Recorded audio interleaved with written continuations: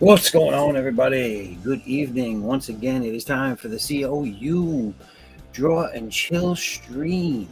Yeah, baby. Yeah. What you're looking at right there is a work in progress for a potential cover to the next trilogy I'm going to be working on. I'll get into that later tonight. I see we have Woodham in the chat. Woodham, what up? What up? What up?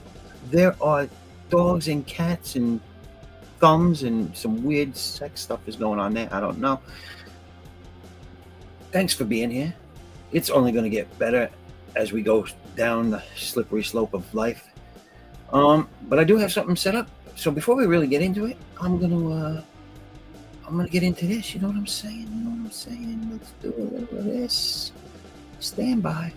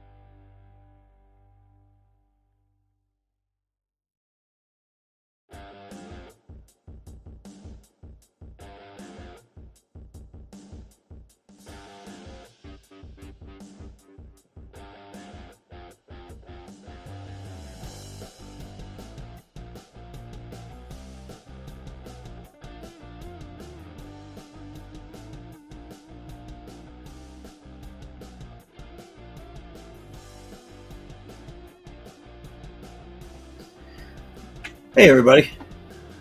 Um, so yeah, we just had a mild earthquake here, and hopefully we don't have more. That was weird. Uh, for anyone who doesn't know, I'm in New York. We don't get that a lot, rarely ever. So it started out sounding like someone was starting a motorcycle, and then turned into like it sounded like the hills were falling. Interesting night. What did I want to do next? We're gonna do this. I'm gonna share something else with you all.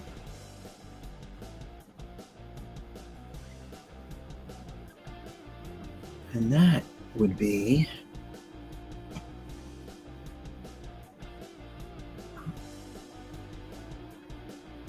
there we go. That would be this. Yes. Addicts Unbound Fury is still on Indiegogo. We have another 13 days. And it's early in the stream. And I've seen a bunch of people come in after I started, so I don't want anybody to have half the information. So let's do this.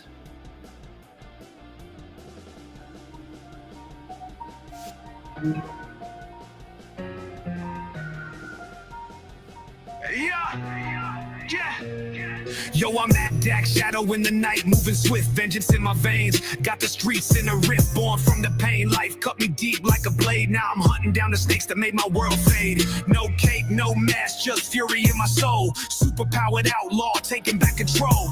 They burn my past, left scars on my heart. Now I'm ripping through the dark, tear their world apart.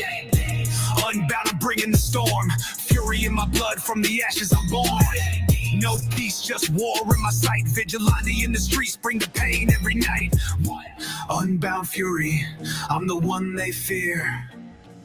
C.O.U. soldier, make the wicked disappear. Yo, I'm off the leash, no chain can hold me down. City's my battleground, hear the thunder sound. Got powers in my grip, yeah, I'm breaking the mold. Turn their lies to dust, let the truth unfold.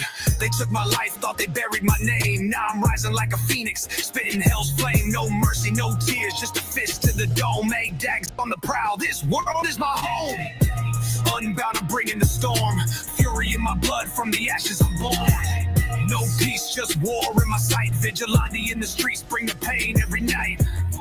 Unbound fury, I'm the one they fear. C.O.U. soldier, make the wicked disappear. I'm the growl in the dark, the shadow they dread. Got the ghosts of my past screaming in my head. Every step, every strike, yeah, I'm setting it right. Hey, docs, don't sleep, I'm the spark in the fight. No rules, no cage.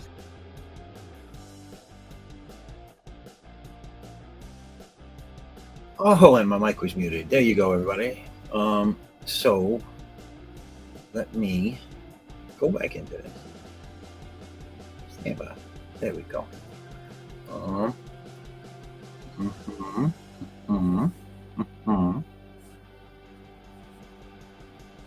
this. Well, there we go. All right.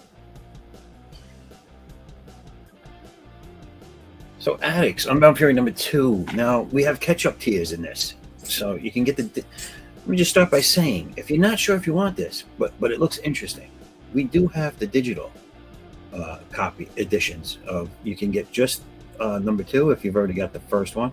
And you're not sure if you want to continue following, but you might, whatever. So you can get the digital one here and read it, check it out, blah, blah, blah. That's $5. And then you get the digital catch-up tier, which has everything, and that's $10. So, I mean, who wouldn't just throw $10 out in there? You know what I'm saying? And it's worth it, man. Worth it. And you can, you know what? You can go and print it out if you really like certain pages or the whole thing. You know what I'm saying? That'll be a lot more money though. Just buy the book if you like it. So yeah, let me go through this. So this is like a what's come before and where we at. So Addicts has been subdued and taken prisoner by the mysterious Felice. He awakens only to find that he is not a prisoner of the very person he seeks vengeance upon. Sarah Bosch, leader of the secret organization Guess, How will he escape to enact his wrath? Will he be able to stop Sarah from creating an army of super soldiers? Find out in Addict's Unbound Fury #2, back at here. There will be elements in this story arc, as well as future ones, that will link the universe in a uniquely organic way. So as you read each story, keep a watchful eye for these elements. Some are blatant, while others are subtle. And I've gone over that. That's pretty much how you see the continuity and the cohesiveness of my universe is in the things going on around them. You might see other characters. You might see something that happened in one take place in another, or see something, or people talking about something that happened in another book. All little nuances is where I'm trying to go with this. So it goes into a little bit more about my universe and why I have waited until now to do this, or why I chose now. So here's some of the covers. This cover is Vic Medina's cover. If you want to know who this big ominous person is, you'll have to get the book to see. But in front of him stands Sarah Bosch on your left, and Ada, her loyal assistant, on the right. Now, don't sleep on Ada. Ada's got a story to tell. And she ain't everything she looks. And here's my cover. This is a cover featuring the character of the backup story. Janan is her name. She's a Asian American bounty hunter / relic hunter, and her trusty horse, who is always with her. Her relics that she collects are basically weapons of historical value, or of major historical figureheads. She starts the story out with the guns of Billy the Kid and the sword of Genghis Khan. You can see the sword hilt there on the back of the horse. I have not decided if her rifle, well, obviously it does. It has the same sort of value. I just haven't determined whose it is yet. But it's not necessary to the story yet. Then you have my other cover, which is an homage to Will Spataccio and his Uncanny X-Men #281. The original people on that cover were Colossus up front and Storm and Jean Grey in the background. Here you have Addicts in the foreground, and then Chikara on the left and Feliz on the right. Then you have Narcilia Souza's cover, which is amazing. It's Sarah Bosch on the left and Chikara on the right, and they are on the front of the yacht just enjoying their day on the Colorado River. And this is Hell from Laughlin, and that's Hotel. Big portion of the story takes place in that hotel. And then we get into the tiers. You have the cover A tier, cover B tier, and the cover C tier. We've shown you these so far. Oh, then you have the naughty cover tier, and you will get it without the smiley faces. So there's that. Then you have the John Stinsman cover. Awesome cover. It's Indiana Jones theme. For those of you who might remember my last campaign, he did a cover for that, and that was Game of Thrones themed. If anybody's interested in John Stinsman's covers and to get one of the older ones, just hit me up and we'll see what we can do to get you that. If you back this, we'll work something out, figure it out. All right, just let me know. But yeah, this one is Indiana Jones themed. You have Sarah Bosch chasing Jin Ann with the big boulder roll behind them, chasing them both. Awesome cover. We offer the sketch cover for those artists out there, or people that like to go to conventions and have artists draw on them. And then you have the pick 3 covers. For $40, you can pick any 3 of these. And then this is the catch-up tier. Now, the catch-up tier has Addicts Unbound Fury #1, Unbound Fury #2, the homage cover, a copy of the Addicts Aaron flip book, which has half the book is Addict's issue 0, and the other half is my other character, Aaron's issue 0, who you will see in the future in his own book. And then the Big Bang Moment anthology, which has 6 short stories, all of different characters and stuff that you'll see in my universe. And you have everything from steampunk to sci-fi to fantasy, all different things represented in the anthology book, different genres, I should say. And then here you have the big tier. It's the emerald colored metal covers, all virgin covers, all 5 covers that are offered. They are all here. And all of these physical tiers will include any of the stretch goals. So if you guys really want to start seeing stretch goals, tell your friends, tell everybody that they got to come and back Addicts Unbound Fury #2.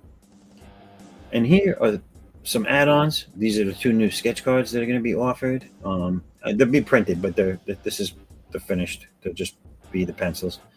You can also get stuff from the previous campaigns, card set series 1 and 2, and the character bio tablet sheets that have been done. And there we go. So this is still available on Indiegogo, people.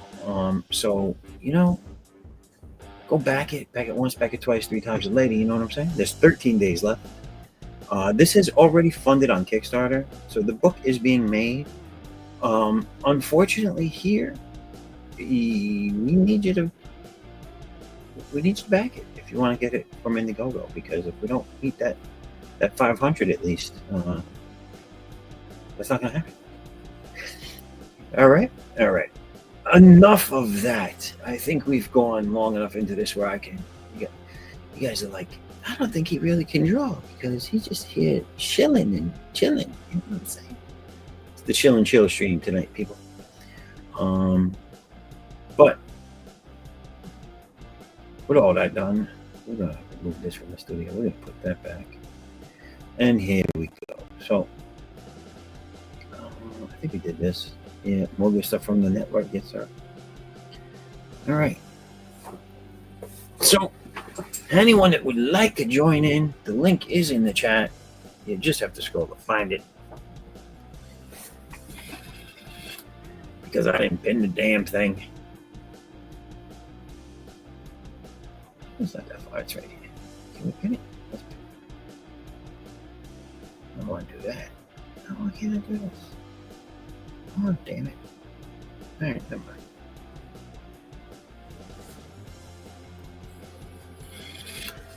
All right, so here we go.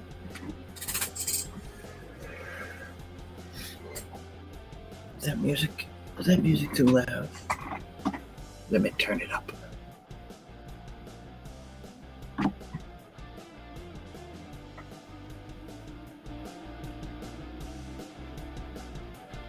There we go.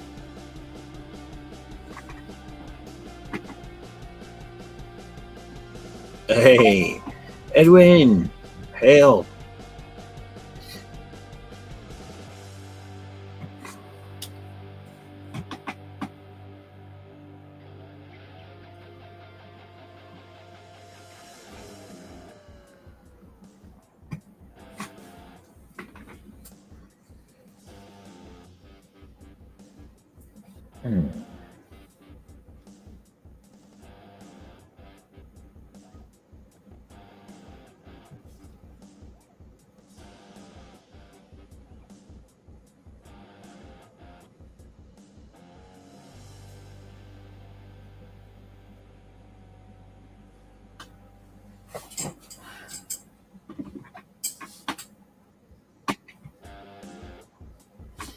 Edwin, as always, you're welcome to come in.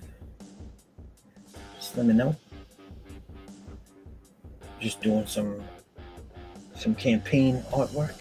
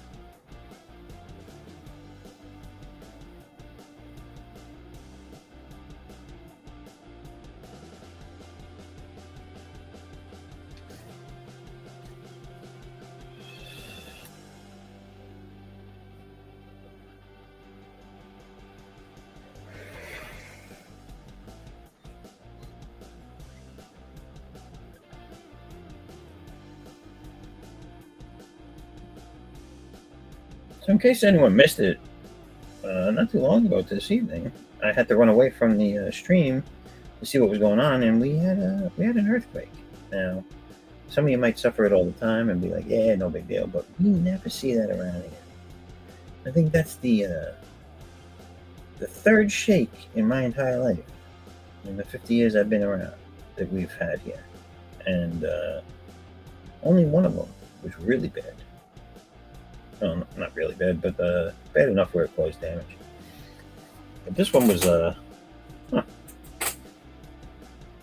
this one just sounded like a truck was coming through our house. You know what I'm saying? Really weird. So,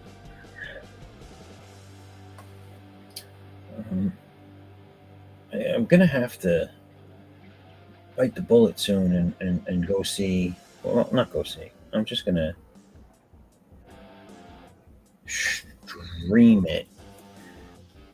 The Fantastic Four and Superman, because I'm not going to be able to avoid everybody talking about it for much longer, if at all. I am hearing some decent reviews on both fronts. I personally haven't heard anybody say they hated either one. The most negative one I've heard so far is that when it came to the Fantastic Four, they're not rushing back to watch it a second time, but it wasn't bad. So, I mean, right about now, Marvel and DC should be able to take what they can get. You know what I'm saying? Had some bad press over the years. But yeah, so I got to put those on my to-do list.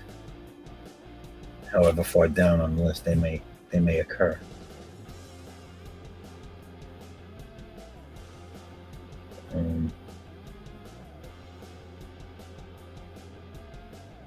As of right now, I have 3 pages left that I'm waiting for from the colorist. And the only reason that they're not done yet is because we all decided to take vacations at the same time. My colorist, as well as myself and my wife. So, yeah, that happened. It's funny. All I'm getting now is alerts from people on my local stuff about the earthquake.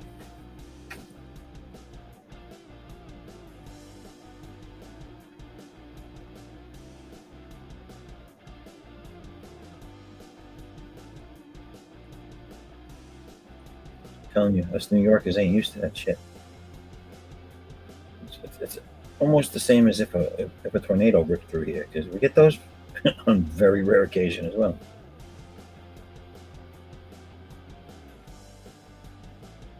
We get more hit with the hurricanes and stuff when those happen, because they rip up the coast and they come right for us.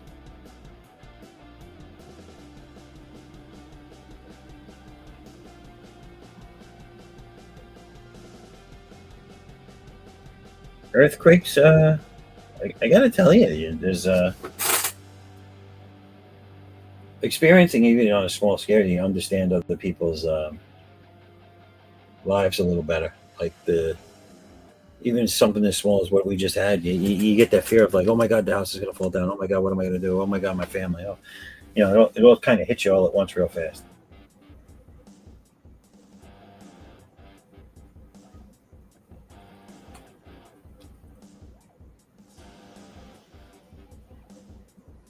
I mean, does it make me a bad person that I wanted to grab my PlayStation first? No, right?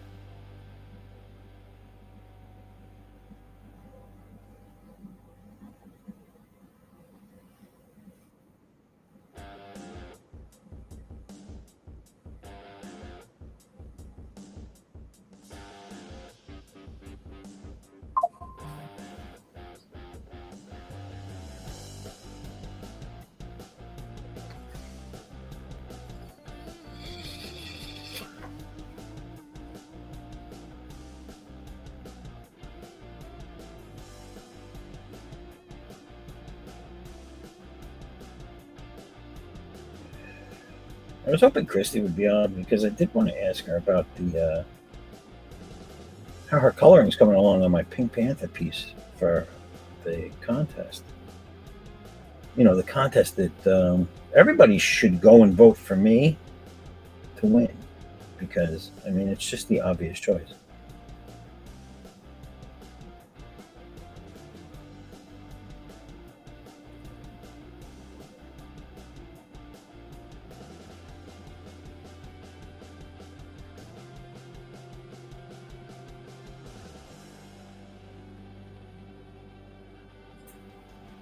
Plus, I believe I'm heavily endorsed by Guadalajara, so that's a thing. Not really.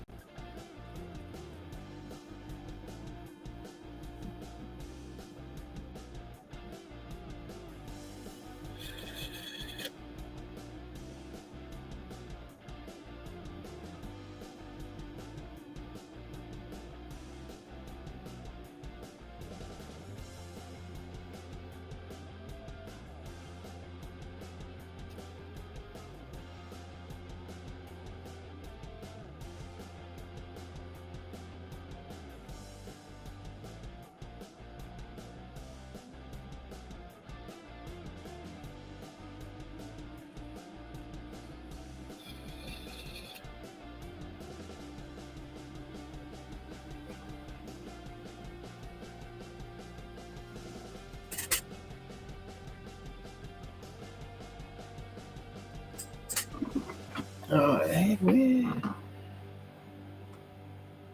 Edwin, do you see it in the chat? It's in the chat.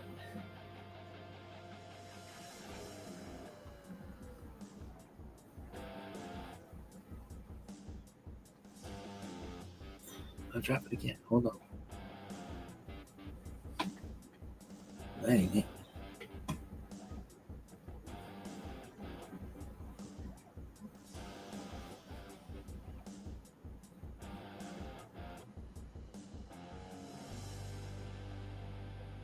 There it is, Edwin. Do you see it?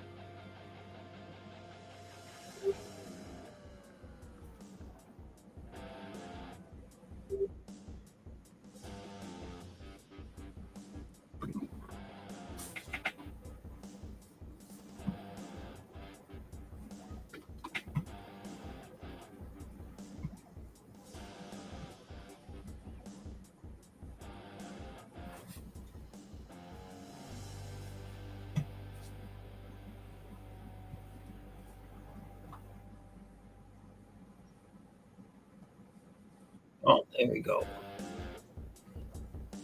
Hello. Hey, what's going on? What's up? How's everything? Not much, man. Just chilling out. Got home a little bit earlier. Got some food. Trying to make it to the rest of the night here. Thought you stupid. Nice.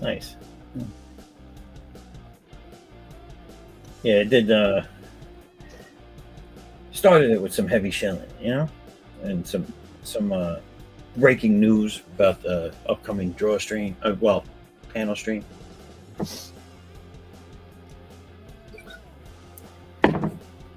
And hopefully sometime soon I can reveal information about the top secret project that's going on. Oh, there you go. It's always tough when you got cool stuff you want to announce, but it ain't ready yet. Yeah, man. Getting a piece back soon from my colorist. So it's a combined effort. It's I think you know the project I'm talking about. It's the Madness one.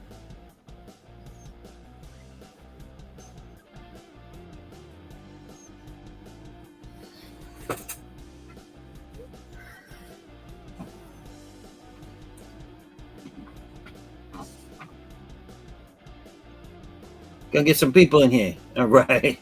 Pops is on. Just get it. Yeah, Pops, it's fine. It's a draw and chill. We chill and we draw. There you go. So if they come, they come. If they don't, they don't.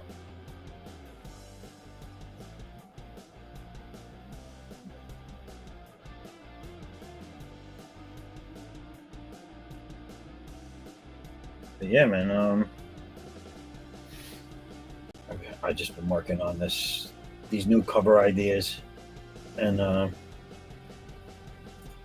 taking a break on the page work for the next book. The lettering is taking up a lot of my free time during the off-stream stuff. I bet. I was thinking about lettering my own work. I was like, no, thank you. Yeah. No, thanks. I mean, I taught myself what I know right now, which isn't a hell of a lot, but it's passable. I'll say if you have a knack for it, go for it. But yeah, I don't, so that's gonna be a no sir for me. Yeah. A lot of it is done out of necessity. You know what I'm saying? It's just one less, and not to take anything away from people that do lettering. I just can't afford you. Nothing personal. I just can't afford you. So I got to learn how to do it. Yeah, I mean, I had to make room for my guy, SK.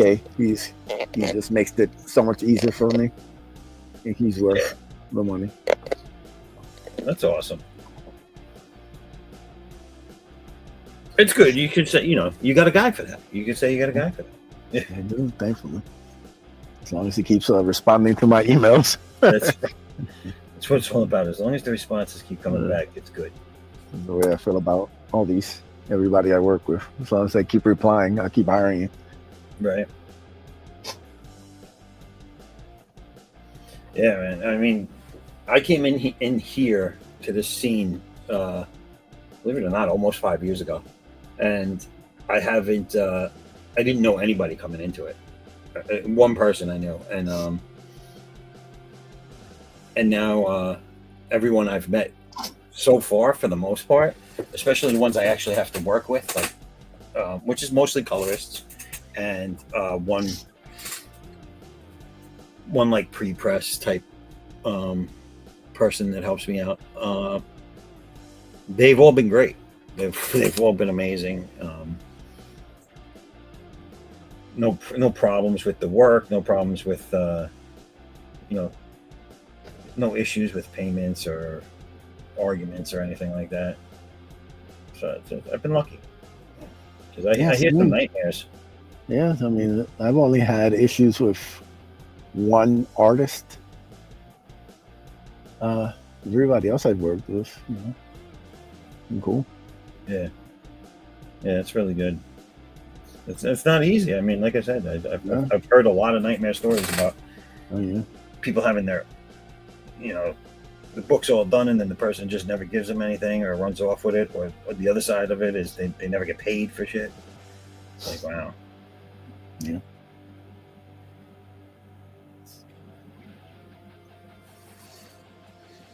Being artists and creators, I can feel both sides of the pain, you know?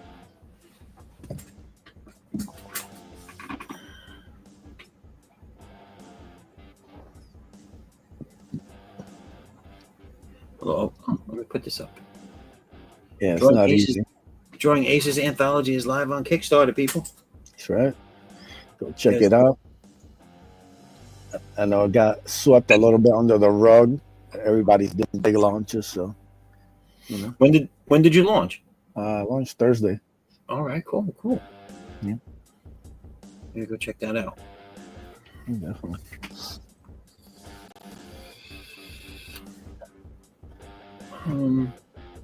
Here.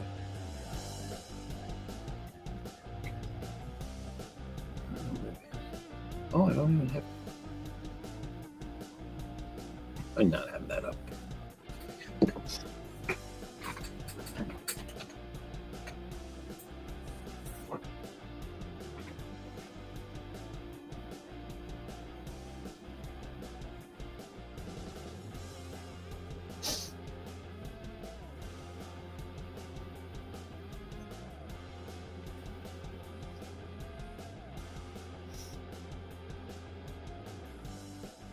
Bear with me a second.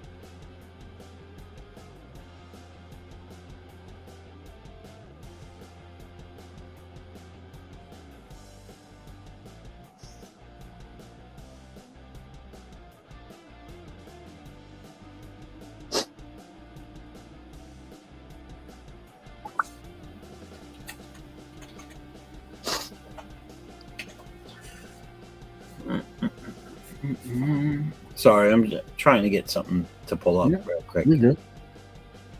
You're good, my friend. My multitasking skills need work. It's a nightmare trying to stream. Like it really is. Like so all the guys who can do it seamlessly, shout out to them. I've only ever been able to stream if I got like somebody pulling up the stuff. It's just a nightmare. Also, StreamYard for some reason just doesn't really work with Xfinity internet. So it's really? a whole other thing. Yeah, it's like always buffering and lagging. And, yeah, so. But yeah, I got to get back to it. I just got to find somebody to do it with. All right, so let me bring this up here. And now I'm going to scroll through this. You just let me know when you want me to move. Sure. So there it is. Drawing Aces Comics. This is it, right? Yep, there you go. Well, you have a video here. You want me to play the video? Yeah, you can play the video. All right. Here we go.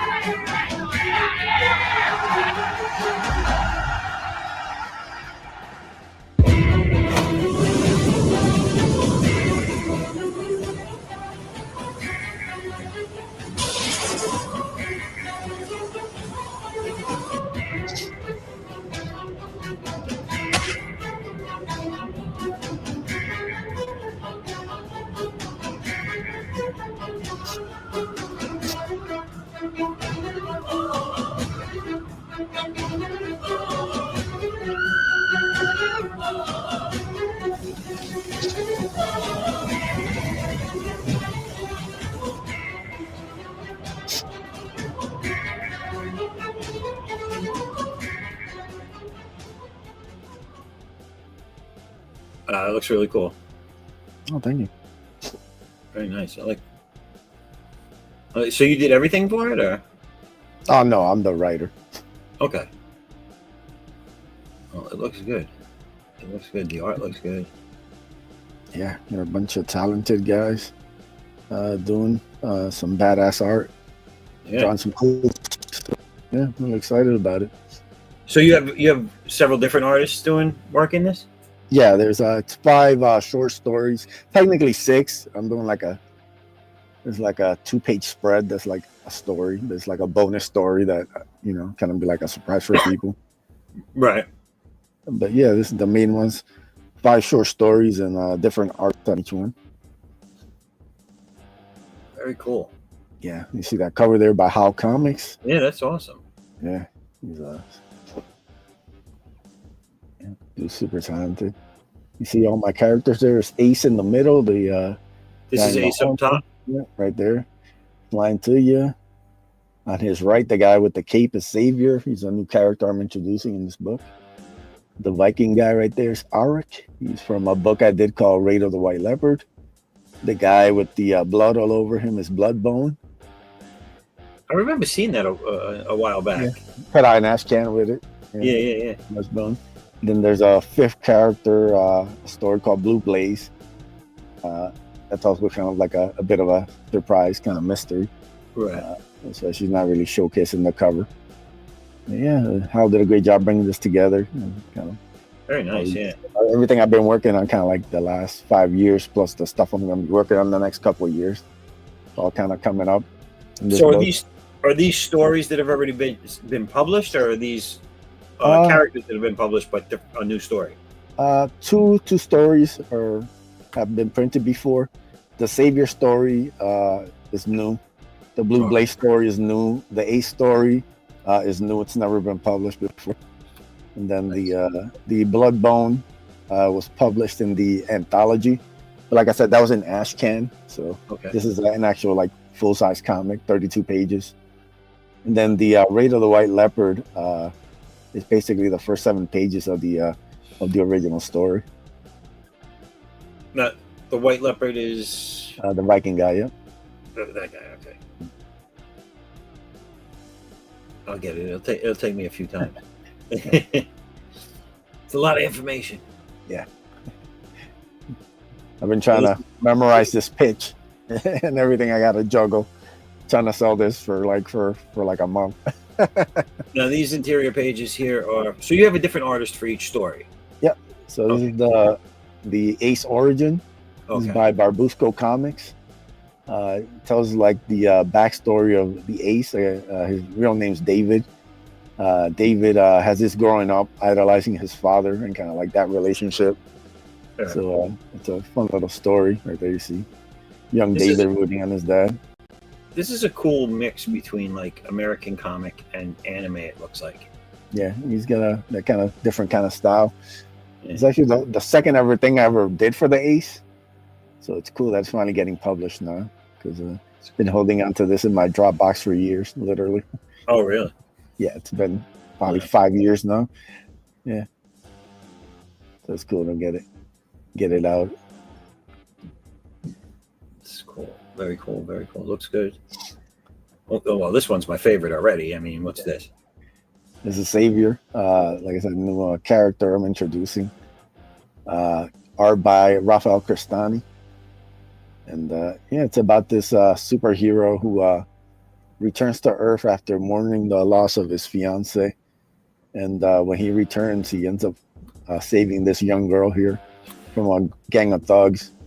And he ends up realizing that she's his fiance's exact doppelganger. Oh, really? So that leads him on a quest for answers to find out who this girl is and why she has his fiance's face. I'm checking out this guy's teeth. Are these vampires? They're basically kind of like cannibals. Oh, all right. Yeah, they're kind of like it kind of takes place in like a altered kind of future where things aren't going that good. So a lot of crime, a lot of freaky stuff going on. So I mean, you think she would have known better than to wear this dress and then run into a dumpster alley. You know, these women just always finding themselves in trouble, looking You to be know? saved. You know, story is old as time, as they say. That's true. Yeah. That looks nice. That looks good. Yeah. And this is Bloodbone. Yep. Oh, it's the same girl going down the same alley. They always find themselves. You know, this one's had a little too much to drink, so you know. That's funny. Yeah. So basically, this basically has Bloodbone hunting down a serial killer who's been, killing young women at night. And Bloodbone's basically the city's protector. He's kind of like the self-appointed protector, so he has to fight this serial killer here. I'm going to assume she didn't make it, though. Oh, we'll see. Wow. We will see. Yeah. Well, first off, this guy isn't smart. He already has a head wound. Yeah. Nice. I like the character design. It's a lot of fun drawing, writing Bloodbone, having different artists kind of do their take on it. So it's like Grifter juiced up and joined Street Fighter. Yeah, kind of a little bit of mix of a lot of different. You know, he's very kind of. I like the idea of like, when I did Ace and then I did like Ray of the White Leopard and Bloodbone's kind of like, the complete opposite. He's like completely street level. Yeah. It was fun kind of writing him. Then Ace is like it mostly takes place in space and different worlds and spaceships and aliens and all that kind of stuff. So Right. It's fun to kind of write the opposite with Bloodbone. This is cool. This guy, the bad guy, reminds me of like a Nosferatu type character. Yeah. Very nice. I like the. Do you remember the comic Trencher? Yeah. This one panel with the buildings where he's standing on the rooftop. Mm-hmm. That style of doing the buildings kind of reminds me of that guy's style. Yeah. Cool. This is the Viking one. Yeah, Ray of the White Leopard right here. Art by Avery Butterworth. Wow, this looks really good. These faces and everything looks really good. The art on this is fantastic. This is really just completely different, visceral, just beautiful looking book. Reason I put this in is because I'm trying to get more eyeballs on it. I lost the campaign, but it just kind of barely funded. So I'm trying to see if I can get more eyeballs on it. I do want to do like a second chance for it with additional pages. Well, this looks good. This art looks really good. Avery's completely. I like the canvas-like texture. I know it's like a Zipatone type brush, but it makes it look like canvas for the sky. Mm-hmm. It's really cool. Yeah, it's nice. And I like Vikings, so that's awesome. And Blue Blaze. Yeah. Yes, this is about a young woman who wakes up with no memory inside a small church in a New England town. And with the help of the young man there, she tries to discover, find out what her identity is. Very cool. This is really highly detailed art. Yeah, this is Joe Ball does this. That's crazy. So he's like all the detail in the buildings is sick, and then the rain bouncing off the jacket and everything. Wow. Yeah, Joe's he's a big Michael Turner fan, so we're kind of trying to channel that energy into the story. Oh well, here we go. This is selling book right here. Yeah, trying to bring some beauty and some life back into comics. So yeah, I like this panel with the gate opening. Mm-hmm. That's really cool. All the black, and then just the light around the gate. Very nice. And this is the Bloodbone ash can is going to be available. Yeah, also offering this. So this is a reprint. The first one I put out had a foil cover. Wow, who did this cover? This is Ricardo Jaime. That is amazing. Yeah, this is incredible. The foil one is insane. That was super limited to people who backed it. So I decided to do the line art version with. This is sick. yeah, like incredible. Like, I mean, the well, immense detail, but it's also so clean. It's like, wow. yeah, dude's super talented, man. Just he should be. People should be banging down his door. Yeah, they should. They really should. He should have a job. He's an incredible artist. Like, I mean, he's working. You know, he's not slacking for a paycheck. You know, No, he's on no, books and stuff. But it's just like, but big names should be hollering at him and be like, hey, come over here and draw us a book, because he's ready. absolutely. Even the big indie scene guys, if they have an extra book they need someone on, this would be the dude to get. The body of this main cat, this big cat of Bloodbone, it reminds me of Tony Daniels' Creech. Yeah, he's actually inspired by another Tony Daniels. God, what the hell is he called?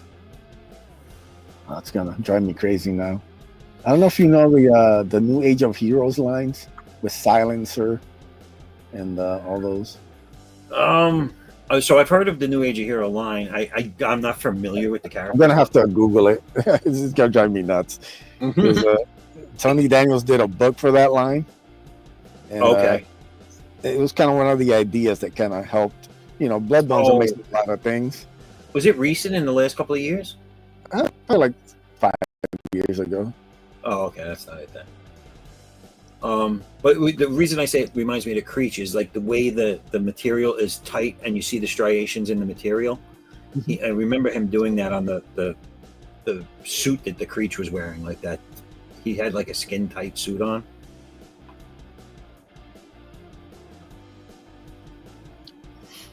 Pretty cool. I like it. Come on. I dig the bandages up the forearm too, because I have a number of characters that have that design. Yeah, it's one of those things where, you know, there's kind of like a visceral look about him. You know, the idea of him just wearing white all the time, and then, you know, he gets so bloody that the white turns red. Right. You know, right. so just all that kind of like funny kind of stuff. To me, it always gave that fighter feel. You know what I'm saying? The bandaged up forearms. Come on, it's just so hard to find this character. And basically, I'm finding every character except the one I'm looking for. Damage. There you go. Christ. No, the same interior artist is doing both Bloodborne stories. No. This is Donald DeLay does the interiors. Oh, all right. This one page looks pretty similar. That's why I said. Yeah, like he definitely. You know, I think I had those pages first, so Ricardo took some inspiration from. Oh God, this dude's huge. Yeah. Holy shit. I always say, you know, there's always somebody bigger. So. Yeah, I was gonna say I thought Bloodbone was big. This guy's freaking 3 times his size. I'm seeing his weak spot though. Yeah, the legs. Donald. That's very cool. He doesn't have such skinny legs, but that's just one of his trademarks. Right. Anybody who's read Brutus kind of has the same kind of similar build. So when you put this up, you had 28 of the 32 done? Yep. So is this all finished now, or is it still? Are we still in the same? Pretty much. No, same still need one more page. Needs to be drawn completely. Okay. There's 2 pages that are being reworked. Like I said, there's like the bonus 6 story that I haven't mentioned. Nice. So yeah, I mean that just needs to be reworked, and then it's like probably 6 pages to get lettered. Okay. That's not, it's right there. It's almost done. Yeah. No, this is all going to be black and white, right? Yep. Okay. What about the covers? Covers also black and white? The Bloodborne one, yes. The anthology one will offer 2 covers, one in color, the other one in just line art. All right. Nice. Well, ladies and gentlemen, go check this out and back this thing. It looks awesome. Also, so you feel more secure. He's fulfilled 6 crowdfunding campaigns from Indiegogo Fund My Comics since 2020. So, you know, it's going to get done. Lucky number 7. Here we go. You know, let's help get this thing a little bit more play. Also, I think my most affordable book, so it's Right. under 20 shipped. Only US shippings, just because like it'd be probably cost twice as much to ship the book overseas. So, Right. but we got it down to like $5-6 shipping US. The book is like 12 or 13. All So right. like 18 for like a 32-page book. So I'm looking at the tiers here, the available rewards. This Yep. one here, the Drawing Aces comic group anthology 1B. That 25 you're is including everything, or Yeah, it's for both covers. You get the colored and the line art. wow, It has a bundle there. nice. That's not bad. That's a good price for 2 books. Yeah. Then you got the PDF for 10. The Ash Can. Yeah, the Bloodbone Ash Can is 12. And I mean that cover's worth the $12 if you ask me. That's a nice cover. And you have then these are the single Regular. books, right? Yeah, the singles 13 for either version of the anthology, the liner or the colors. Then you can get the big bundle for all 3. All 3, 32. That's not bad. That's still for everybody out there that knows, that's the price of most people's 48. Even though they go 48 pages, that's a 48-page book only. Yeah. Here you get 3 books. So that's a good price, man. Nice. Awesome stuff. So go back at everybody. Let's go back up to the top real quick. Try to go check it out. There it is. Yeah, Remember this, Drawing Aces Comics Group Anthology #1. Got 57 days to go. So yeah, I'll be making a bunch of rounds starting tomorrow. I think I'm live streaming every. I'm on somebody's channel for I think the next 5 or 6 days. So you started this on Thursday? Yep, launched it on Bancroft. Yeah. All right. Well, I mean, you got a reasonable goal, and you got a good jump right here. I mean, everybody get on board. Go back this. I mean, while you're over there, you can also go check out Addicts on Mount Fury on Kickstarter. That is still available there in late pledging. Really? Show that off. And if you saw the Indiegogo campaign run through I gave, it's the same campaign. So you get all the same stuff, all the same perks are available, all the same stretch goals would be available if we can get it there. So it's not too late. Indiegogo or Kickstarter, whichever platform you like, go check my book Addicts out. But go here and support Edwin's Drawing Aces. It looks friggin' great, man. A lot of good stories in there. Now I just got to figure out how to get the hell off the screen. I'm sure I can. I'm sure it's available. There we go. Oh, damn. Where do we go? There we go. There we go. Very nice, man. Oh, thank you. Let me see. Has there been anything going on over here? Oh, Woodham said nice. I'm sorry. I might have missed that a while ago. Oh, no. That's not too long ago. Edwin says thank you.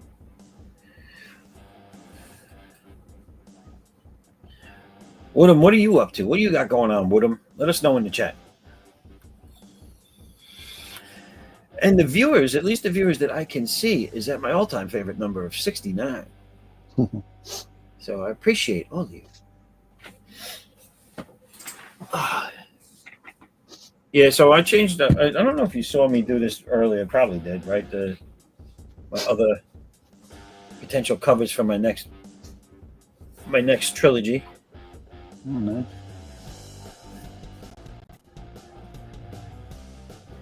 So I'm just gonna lay in the blacks on these, and then when I get around to it, I'll ship it off to my colorist because she always makes my stuff look so great.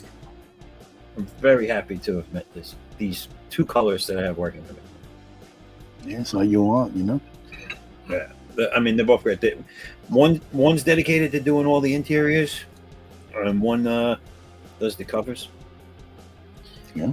And yeah, again, no complaints, no complaints. And you know what? They nail it, dude. I mean, I have like minor things when they hand me pages. You know, I have something on every page, but it's that type of stuff where I'm like scrutinizing it, where like it's fine even without it. It's passable even without it, but like because they just do such a good job. That's good, man. Yeah, You have that confidence, you know. I'm the same way when how he colors most of my stuff. When it needs color, right. and he's super just talented, you know. I just have to give him a couple of notes here and there. Yeah, But usually he's got a great eye for like what. And we've worked on so many projects now that he kind of knows what I like. oh, it's a great feeling too to know that you like. So my cover colorist who's doing the special project coloring for me, like I just hand it to her, like knowing that it's going to come back great. Like I'm not worried. Is she going to get the colors right? Is she going to match anything right? Like, oh, what is she going to do for this or that? Like it's just like, yeah, here you go. I'm sure I'll be happy with it when you give it back.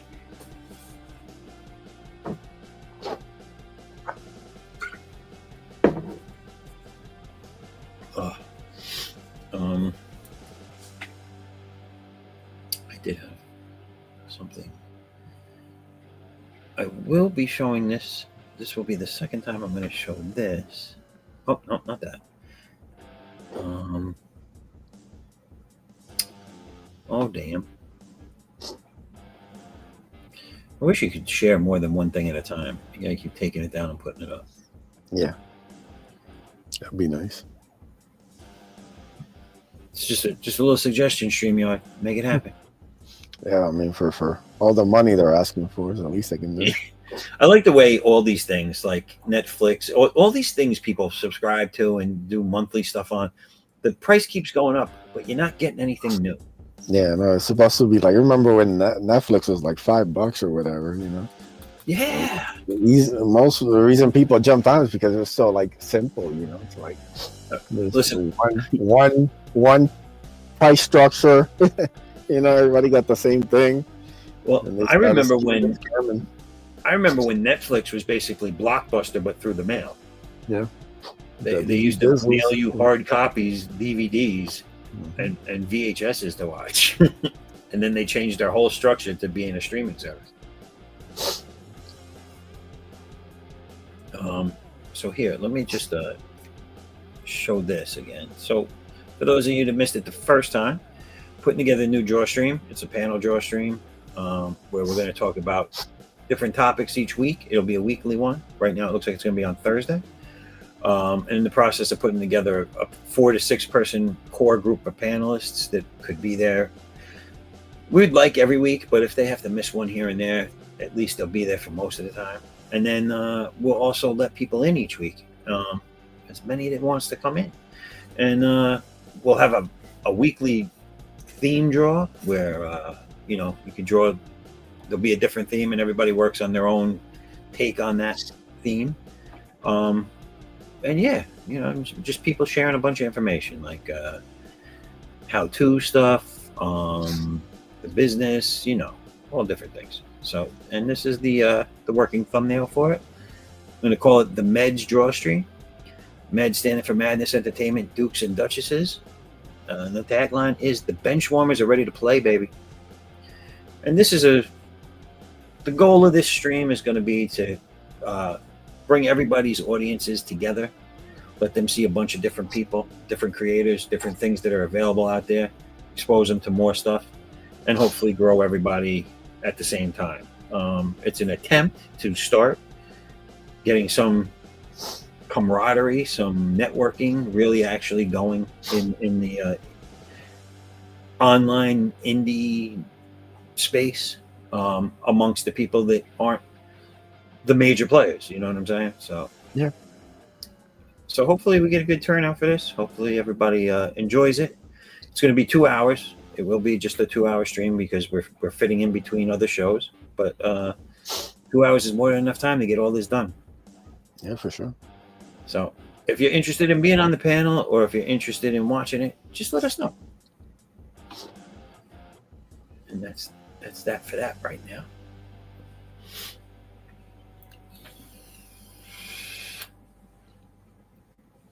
I think Woodham went to sleep. Woodham, you still there?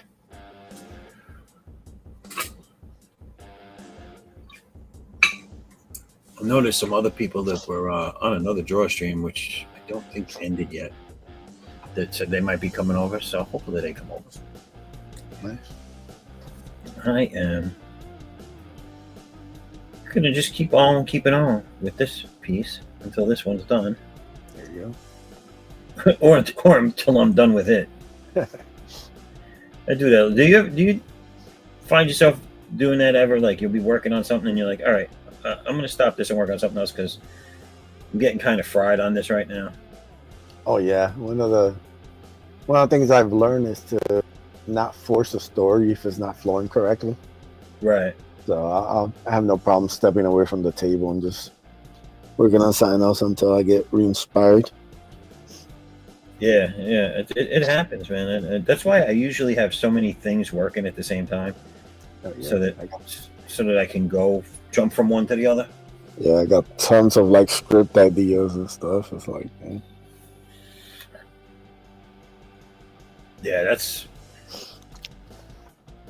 Yeah, man. I would love to fund this anthology because I would love to I think the stories and ideas I have for the second one would be insane.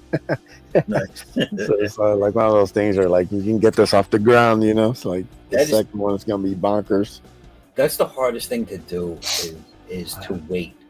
Yeah. Like I have so many things that I have a whole. It's going to be a story where it's three. It's going to be in books: book 1, book 2, book 3. Each one's going to be about. I think I made them 48 pages each. I think might even be more, but all 3 of them are going to add up to be one big story. I'm going to do them one every other year, and this is like my what do they call that? Like my I don't know what I'm Magnus Opus. Yeah, it's basically, and this would be the thing that like how most people are like, yeah, this is something I would really like to see and be a movie one day or whatever. That's what this is going to be. Mm-hmm. For me, like, and it has nothing to do with my actual comic universe. It's a take on a property that's now public domain, and I think it's really cool. I think people will like it. I enjoy working on it, but it came to fruition as one of those things to keep me occupied as I was getting burnt out from time to time on my main stuff, and from working on it for so long on the side, it took on a life of its own, and I was like, wow, now I really want to do this. I can't wait to get this done. Yeah, that's how it starts. So yeah. So yeah, that's really I'm looking forward to doing that. I think once my Addicts trilogy is done, and then I'm going to have a campaign for a hard covered compilation of everything to date that I've done, and then and that'll be a real quick. It might even be a 2-week campaign, just that book available, no added on crazy stuff. Once that's done, I think I might start the first book, getting that funded, take a little break, go for that first book, and then directly following that, slip into the next trilogy for my universe.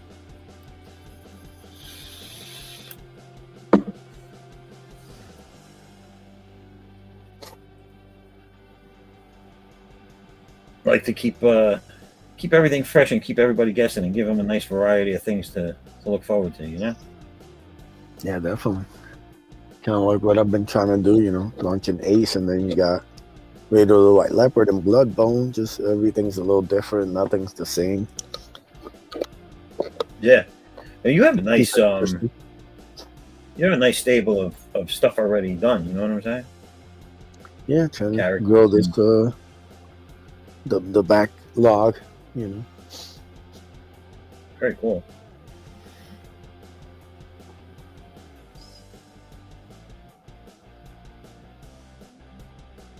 Yeah, they're pretty much that's the dream, man. To have it your characters established, you know, and to be able to draw from them now moving forward for other things.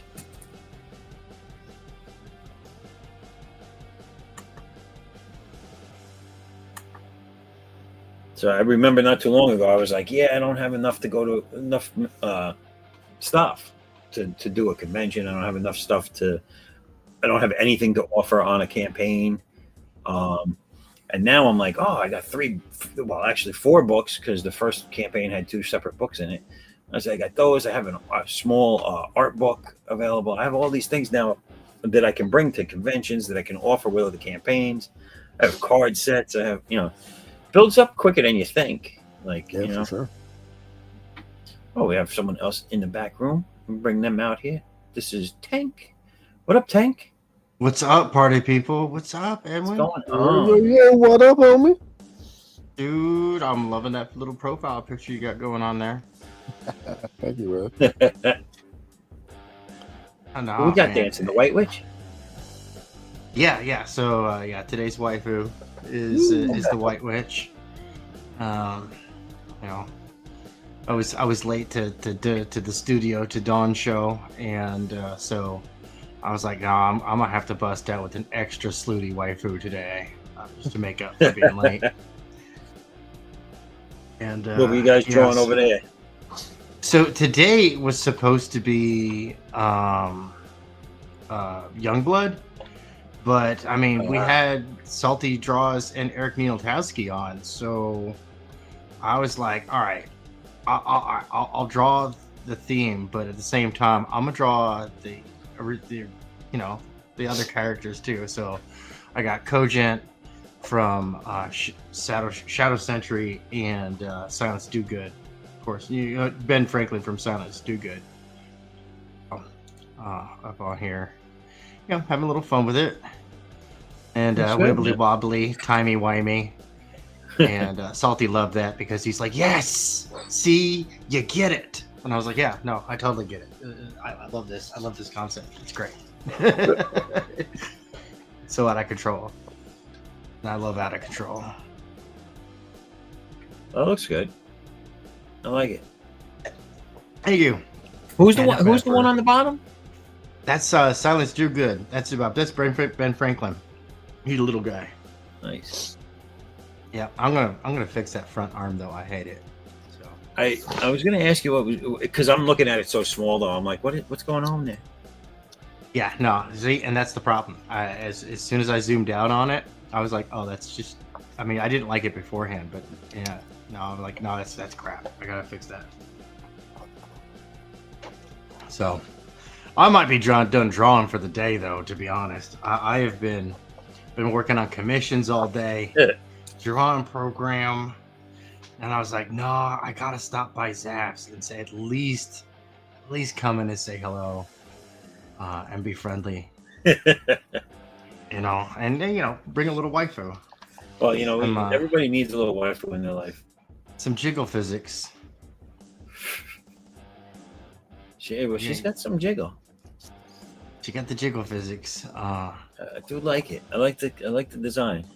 Yeah, I made the booba as big as I could get him. So that's a good size. That's a good size. Always a good call. Well. You did well. Right. And I go on. Ace approved. But I just wanted to pop in and say hi, and because I'm gonna hit the rack, man. I'm done. I'm cooked. I've been up since early this morning, but it's like, dang it. I said I'd come by. Well, I appreciate you stopping by, Tank. Thank you. Yeah, brother. So it's good catching up. Yeah, for real, man. And dude, this Drawing Aces anthology, hell yeah, people need to get in on this. It looks good, right?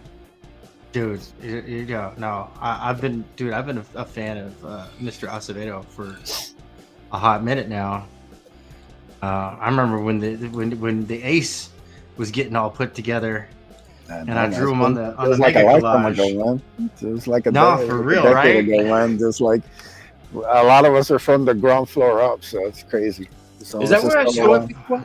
Tank? Is that where I saw it before? You showing? Did you show me a picture you did? Yeah, here I'll I think it should still be in my recent pictures. I closed it. Here we go. Because of course, speaking of Shadow Sentry, Cogent is on the mega collage, so I'm booting it up. All right. It's gonna take a minute. This picture is huge. It's 36 by all right. 48. We'll just watch this while we wait for you. Right. The consolation prizes, they matter. I like it. But yeah, no, and it's so funny too, because like I look at the artwork on this picture and I'm like, dude, I'm light years ahead of where I was when I drew this originally. And this is of course all characters are to scale, and every character who's on here. See, there we go. We got Ace right here. There it is. Everybody on here, they came on the show. I interviewed them. We pimped their book. You know,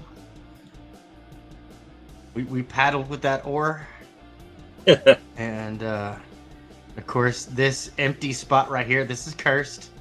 It's just cursed. Why? What happened? Both characters that have been in that spot in between the Siamese twins. Yeah. They were scumbags, and it's really funny because like the second scumbag was worse than the first scumbag. Oh shit. Yeah, well, by a long shot. You need to just put a big penis there now. Right. Well, I was just gonna have them kind of just hanging out together, and maybe Yeah, it's probably better to close the curse. Yeah. Close the curse. That's it. Yeah. Close that loop right there and just. Yeah. Because I'm scared to put anybody's character there. Yeah. But yeah, no, like all those characters, man. That's cool. All to scale. That's like the actual size of all these people. Yeah. Which is kind of neat. Because like Ace looks extra big compared to like Shotgun Samurai is a little Japanese guy, you know. But he's like he's only 2 inches shorter than Tail S here. God, I wonder whatever happened to Arya Black. I don't know. He just disappeared. A lot of homies been missing, man. Yeah. How long ago did you do this? I started this picture probably like 5 years ago. Yeah, sounds about right. And then over the course of 2 years, I added characters to it. Over the course of 2 years, characters were added, people were interviewed, and there were good times had by all. You gotta finish it off, yo. Right, and that's something. And I actually had an idea today as the picture was loading, because I was showing it off. I was like, you know what? This is a perfect excuse to get every single one of these creators back on here. Right. Back on my show, interview them, see where they are today, what they got going on right now, and put all the characters there, because I love doing fan art, dude. Like that's why I do the studio every Saturday. It's for fan art, like fan art for Harry Liggins. Maniac. Hello, Collector Express. And of course, my totally original, not parody character at all, Mayobi, the most powerful mayonnaise-powered superhero ever made. That's hilarious. Dude, Don, he showed off his cancel pig picture, and I was like, bruh, this needs to be made into a shirt. This is disgusting. I love it. But yeah, no, I I love doing fan art. Like the studio, like I got. Let's see here. Got this. I think this is the one. Michael Ortiz's Arachnus, and he's been coming back, dude. And he's revamped. Like the character's much more thought through, and all this other stuff. It's absolutely fantastic. Didn't he just finish? Didn't he just finish a campaign not too long ago? Michael Ortiz? No. Wrong? He's just getting he might not even crowdfund it. Oh, all right. Yeah, but this guy he was a flash in the pan in the 90s. Was featured in Wizard magazine. And he was a breakout success, but unfortunately it was like, well, Michael Ortiz was like, dang, what do I do with the story? You know, oh, damn, I didn't really think this through. I just had a cool character design. People fell in love with it. And it's like, okay, cool. That's what the fans want. Yeah. What do I do? Right. And yeah, no, dude, rule of cool, absolutely applies to that character right there, man. No, it's cool. Yeah. I like the character. I remember, I was late to the night you guys all did that, and I started, and no one told me, you know, the setup of the stream, like that you had to draw the character that night or whatever. I just jumped on there, started drawing my own thing. I was like, whatever, and then halfway through, I was like, oh shit, I'm supposed to be drawing something else. So I ended up starting it on the end of the stream and finished it off air and posted it. Oh hell yeah! And then I did this Achilles. Vasilis Lolos helped me with my Greek. Got me squared away there. But this is Michael Odin's Elite for Elysian Fields. Oh no! He just ran a Kickstarter. That was a good one too. He did pretty decent. It's cool, and I'm like, dude, this needs to be made into like a fighting game, like for real. He did a campaign for this. Yeah, this is but the style for the artwork in the book is a lot simpler, you know, right? More like almost like animation style.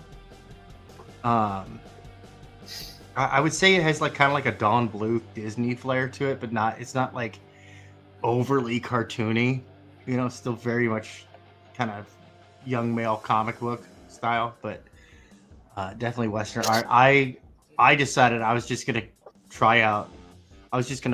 practice, you know, a different style. Right. Not bad. That's killer. I like that. Thank you. But still, you know, stay on brand, keep all the details the way they're supposed to be. Mm-hmm. Just a different style. And very cool. Oh yeah. my award-winning piece, because I was having an off night, dude. I was having a way off night. I just could not find it in me to draw. So we were doing Reaper Destroyer, so I drew the booty that slays. Yes. This was the most popular picture. Everybody else is knocking out this dynamic artwork. I'm drawing clickbait.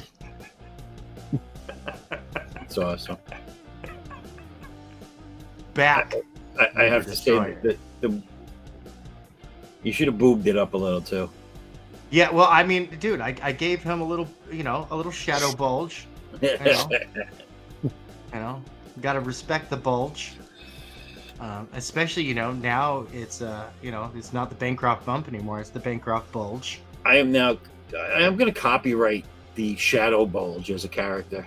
Shadow bulge. His crotch is just always in shadow. You've heard it here first, folks. Coming soon, shadow bulge. This is another creator we had on. This is for the book Unholy Nightmare. I just saw this character and I was like, yeah, I'm gonna draw that. Had a bit of fun. Of course, I was just starting to figure out how to do the halftone. Yeah, it's way too small. So when the picture's like at normal or even shrunk down, you get the interference pattern. Yeah. That annoys me. Yeah, but that was another fun creator. I keep telling folks, like, Hell yeah, no. Everybody should go contact Don. Get lined up for the show. Get some folks doing fan art. We hang out. We're unruly. Mama Donna is the most unruly of us all. God save you. And she's the best of us all. She's the real attraction for the show. Then we had Dan Panosian on, so we drew Prophet. And this is the one I did. Oh, that's cool. And of course, we added in all the shells as a joke. Hey, you got to put the shells in a Prophet now. Right, he's shooting a big old energy weapon, and so the lore behind the picture is that no, he's shooting the shells out of somebody. Like, yeah, right. Listen, he could be there with just the sword or the knife, and just you got to put shells everywhere. It's true. Stephen Platt made it canon. You know? Yeah. It's like his dandruff. You know what I'm saying? Just shells everywhere. Shakes his hair, crazy hair. Gosh, I totally forgot about this. This is all analog. The next ones I'm showing you. So on one of the shows, I whipped up 5 Nexus sketch cards because we had Mike Barron on and we were doing Nexus. So I just did a whole bunch of Nexus. I did Nexus 5 different ways, essentially. But still kind of keeping it a little similar. I like the second and third one. Yeah. What was it? The blacked out, that one there, and then the all black. Yeah, this one and this one. Yeah, this one. This one. It was the one that everybody liked the most. And I was like, yeah, well, it's good, solid character design. Like I could put him on a black field, right, and do that, and he's recognizable. Yep. And yeah, this one, I liked this one too because it's just like. It really works with that character too. I like the pose. Yeah, it's very. I don't know. It reminds me a lot of. It's better. It's better than drawn. But it reminds me of like the Dark Knight. Yeah. There's a pose of him jumping. Frank Miller. Yeah. Yeah. And then we did Lady Death. Unfortunately, we were unable to get Brian Polito to come on and join. No, this one's we sick. Still did Lady Death. I remember you drawing this one. You drew this on here the first time too. You were working on it. Yeah. I after the show, I came over immediately and working on and continue working on it here. And you know, I'm mad at you though because as good as this looks here, when you had this in just like the pencil-y form, you could see a lot more of the detail, the fine. Yeah, it just looked really sick, and you should have kept a copy of that before you moved on. I should have, and unfortunately, like the thing that really killed this was that every pen that I picked up died shortly after, and I was like, "Oh my gosh, dude, this is." I remember. This is killing me here. You were like, I gotta get new materials. I can't do this. Yep. I can't do this. So that's why I can't even do like physical art. I can't do analog art right now, as much as I would love to. But this perspective, everything about this piece is nice. Appreciate it. I appreciate it. You were done. This is nuts. This one's digital. We had Apex Comics on, and we were doing up Fembat. And that one's going in the fan art section for the book. Just go along with a lot of other just absolutely amazing stuff. I have another Fembat. That's in my fan art folder. Where am I hiding that one? Yeah, here we go. This is the other one I did. And what's her name? This is Fembat. AKA Beehive Boob? Yeah, dude, she's making Booba great again. Look at that. And she's a 1960s go-go dancer who's turned into a vampire, and so she's been hunting down the one who changed her and still kind of trying to come to terms with the fact that she is an undead, and bloodsucker and all that other stuff. So he's trying to be a good guy while being inherently a monster. It's a fun story. It's action packed too. It's like 1980s Madonna's side job. Right? What is this? Oh, we have a glitch in the chat. What up, Omar? What's Whoa, up, Homer. Glitch? What up? Omar, come on in, brother. This is probably my favorite commission I ever did. Right here. This guy hired me to do. He was collecting from various artists X-Men done up feudal Japanese style. And so this is on 11 by 17, and this is watercolor and ink of Nightcrawler as a shinobi. I like that. What's going on in front of the samurai?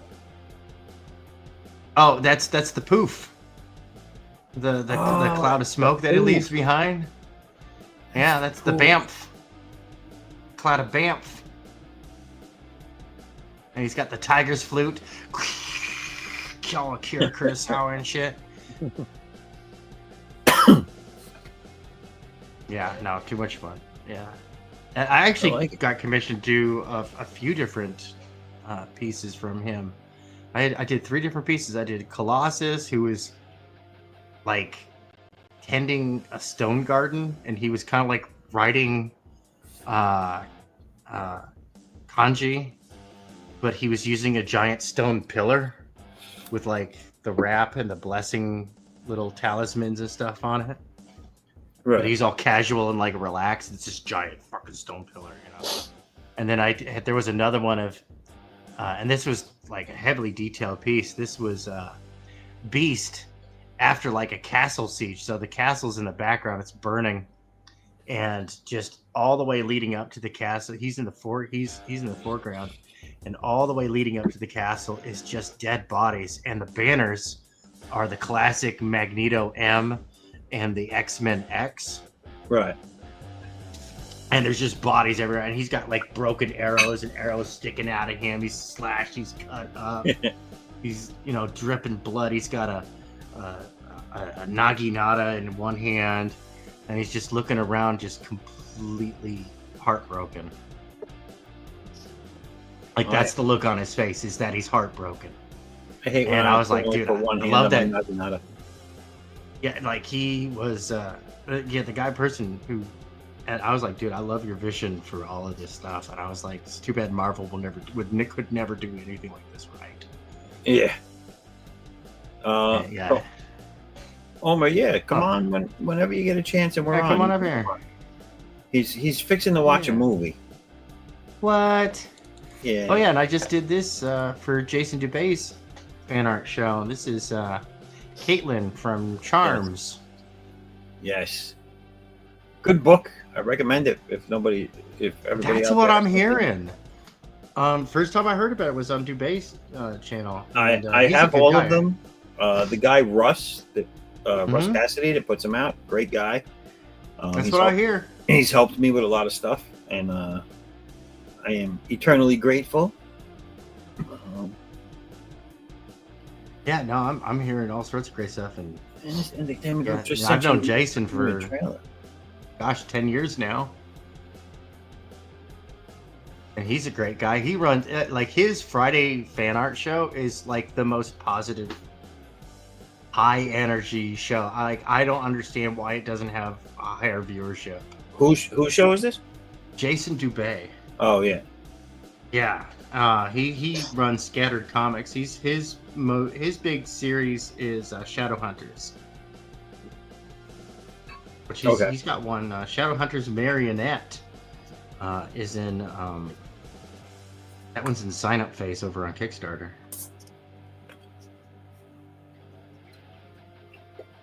And like I said, I've known Jason for a long time. Real positive dude. I love his energy, and it's a great way to start my Friday. Start my week because I start work after my wife gets home from work on Fridays, and that I work basically all the way through Monday. It's my work week. So you just work the no, week. that was fun. You just work the weekends. Yeah, I'm working for the weekends. Yeah. Oh yeah, Everybody is. So they say. Yeah, let's see. Everybody's working for the weekend. Yeah, no, I got my He-Punk fan art I did. There we go. We got one. We have Attack of the Swift. Oh, there's number 2. There's number 3. That's right, kids. Smoking makes you look cool. That's right. And this is like, I just got like this one. I just kind of like just did loop select and kind of worked out the halftone on this, but I don't know. I might just grab the raw layers and work at it with my halftone brush. See how that works out. Yeah. That, and then that, and then that. 3 layers. And then this one I just whipped out like super fast. Blue is mine. Oh, that's cool. The head in the background looks really cool. Thank you. Yeah, blue is mine. And then of course Attack of the Swifties. They're out of control, man. He's a fun character to draw. I like Lolos's style. I'm big on the Metal Hurlant 2018 heavy metal magazine type stuff. Like that's my jam. I like weird shit. Yeah, I'm a big fan of Fact 2. What's that? The Fact 2? Yeah, no. See, that's about the time that heavy metal started thinking that they didn't have to try anymore, that they could just skate on their previous success. And yeah, no. Well, that was 90s type stuff. That was when they were all about getting the supermodels or the porn stars to be characters, because that's basically what they did with that. That was I think she was a porn star, if I'm not mistaken. The real life model for Fact 2. Oh, I don't know if she was a porn star. I know Julie Strain. I know that she was a pinup model. Pinup model, that's it. I'm sorry. And she did do the nudies. I'm sorry. I promoted her. I'm sorry. yeah, no. But oh my goodness. So my brain, it don't work no more. Just tired. I think I'm gonna go hit the sack, guys. All right, Tank. Well, thank you, everybody. That was show and tell with Tank. Yeah. Go make sure you go get your hands on some Drawing Aces anthology over at Kickstarter. Hell yeah. Don't miss that. It's good. It's good stuff. It's good stuff. I endorse and recommend and throw rocks at thereof. Throw rocks. Well, I mean, that's what you have to do on the internet, right? That's how you get attention. Yep. You got to throw rocks once in a while. You throw rocks. You say really mean stuff. And you throw rocks to get attention. You kick rocks to piss off. Right, and then when backlash comes your way, you call everybody. You say that everybody's picking on you. That's what you do. You go, dang it, man! Why is everyone picking on me? What was that? Go back 2 pictures, Tank. Which one? This one? Not that one. One more. Oh, hold on. See, now I gotta go dig it out. That one is. Oh, you just scrolled. You just scrolled by it. I was like, I thought it was in. You could go in reverse and just. Oh no, I just closed. I was just closing things out. Oh, all right, never mind. No, you're good. It was. I think it was another version of the girl you just showed before this. But it Yeah, was yeah. another It's version of it. yeah, it's some Neon Revenant stuff. Of course, I would love. I'm always down to show off the Neon Revenant because that book is gonna be off the hizzy. You went past it quick, and it reminded me a lot of Art Adams. It looked like an Art Adams piece. See here. Oh, that's the wrong one. I opened the wrong picture. Nope, that's the wrong one. It is this one.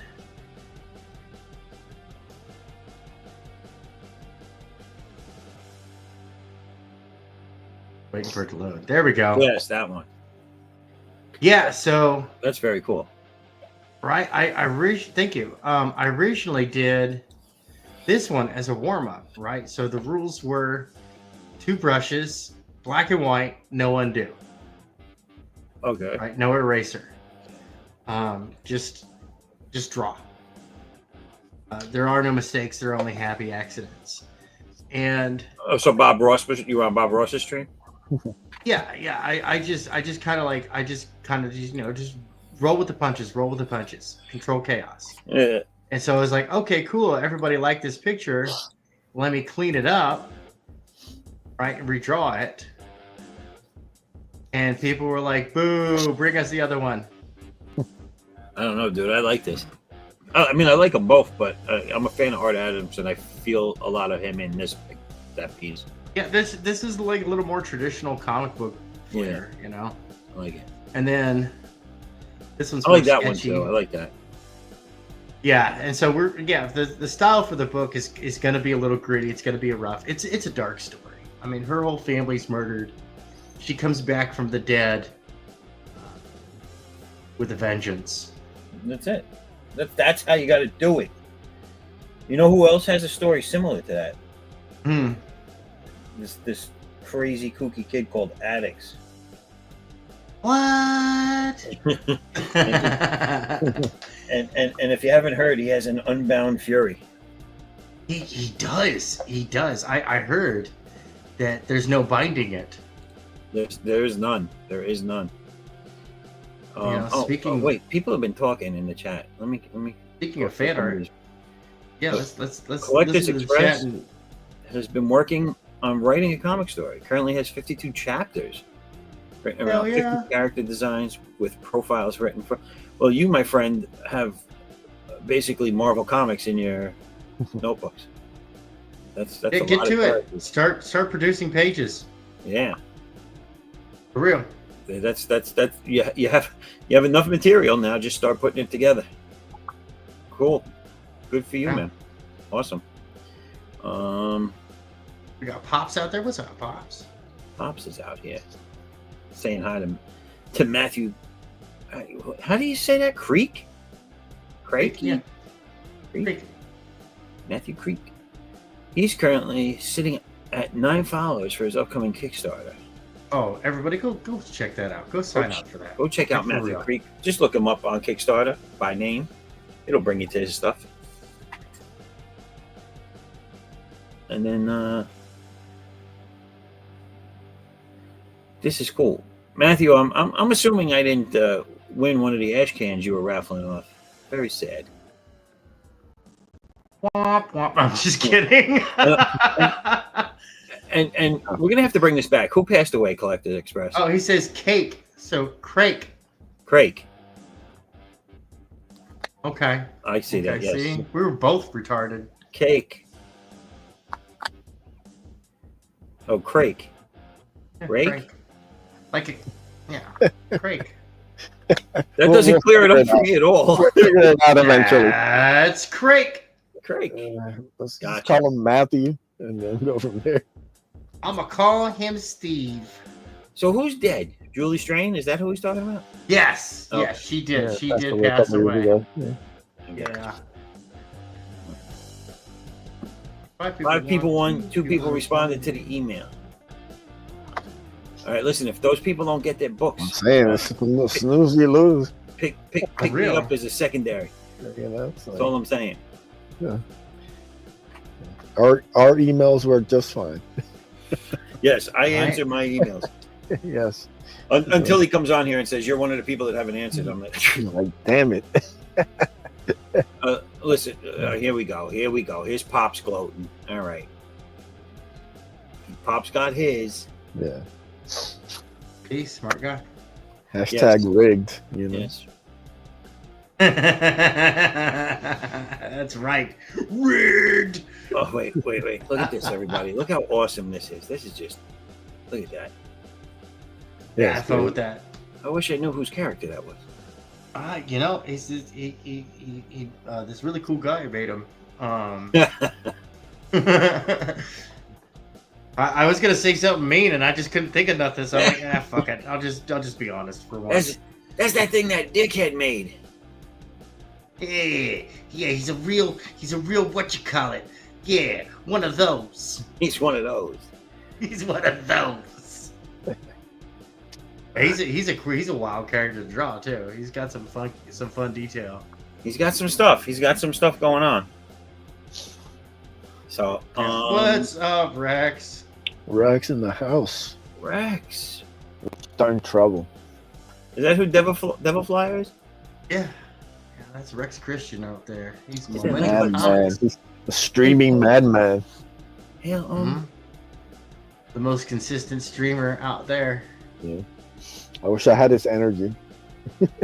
Rex, I want to thank you for being here.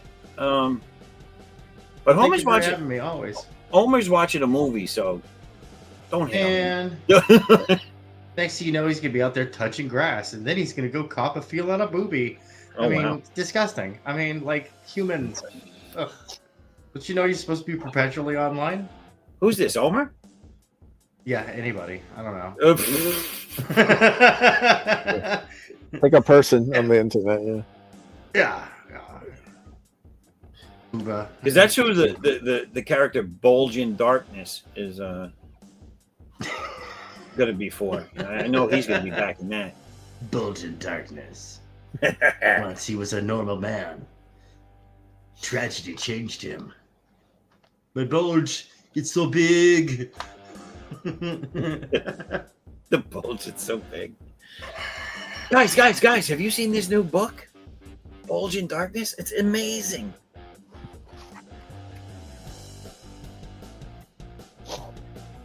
Collectors Express. I do a lot of action figure customs. Started making customs of my characters. I'm also making one for a friend of his original comic character, Skybreaker. His book is launching soon. Nice. Oh, cool. There you go. Well, if you ever want to come by and show your goods, and we mean PG goods, you're more than welcome. We only show the X-rated stuff on Rumble. Yeah. At most MA14, you know. Yeah. like this witch here. The only dick pics on here is me when I'm drunk.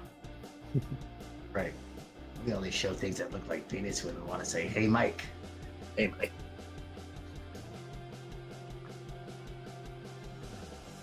It's still funny after all these years. Hey, Mike. The classics never go out of style. Dude, and he gets so pissed over it, too, and it's like, bruh. It's like when somebody says that. Don't look. You know it's trouble. You should have figured it out by now. Collectors Express. Pops would like you to know that we have a show on Mondays dedicated to action figures and designs. It's called Frickin' Figures. But if you want, you can still show your figures on here. You know what I'm saying, bro? All right, good night, everybody. Later, Tank. Yeah, man. I think I'm gonna call it a night too. I got an early stream tomorrow. Hold on 1 second. Let me just get us back to. There we go. All right. Well, listen. It's been a pleasure. Thank you for jumping on. I've had a good time. Yeah, man. Congratulations and good luck with the campaign, everybody. You know, go check it out. Go back it. Look at it. Give it a look. It's gonna be badass. And like always, if you personally cannot afford to do it, or it's just not something you're interested in, doesn't mean you can't share it out for everybody else to see. So if you got a homie that's into this kind of stuff, let them know. There you go. Everyone has a freak laying around somewhere. Sure. But yeah, thank you. It's been a pleasure having you on, and you're always welcome to come on. You know, so Yeah, if man. you got some Thank time you want to kill, or you're just around hanging out and you want to jump on, feel free. For sure, man. I appreciate it. All right, thank you. All right, take it easy. Good night. Later.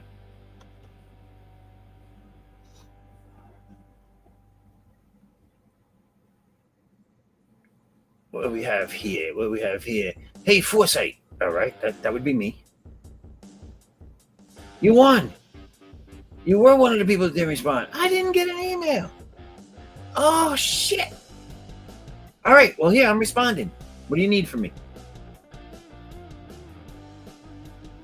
I really didn't get it. It must have went to my junk. I never checked the junk, though, unfortunately.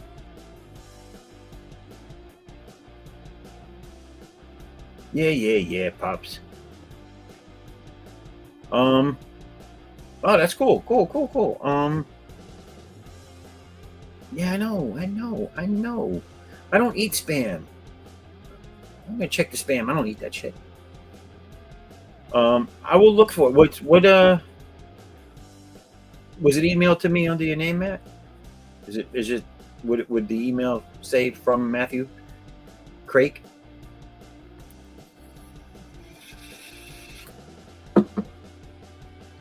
Because I will respond. Oh, see, I knew, I had a feeling too. That's why I made a joke about it. Like, watch me be one of the people, because I had a feeling that I was one of the people. See, nothing good happens to me, and then when it does, I miss it. Okay, I will look that up. What up, Pops? I can't hear you. Why the fuck can't you hear me? What the Now hell? I can hear you. I'm going to load something up in here. See, I won one of them books. I'm gonna open it tomorrow on the show, on the morning show. All right. But Matthew just sent me the trailer. All right. So I'm gonna load it in the. Yeah, we'll play a trailer. Play that trailer. We'll load it in here, and we're gonna play this thing. All right. Are you ready? Yeah, let me just read this real quick and then we'll throw that on. I'm always game for talking about toys and action figures. My channel is about action figures and comics. All right, man. All right, let's go. We got a whole this whole network is about that kind of stuff. But Dustin and Zombie do a show on Monday night called It's Freaking Figures. And that's what they do is they show their customs, they interview designers, all kinds of stuff, man. So definitely something you'll like. And comic shows are just a given every day. We got something to do. Yeah, no, definitely go over there and show your stuff. But like I said, if this is your time frame, I have no problem showing you stuff here as well. Oh yeah, no, I'm saying everywhere, bro. I don't like. I just wanted to know there's a show that's like totally dedicated to that. Absolutely. That's their kind of stuff. And that'd be cool too to have a custom. Have they had custom builders on there before? Oh yeah, and they do custom builds themselves. And, nice. You know, I mean, they have actual game designer, or I mean, toy designers that have campaigns for their stuff. You know, just like you do for your comics, they have campaigns for their action figures. Tons of stuff, man. That was Dustin and them that Roland introduced me to, the Geek Men, the Thunder Nerds, those guys. And they do 3 different shows on the network, you know, so we got just all kinds of stuff. Collectors Express, you came to the right place, man. That's all. That's all I can tell you. You're in the right place. You're here. You're where you belong. All right, let's check this out.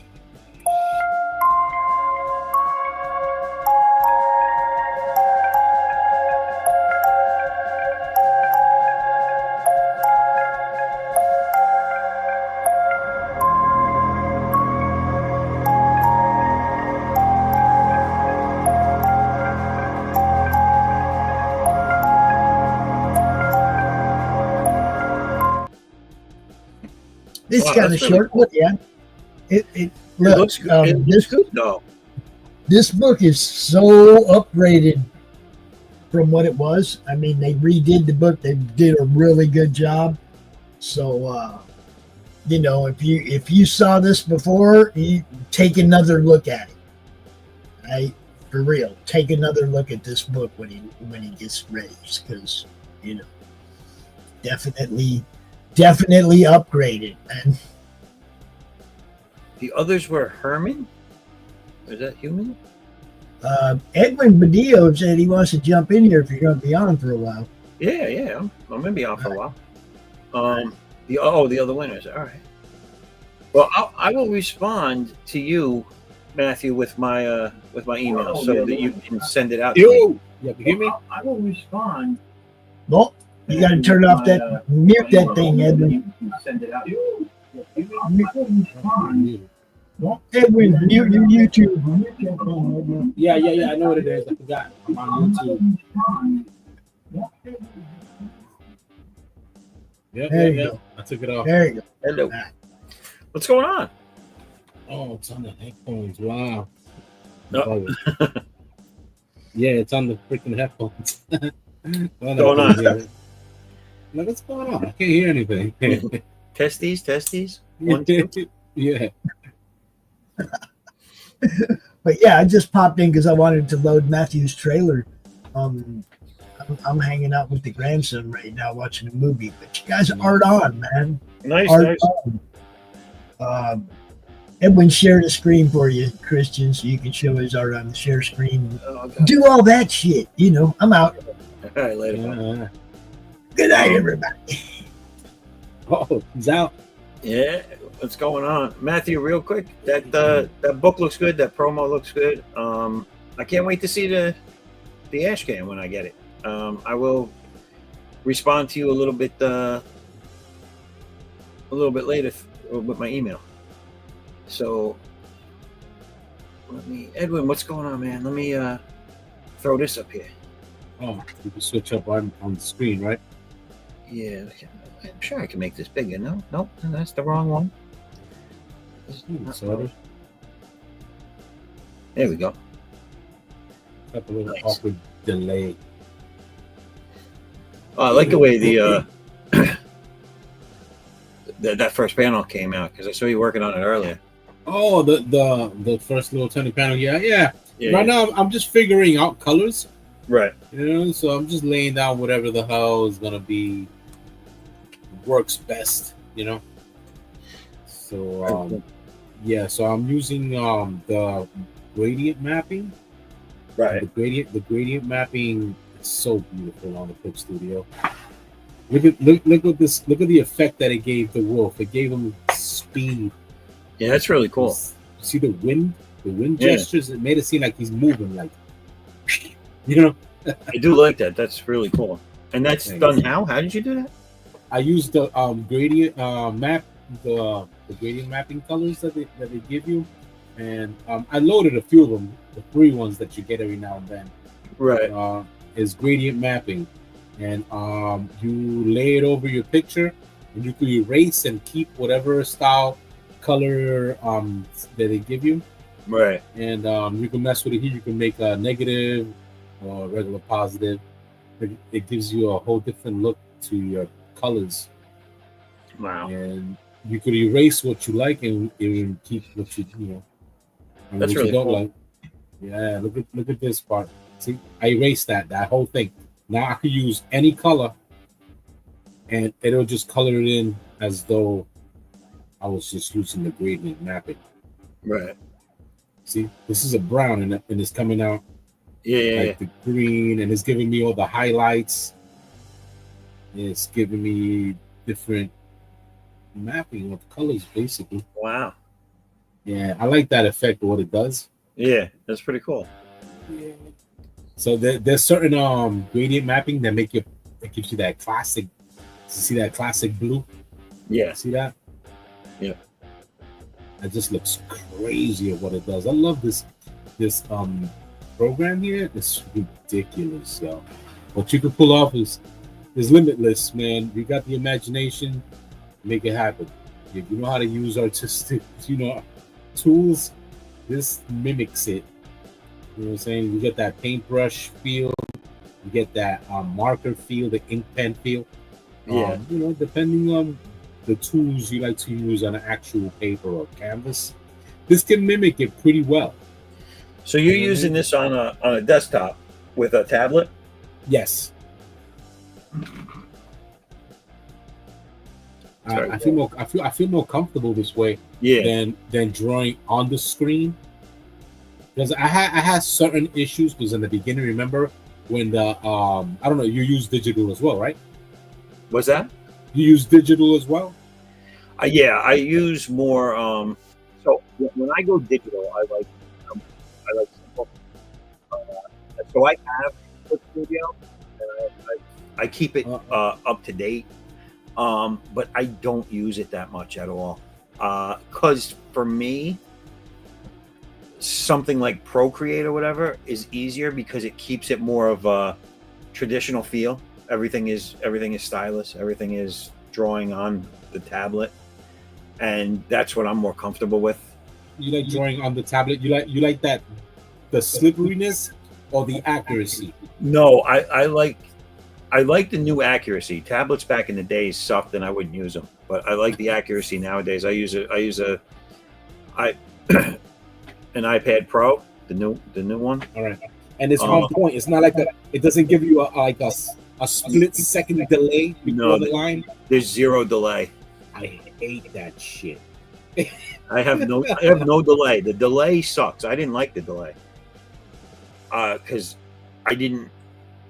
It makes you feel like your brain don't let you. It's like, wait, I just made that line. It's like, did that line go there? Yeah. And when you're sketching, you need to see the line right away as soon as you do it, right? Because your picture will be tight. It won't be loose how you want the picture to flow. And your mind is registering what it's seeing as it's doing the next line. So if it doesn't see it, it's like, it's not compatible with an actual artist. Maybe someone who learned on the digital thing and is already used to that, and then I see it like, not that much of an issue. But so I have a paper texture film on it, which is really great. It does mimic feeling like you're drawing on a piece of paper. Yeah, this here too. You know what's cool about this one here, that it gives you an idea, like a slight like I don't know, like a feeling. You feel the paintbrush, you feel the pencil and paper. This gives you that effect as well. It's a visual or mental thing, but it works. on rare occasion, I use because I have a Huon 22. All right. I use the Huon too. So I use that with my desktop, but I don't use it that often. I'm never when I sit down at my helm over here, where I have my computer set up on one side and my drawing table right next to it on the other side, and when I sit down here, it's usually just to go to the drafting table and stream on the computer. So rarely do all my digital stuff is usually done on the go. So that's why I do it through the tablet. Yeah, I like doing digital. You know what I'm saying? It saves paper, it saves markers and pens. Yeah, I'm just an old traditional person. I got a bunch of canvases. I do it, for me, and I sell them or commission pieces. I do canvas. Canvas is nice to work on. Right. I do airbrushing and everything on it. My father's side, like my father, my grandfather, they were traditional. They were photorealistic artists. They did a lot of portraits and different things. They made their own paints as well. My grandfather did. My father did not. I mean, he might. I'm sure he knew how. I'm not aware that he did. It's a timely process that if you could just go out and buy it, I guess you just go out and buy it. Right. Because I hear that back in the day, people would use certain type of food that would make a mark and use that and make pastes out of it using the egg white. And, so I don't think he made it from that much of a scratch, but that would have been wild, right? I know he used to have like the powders and stuff around. Yeah. That they would mix. Yeah. So there was that. if you, I'm gonna. Nature is calling, so I'm gonna play a quick commercial here. I'll be right back. All right. We're gonna do. Just big me up right there. I guess we're gonna do.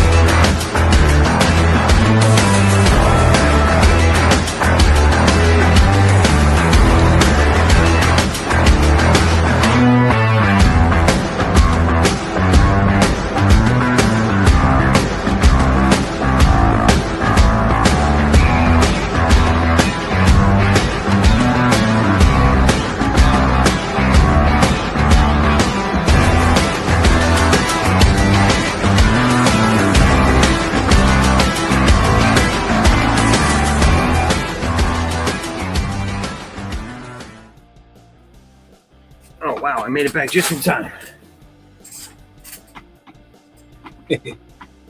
Whew. What are we?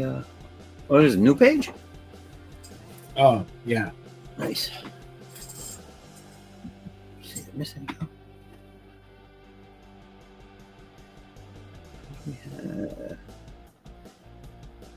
Let me go through these real quick. So Matthew was asking Pops what movie? Oh, Geek Man, Masters of the Thunder Nerds. What up?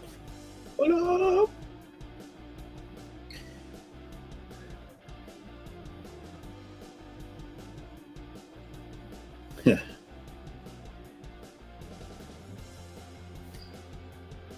So is this the next page or? Yeah, this is the next page. It's gonna be the wolf splitting that parasite in half, and the panels that are on the side here. I'm gonna have an animation of the whole entire sequence of what happened on the previous page. So you're gonna see a smaller characters doing that whole scene until he splits them in half, and you see him break into two parts, and they're gonna become two robotic type spiders. Wow. Now what? So what's the title again of the book? The Moth Quatch. Okay.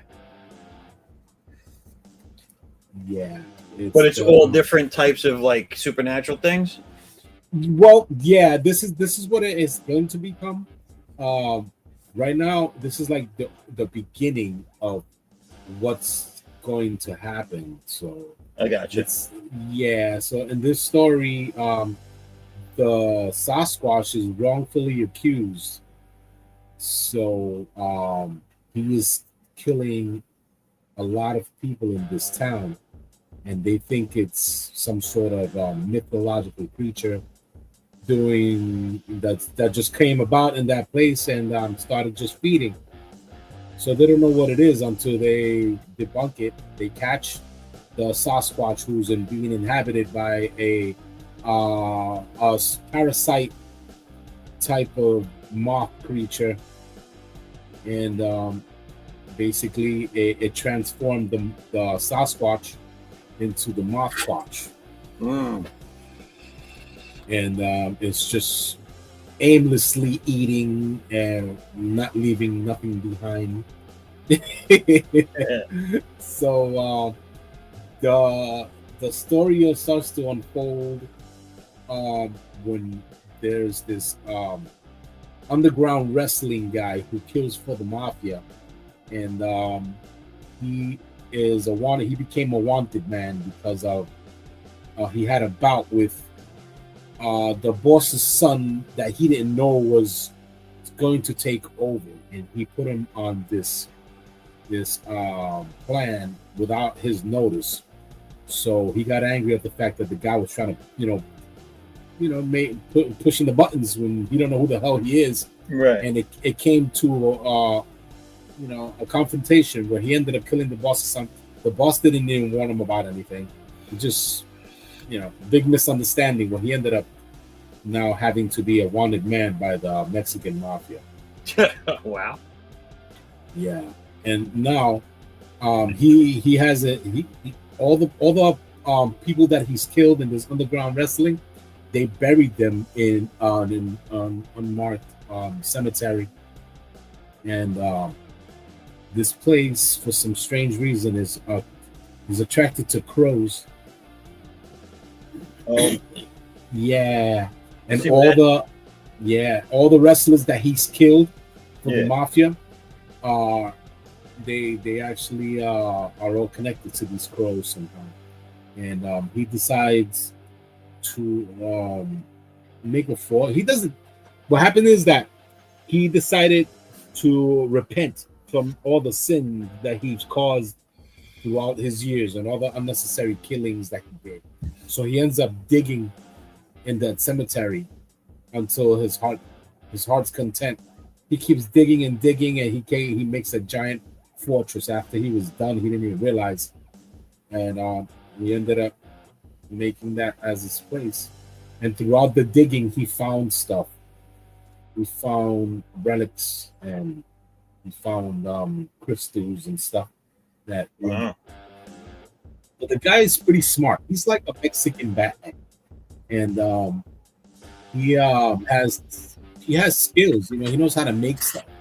He knows how to. He's a big Mexican brawling machine.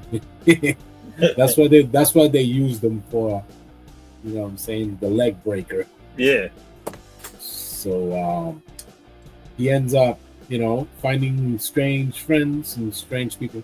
Now, there's also these two other girls that were separated at birth, and they miraculously united by fate. And they're two little twins that were brought up by witches, and they had to hide them because they had a certain je ne sais quoi. I can't really just tell you exactly at the moment. Yeah. But they're used as human skulls. Their bodies transform into these little skulls. Oh shit. And they can power some sort of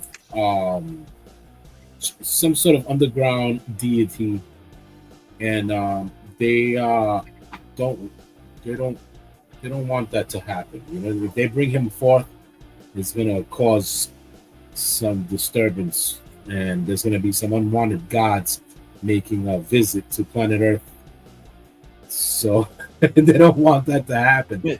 So they try to separate them as far as possible. But now they're under that Mexican guy, El Cajon. His name is El Cajon. El Cojones? El Cajon. Oh. Like the casket. Yeah. He has a motorcycle that looks like a casket as well. Yeah.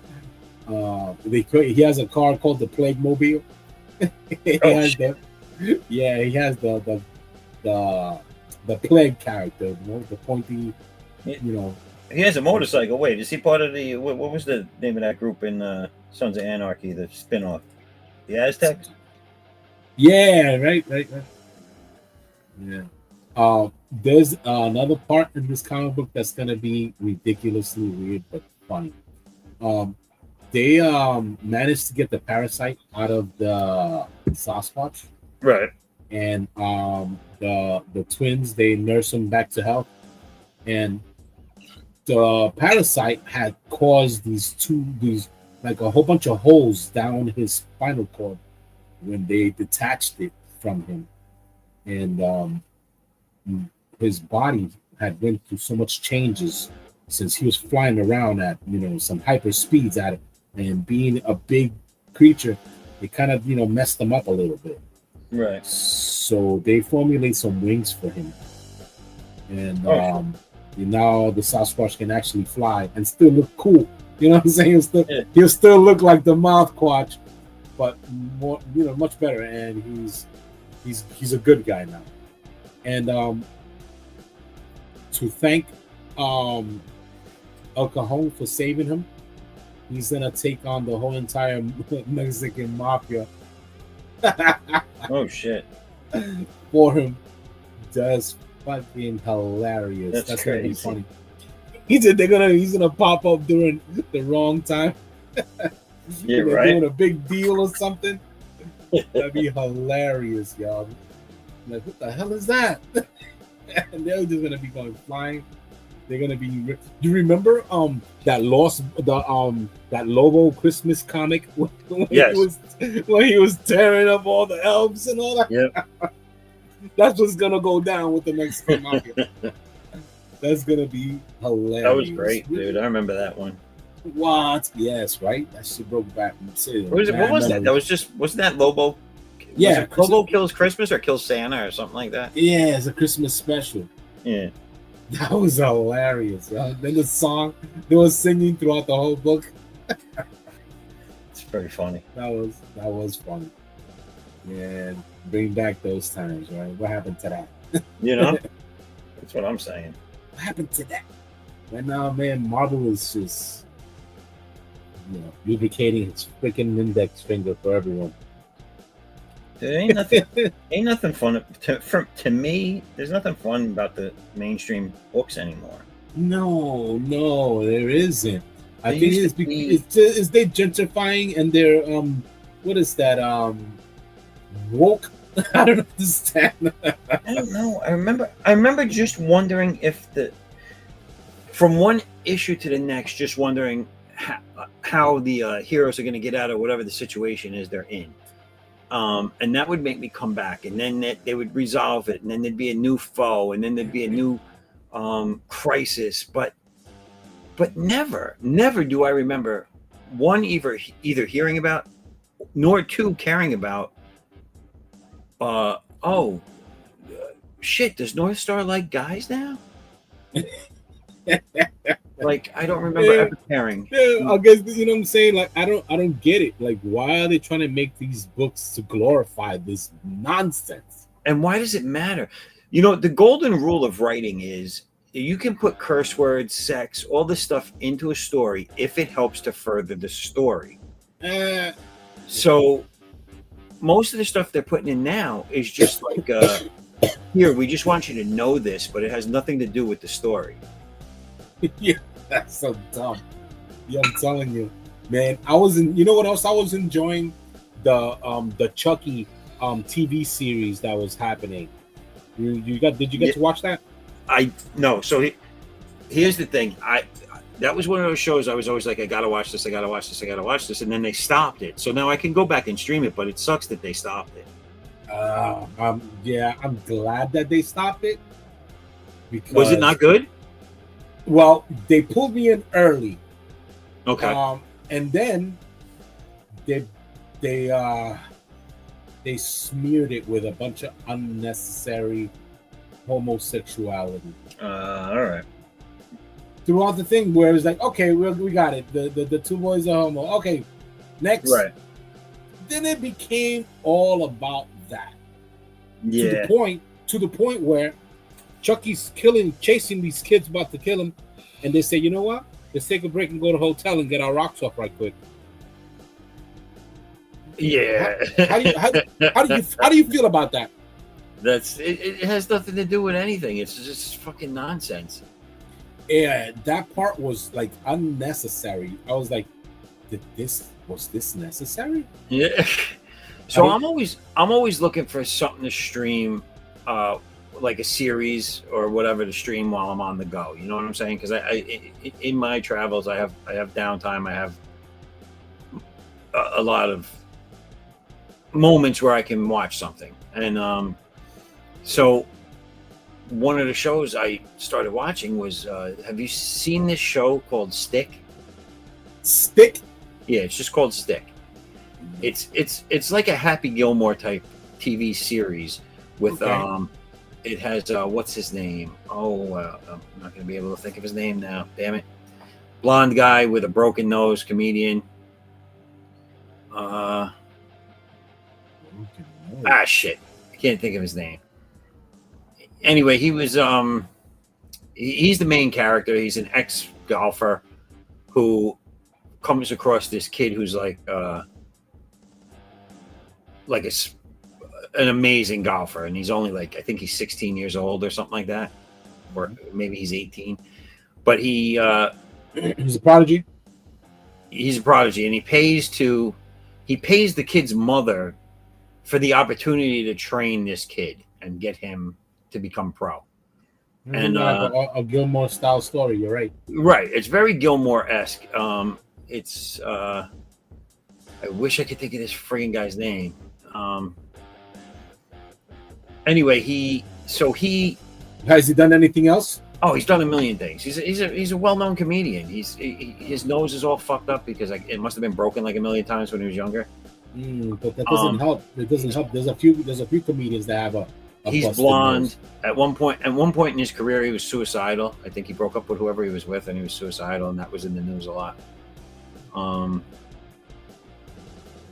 But so the whole story is about them trying to get this kid. The kid knows he can hit the ball good, but he has no. He has to learn control and patience, and he has to refine. Gilmore. Right. Straight up Gilmore story. All right. So but what they do is they make him meet this girl. This girl is very feminist, but very like more so than the real ones are. Like, over the top. Over exaggeration, like the whole movie. But not only is she a feminist, but now she's with the pronouns and the mansplaining, and like they managed to pack it all into this one character. Okay.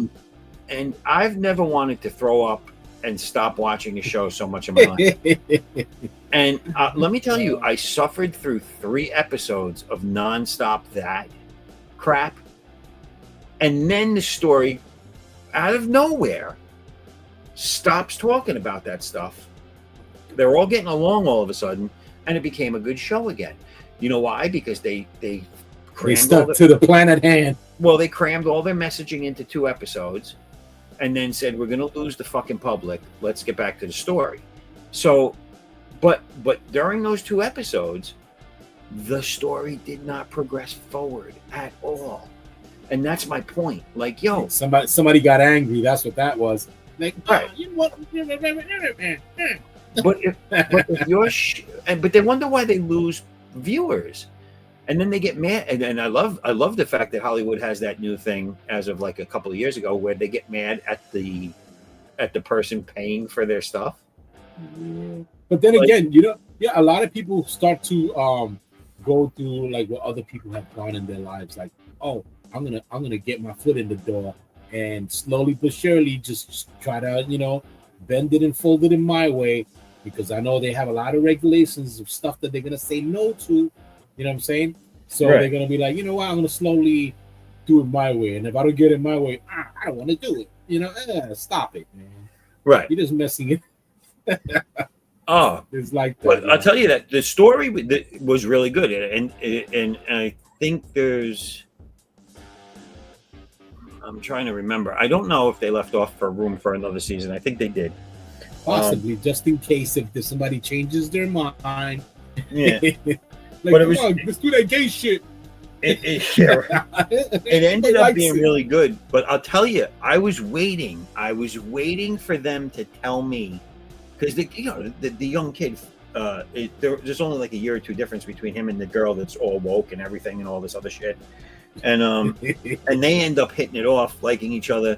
They start making out, and then eventually, like close to the end of the series, they end up doing it. And I was like, if they wake up the next morning and she says she used to be a dude, I was like, then they've hit all the checks. They've hit all the boxes. Because I saw it coming. They didn't do it, but I could have. Was that a pun? You saw it coming. Saw it coming. Splatter juice. He didn't see it coming, but terrible, yo, terrible. But and you know what else is crazy? That they are afraid of funding things that don't already have revenue.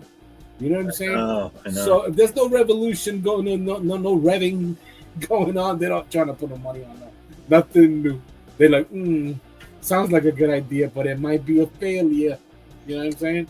But it's a shame, though, dude. Like, shit used to be so fun, and now it's because crap. it was new that people are not getting paid to use their brains anymore.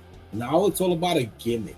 Yeah. You know what I'm saying? If that gimmick don't rock, and it might not even have no meat to it.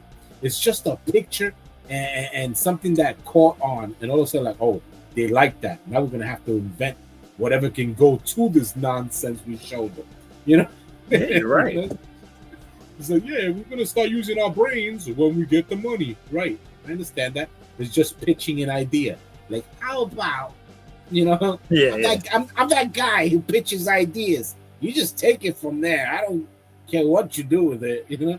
He gets the money, you know what I'm saying? Like, I got ideas for you all day. You know what I'm saying? Like, give me an idea. Give me an idea. I need something. You know what I'm saying? There's people who do that shit. Like, look what they did to the Island Boys. You know what I'm saying? They ended up taking that look. They had connections with somebody who knows how to put them on with concerts and people that are in that mode. You know what I mean? Yeah. So they said, yo, we put you on. From there on, you take it as is.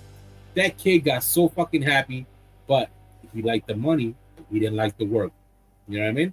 So he didn't know how to rap. I mean, come on, learn how to fucking rap. Really? they like your freaking look. Buy us Dr. Seuss book. Go ahead, man. Do it up. Dr. Seuss. You know what I'm saying? Like, come on, really? They put them on with people that know that have making, getting concerts, getting money out of that. You know what I'm saying? Yeah. Opening up for another concert. Come on, that's bread, bro. You know what I'm saying?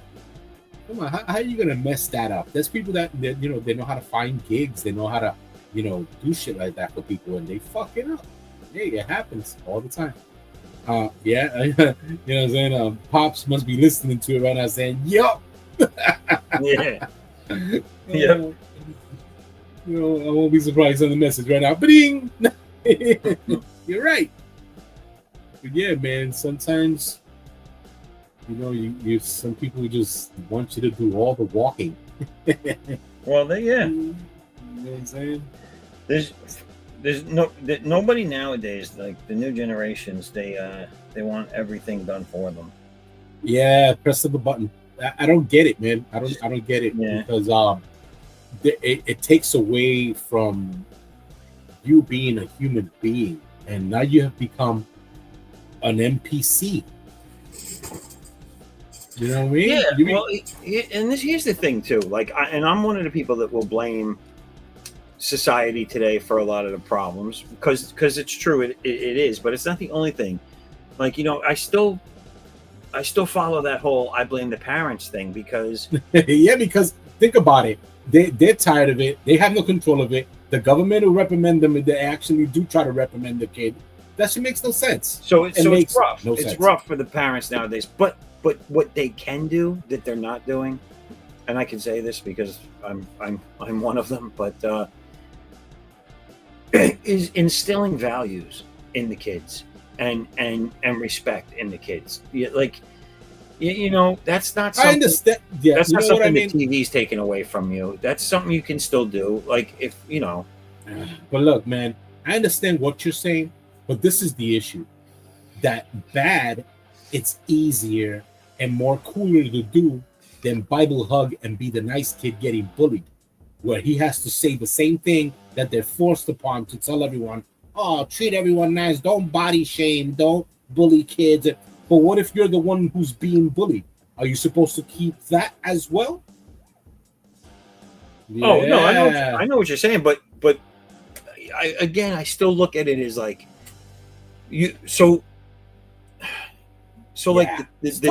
the TikTok, the stuff they're learning from TikTok and the internet, the stuff they're learning from their friends in school, and everything. You gotta they all go hand in hand, and the not playing outside. Yeah, you can't make your son or daughter go out and play with someone that's not there because they're inside and their parents aren't making them go out.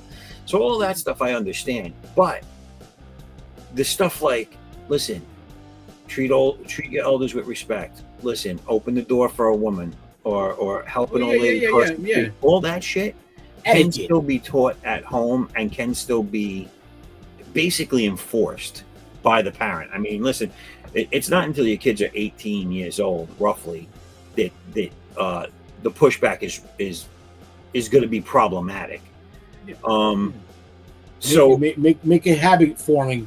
Right. You know what I'm saying? You start young, and you ingrain it into them, and then that'll stay with them. Even if they fight with you, because that's just nature, parents and kids fighting with each other as they grow older and they go into adulthood. That's just gonna happen with every kid, even if they're the best kid in the world. Right.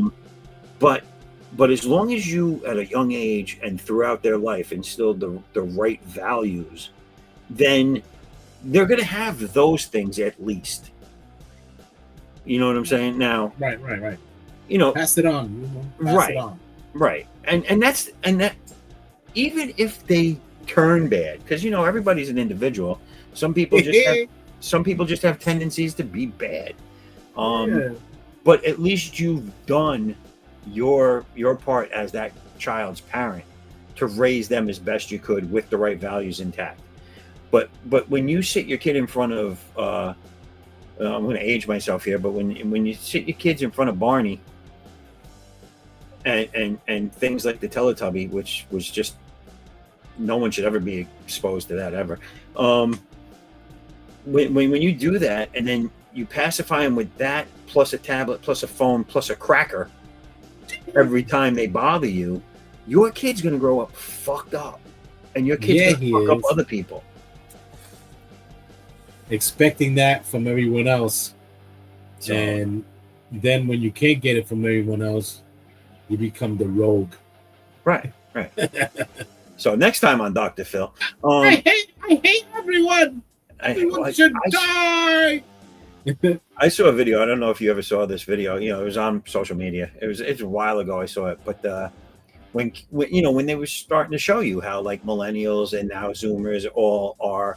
They have no idea what reality's like. They're spoiled. They're used to getting instant gratification in their own way. One of the videos was it was a boy turned 16. His parents got him a car, and it was an old pickup, and it was beat up, but it was his. It was his. Now me and the people I grew up with, we would have been ecstatic. We would have been like, bet, give me the keys, I'm out. And we would have hooked up that hoopty. Let me tell you. Of course. This kid threw the keys, started crying and screaming, got in the bed of the truck, started jumping up and down, cursing out his parents. Yeah, I saw that video. Wow, bro! I would beat the piss out of this kid if he was my son. Like, really, bro? Are you gonna beat? Oh my god. Yeah. Like, yo. That right there, you would have been like, oh, we know what to get him next Christmas. They laughed at him too. I know they did. The parents were laughing at him, like, "Why are you getting so mad? You have a car now. You didn't have one before. You should be happy." I can't be seen in that. La, la, la, la, la. You hate me. I'm like, oh my god, just beat them up. Get to the point. They better not give me their old truck. Like, you lucky you got even wheels, motherfucker. Yeah. Oh, and then my favorite one was the father who kept asking his son to do chores and he wouldn't do it, so he asks him to come outside. And when he comes outside, all his video games are in a pile, and he's sitting there with the lawnmower, and he runs him over. Yeah, he's having a conniption. He's about to kid loses it. So he goes into the room and starts doing all crazy stuff to himself. Yeah. I was like, but this is how unhinged they are. This is because they're raised in a society where if they don't get their instant gratification, if they don't get their participation trophy, they lose their shit. I don't get it. What? Yeah. And then they how you call that? They diagnose it as something. Yeah, it's autism or ADD. Your child has let's make something up. Open that book up. Your child can have one of these 18,000 things we made up, but the solution is for you to pay us X amount of money for this new drug that's going to help them become calmer and more relaxed. Yeah, like, you know what I'm saying? Since they're not going to notice him walling out anymore, what a relaxation. He's in such a nice kid when he's sleeping.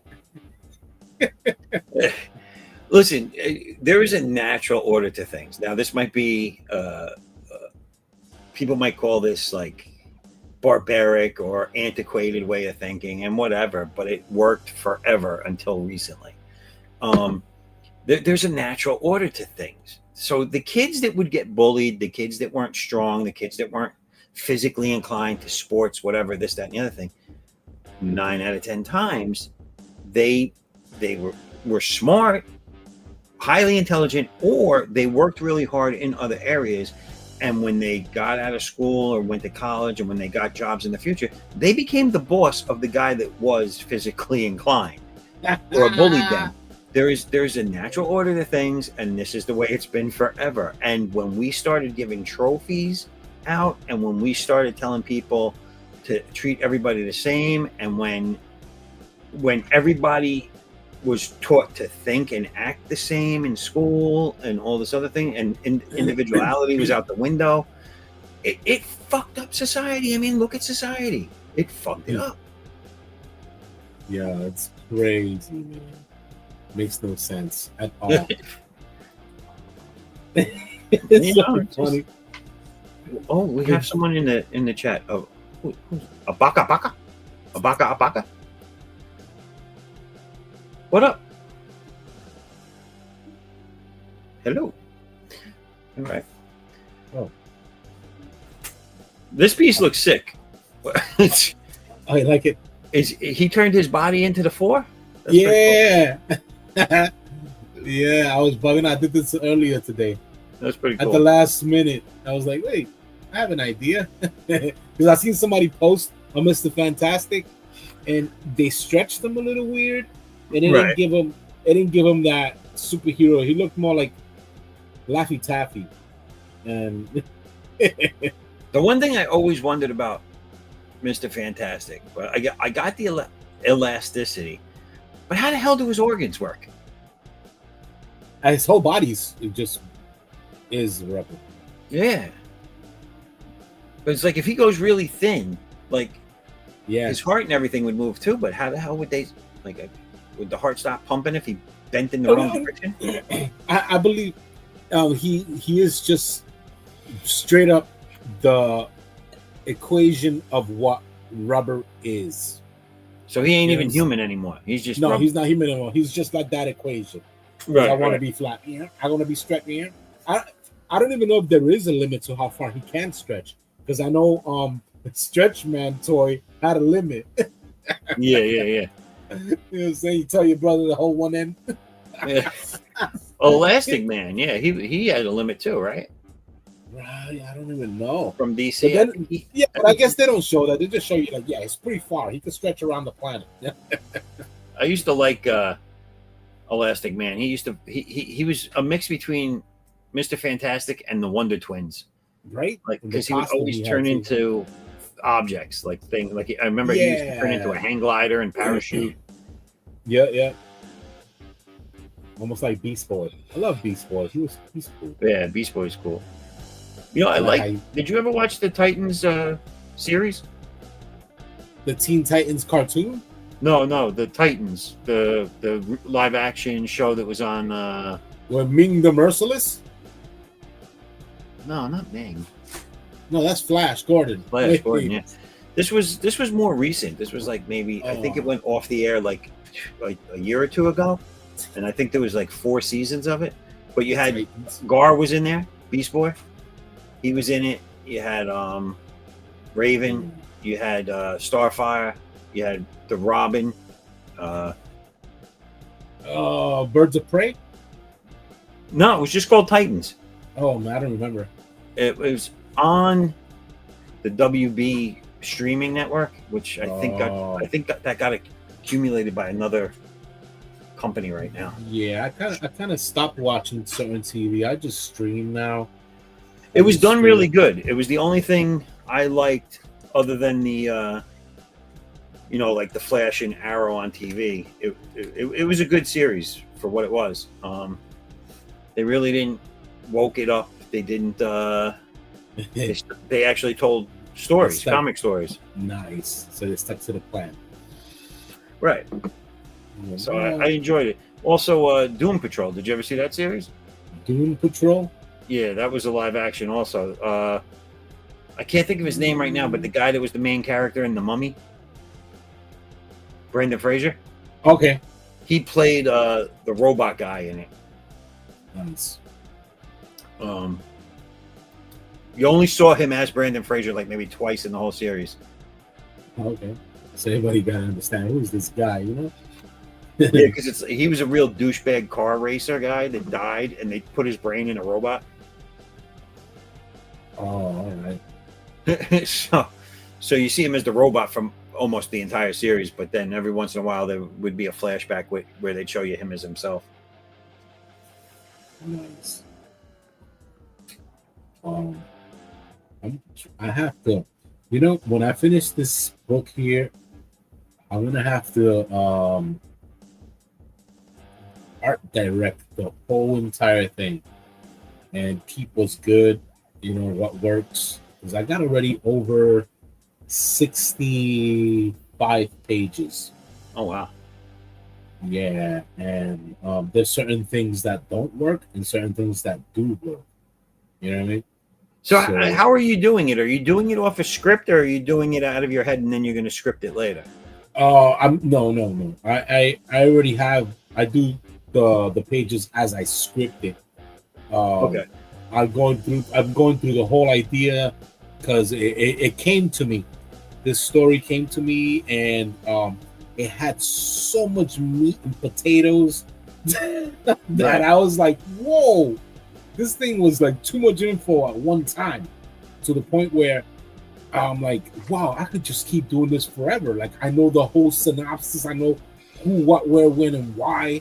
Right. And I'm like, this is crazy. So I know what's gonna happen next, and what the fun part is that it helps you make exciting pages instead of getting all that messy, you know, back-to-back facial expressions, speaking, story explanations, and boring. You know what I mean? Nobody wants that. So a lot of narration boxes will it's gonna you know, it's gonna be the rails of this story. So you're gonna hear a lot of narrations, and the dialogue is just between them talking to themselves, since they know, you know how you know your buddy, and you can just look at him without saying a word. He knows what you mean. So a lot of inside jokes, and since they know each other, they're gonna be talking normal, you know, funny puns and stuff like that. But then the narration is gonna coincide to the word bubbles of every character of what they're saying, so you can catch on. You know what I'm saying? Because there's a story within a story.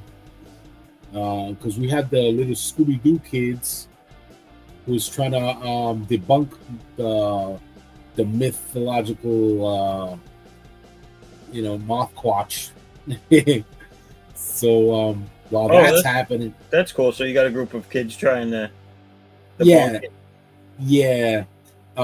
They end up losing friends as well, because they kind of make it kind of close to the Mothquatch, and they lose a couple of friends. And I'm trying to find those pages right now, since I got over 60-something pages. Damn. And yeah, man, and this is so much fun. When I look back at them, it's like, oh, I remember that. You know what I'm saying? Oh, I remember that. You know, stuff like that. I try to make it so when you look at it, it's nostalgic. You know what I mean? Like, oh, I remember a scene like this. Yeah. Oh, you know, it takes you there to the point where you're like, oh, I remember watching Scooby-Doo. Oh, I remember watching, you know, a certain movie that gives you that feeling. Right. You know? Like, look at this, for instance. Look at this picture right here. Let me see. Hold on. Yeah. You see that? That's cool. Right? And it gives you that impression that these are a group of kids, and he found some sort of treasure, and, you know, and the creature is staring at them while they're... Those eyes are creepy, bro. Right? Yeah, that's the moth quatch Cool. when he's in the parasite is in him. He's here. They continue since I do have over 60-something pages. So Yeah. I also did overhead shots. You know what else too? Drawing the perspective from your character from the back. It's been happening to me a lot throughout this book. I end up drawing the character behind, like what the character is looking at. In a first person or third person. Yeah. You know what I'm saying? I find myself having situations like that too, where it kind of calls for them to be visible in the panel. It's not just like you could show what they're looking at. Right. And it's been happening to me a lot. Let me show you this page. Pressing it wrong. It's crap. Yeah, right here.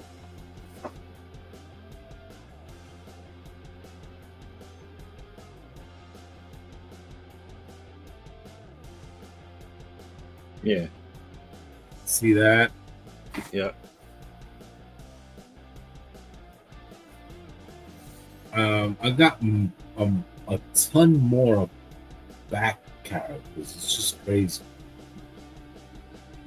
Like, why I have to do that? It just gives that's the picture I see in my head. You know, he's like, all right, this is how he's looking at it. There's a page that I actually like. It's so colorful and fun.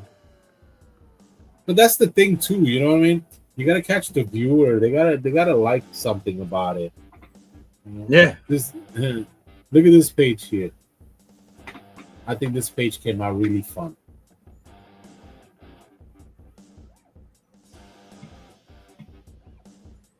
Oh shit! He transformed.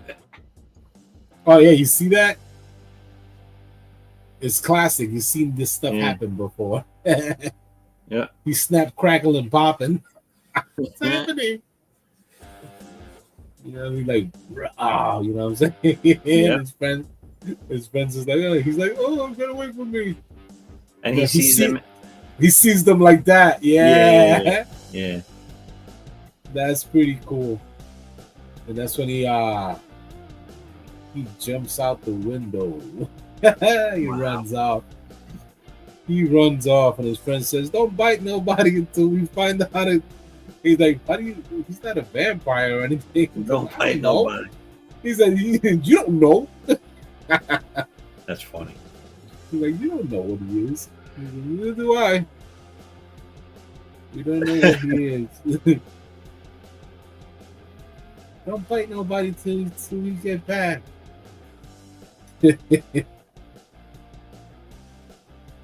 Oh, there it goes. There it goes. Look at it. Don't bite him until we figure it out. Look at the little kid. See? He's about to run out. He's this little kid is not a vampire. Look at the way they look, y'all. Yeah. That's crazy. Yeah. That's funny. Yeah, so it's like a story within a story. You know what else is crazy about this book? That I'm doing it in different styles for different feeling. You know, maybe some pages will be black and white, or just black and gray manga style. Right. And it'll transition from like a Disney style to a comic book style to a anime style. I also have homage. What do you call that? Homage.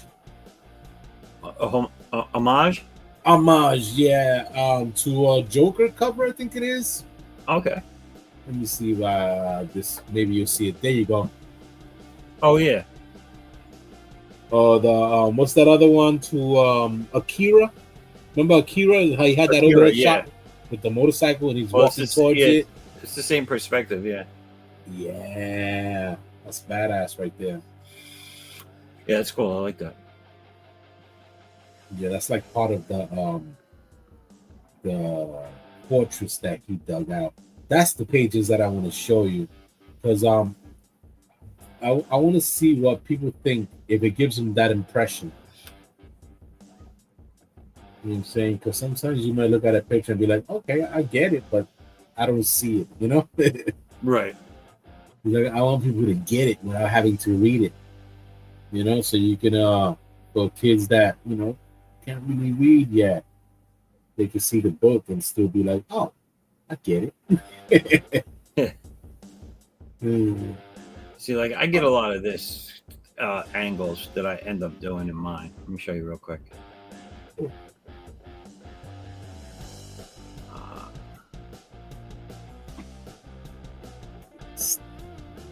So you see, like, that it's behind, but it's like a 3/4 behind shot of the character down on the left. Hold on, it hasn't.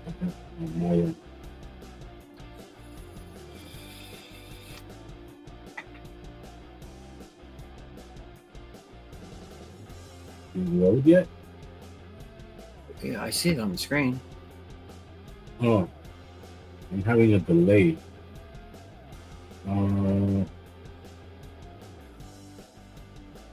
So weird. What is it doing now? Yeah, I just checked over on YouTube. It's there.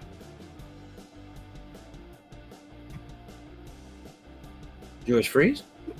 I don't know. It's having a major delay. Like I don't even see my stuff. It's funny. Did it stop? It's still going on YouTube, but it's like a delay on my end. Let me see what's going on. Like my page is not there. What the hell? Oh.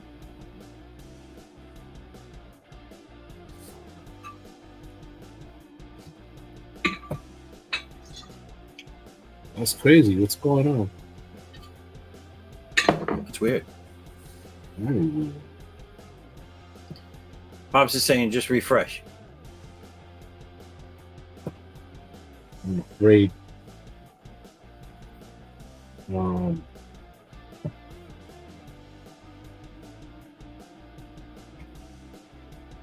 see.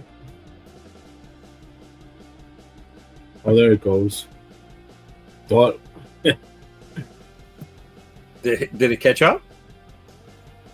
Nope, it's being a jackanate. Wow.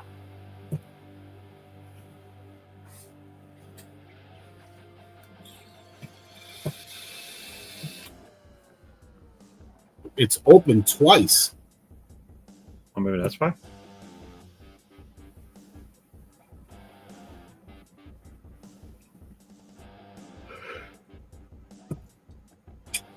Wow, this is the worst. So I have this one. I know you can't see it, and then I think there's more. Let me remove that for now. Put those back up. Oh, there it goes. Did you did you get it? Yeah. I get it. All right, so I just took that down, but that's the one I was showing you. There's like a 3/4 over the shoulder back shot, and then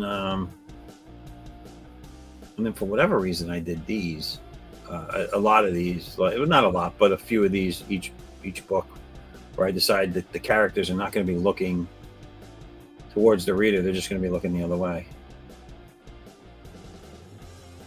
like that top panel. Ah. There goes their backs. Yeah.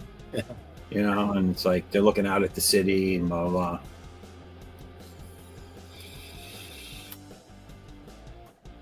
Yeah. What gives you your visual ideas? What do you like to watch that gives you that three-dimensional view of a situation or a place? You know what I'm saying? And how do you see things? How do you perceive things? You know what I'm saying? That's a good question, because I don't know. Yeah. I think it's just everything I've taken in over my life. Right. It subconsciously allows me to see a scene in a certain manner. There's someone you know Raul, right? Raul and T. Possibly. He's in a lot of these streams. He has his own show on the network now too. Okay, yeah. Every now and then, is that sometimes I kind of like don't remember the names of the faces. He's been on the draw stream. He's the guy that comes on. He has that little creature in the corner of his image drawing. Anyway, he asked me that question. He asked me how do I go about like laying out my pages, storyboarding? How do I know what the view is going to be or the perspective in each panel? And I believe that it's what you're comfortable with. Like, yes. If we tell you it's a cityscape or a city area or urban area, you're going to either draw buildings or you're going to draw trees with buildings, or it's just be straight up, you know what I'm saying, forest, which is the forest takes are much easier to draw than buildings. You know, because you could draw mountains, trees, and rocks all day. That's why my story takes place in the desert. Yes. This is Phoenix. This is actually the skyline of Phoenix. All right. Arizona. And it's the only time during this whole scene where they're in this one place. It's the only time you're going to see buildings in this first trilogy. The rest of the time, it's hotel rooms, because a large portion of the story takes place in this hotel. Hotel rooms, desert scenes. There's one gas station scene, and then there is a small town. It's very brief, and then he has two guys that are his sidekicks that help him out, old military buddies, and they are stationed. They're sedentary. They're stationed in one location, and they do all his tech and surveillance and all that stuff. So you see, at the most, you see these three rooms in that one compound, his hideout. When they're on the page. Nice. So there's not there is, I guess now that I just said it, there's a bunch of different locales, but a lot of my drawing was, as far as backgrounds are concerned, throughout the books, has been a lot of desert scenes. Nice. It's so simple. You know, I was trying to get away from that as well. At first, I was thinking I'm going to use the forest thingy because of my friend. I was supposed to do this book with my friend, and we were going to pick an easy background layout. So we could always just draw the characters and in the background throw a tree somewhere or some tall grass. You know what I'm saying? Or a side of a mountain. Right. You know? So we were like, I don't want to do that. People are doing that, and it seems too easy. It's boring to me. So I decided to have the story take place where the main character, since he is a genius of some sort of making stuff, he makes these terraforming pods where they have to be placed in four corners in the forest, and they're gonna have to be activated. So they make a giant federation. It builds a federation out of nowhere. You know what I mean? It forms the whole place. So it makes a giant dome to trap the monster and have people see through it. You know what I'm saying? So the people that know were notified through the dark web. And it so happens that the kids are looking for information about the Mothquatch, and they find out that El Cajon is formulating some sort of wrestling thing that whoever has the cojones to take on the Mothquatch. You know what I'm saying? So it could call upon a bunch of rogue characters. Could be gangsters. It could be people that have unknown power or some sort of something to prove. So they think that the Mothquatch is fake and it's just propaganda to make money. They think it's some dude in a suit. You know what I mean? Right. So somebody goes up in there and they lose their lives, and they get disgustingly mutilated, and the crowd throws up. They're disgusted with what they've seen. It's ridiculous. But now it's all confined to this like giant danger room that's being controlled from the bottom underground. So the twins, they're computer geniuses, and Al Cajon, he's a great engineer, and he manages to surveil that giant fortress where this is all going to take place. They make it into a business where they make a plush toy out of the Mothquatch, and yeah, and the kids are gonna love it. You know what I mean? So they can beat it up and stuff like that, and it became this. This is a sleepy town. So when they got hit with this, they became a little more rich, and messed up all the people they lost. So the more they're gonna be, mourning to all the death. And when they find out that it isn't the Sasquatch, and the Sasquatch is their friend, Damn. It's gonna be awesome. This is it's gonna be something like Unlikely Heroes. You know what I mean? Now, how are you doing this? Are you doing this when you go to do this? Are you doing this all as one book, or is it going to be multiple books? It's going to be one book. The thing is that it's going to have multiple how you call that, intermissions in between, so it shows more artwork. Right. It's going to be like a little scene to the point where it has a good stopping point. Then you're going to see some artwork, pertaining to the book. And then it'll continue again where the art might be a little different, you know what I mean? But it continues with the same topic at hand, you know what I mean? And then it's going to take you there. You're going to see some more stuff. I might even put games where, you remember those following games, or those try to find a character type thing, or a maze, stuff like that. It might even have a separate page for it. But the thing with this book is that I have to really plan it out. There's going to be two different arcs, one in the back and one in the front. And it's going to meet in the middle. Okay. The middle book is going to be the grand finale. You know what I mean? The book can be flipped. You can read it one way or the other. Right. So I already made a page that states when to flip the book. You know what I'm saying? Okay. So, or it doesn't matter how you open the book. You know what I'm saying? Right. So, whichever story you gravitate to, is the one you're going to end up in the middle. So, the book is going to have a lot of. That's really cool. Yeah, a lot of what you call that, longevity. Right. To the point where it's not just one thing. I want to make this a book that it's gonna bring new people to it. People who like puzzles, people who like to find stuff, like Where's Waldo, people who like stuff like that. But it's also combined into a story where it has merchandise. Even in the comic book world, they have merchandise in there as well. You know what I mean? So they can get it in the comic world, but you can also get it in the physical world. You know what I mean? So it's like being into it, but not. It's like, it's like a visual, like today, they like that. What's that? Those mechanical plush toys from the, what is that? The Five Nights at Freddy's. Oh yeah. I think there's a new movie out, right? I think they made a new one.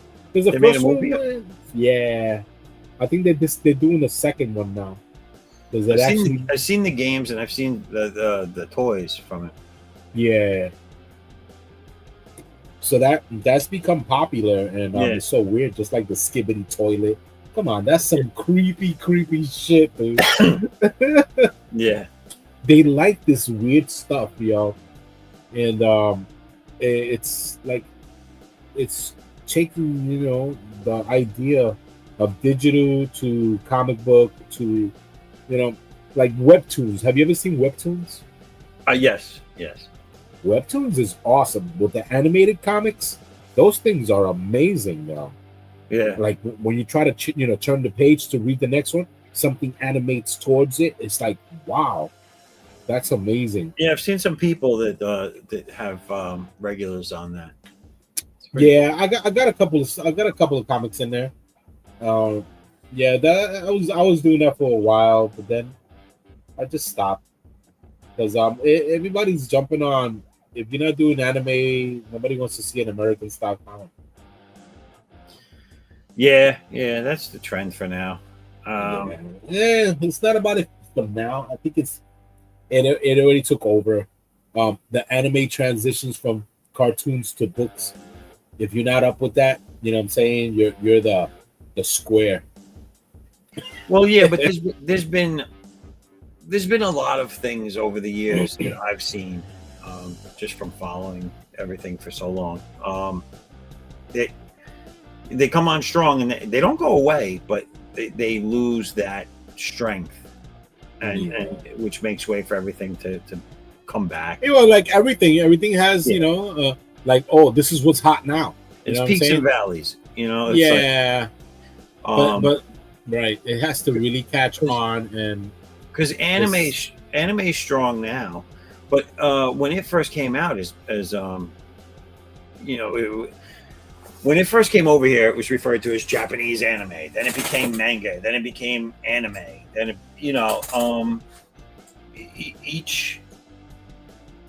each descriptive term for it had its ups and then also had its downs. Right now, I think the biggest thing about it is there's the biggest draw for younger kids or younger adults even is the more bang for your buck thing.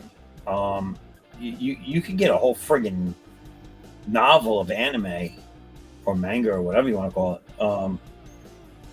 for the price of like 2 floppies. And but that's just going straight up physical. You know what I'm saying? Yeah. But I like to have and hold the book. You know what I'm saying? But that's because we're the creators. If you're a creator and you like to collect and stuff like that, it's different. Some kids is like, oh, I'm with the story. Some people's like, yeah, I seen it, right? Whatever. And everything, you just want to talk about it. You know what I'm saying? But to collect it and have it and be, that's what I want. I want people to want to have a purchase, because price starts to dwindle when you buy it digitally. You get it cheaper. But that's what I'm saying. Like the physical aspect of it is, if you're collecting something and you're paying money and you want something physical, a lot of kids are drawn to manga because you get a lot more for your money that you have to spend. Yeah, it's a fat book.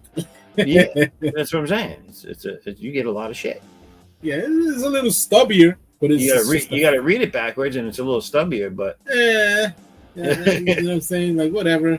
You don't even get it anyway. You can read it forwards, backwards, don't matter. But I mean, it's like it's always been back and forth, up and down with stuff. I mean, when I was a teenager, early 20s, anime hit then too, and there was a lot of big things, and I even was a fan of some of them. And I eventually got out of that. It lost its appeal to me after a while, and I went back to what I was doing. It's just like food, dude. You could be all about eating a hot dog, and then all of a sudden you're like, I can't eat hot dogs anymore. I need to eat fish. Oh my God, talking about that. Not only that, when you said about the hot dog, oh man, it's funny, right? I like hot dogs, and then somebody called it a glizzy. What'd they call it? A glizzy. The fuck is that? Yeah, man, disgusting. A freaking hot dog. They call it a damn glizzy. I can't, man. All I see is a hot dog submerged in fucking mayonnaise. That's horrible. Like, what the hell, dude? I used to like that. Now you call it a damn glizzy. I changed my mind. Sounds disgusting, sexual. You want a glizzy? Nah, I'm good. Nah. Nah. He's so funny. What did I watch? I was showing something. Like, I did like the damn Frank. Yeah. That's a fucking glizzy. This was a page I did with the guys hangout. This is their headquarters. He refurbishes old tech. He has his old gumdrop Mac on his desk, but it's all high tech now because he's a technical mastermind. But he's also a perv. If you look at the walls, there's nothing but women hanging up, which is good. Yeah, it's not a bad thing. So, and their hideout is underneath a loading dock. Oh, it reminds me of Skyrim. Yeah, and then this is them walking down from the loading dock into their basement, into the kitchen area, and I guess this is what's for dinner.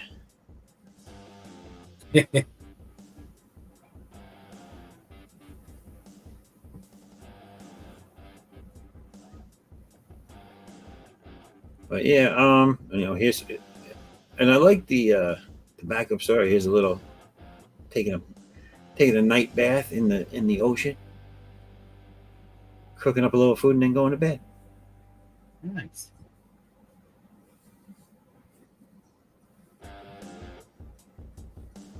Oh, I removed us. There we are. What is your coloring techniques? Do you just go straight up on the white? I don't color it. I have a colorist. I just do all the I do all the art and all the writing. I do everything for it except the coloring. I have colorists. I have an interior colorist and then I have a cover colorist. What covers do you have? What's the main stuff? What's the main characters? The main character right now of this book is my character Addix. He's the main character. What do he look like? I'll show you. Let me go back into here. I love doing covers, so let me know. I'll bust out a cover for you, no charge. Let me show this. That's always good to know. Oh yeah, I love doing covers. So there's my covers and lettering, logos. That's me. If you need a logo, lettering, or whatever, let me know. I just like to see my work out. That's what I do. That's the reason why I don't really like charge people for like stuff that they can do anyway. But hey, you have a human doing it. Yeah. So right there on the screen, that's my main character charging.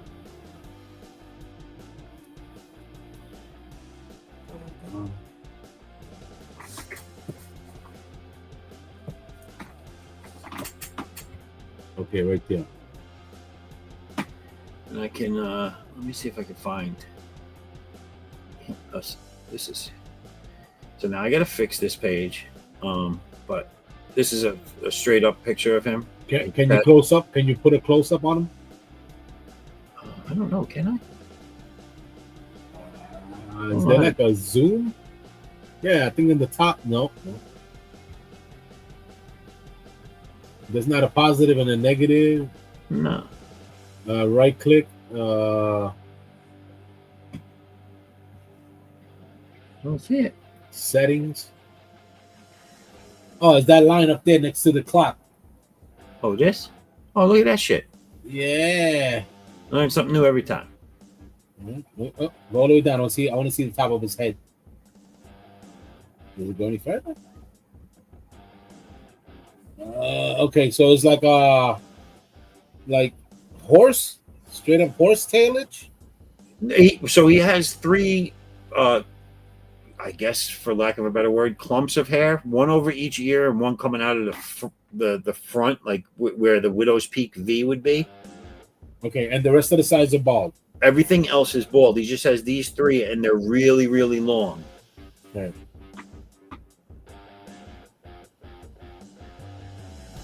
And this is the back view of him. If you could, can you see that there? I do, but what is it?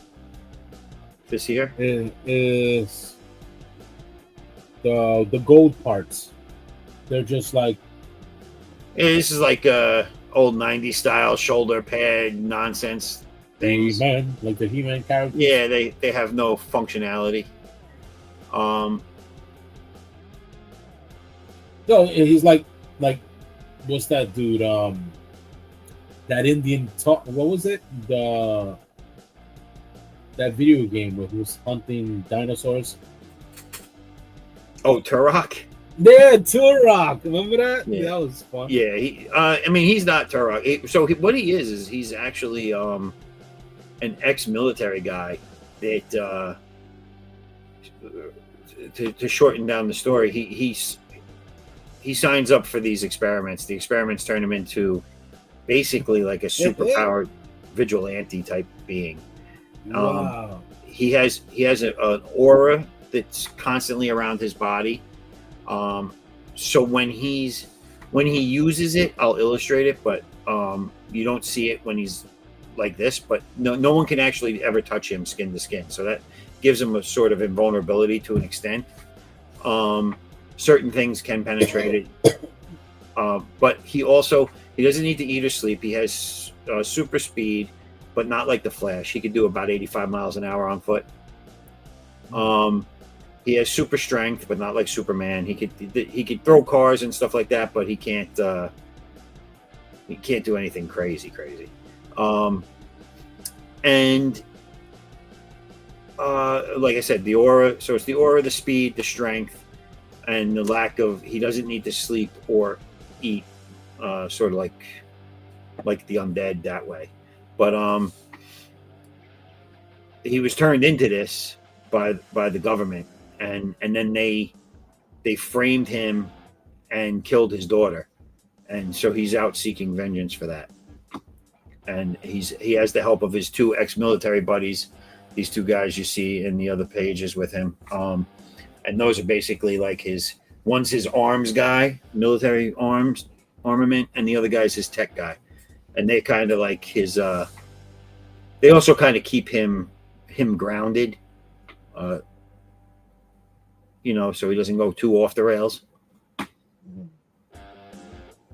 And then as far as the bad guys, there's a good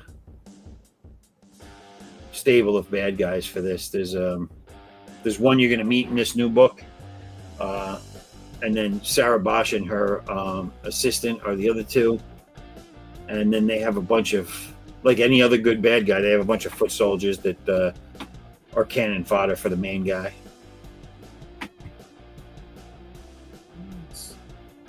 So this is going issue or one hitter quitter? So this is the second issue of a trilogy that's campaigning right now. The first one funded a little over a year ago. And you set a goal. Yeah, how much you wanted. This funded on Kickstarter already. And on Indiegogo, I have it just set for 500.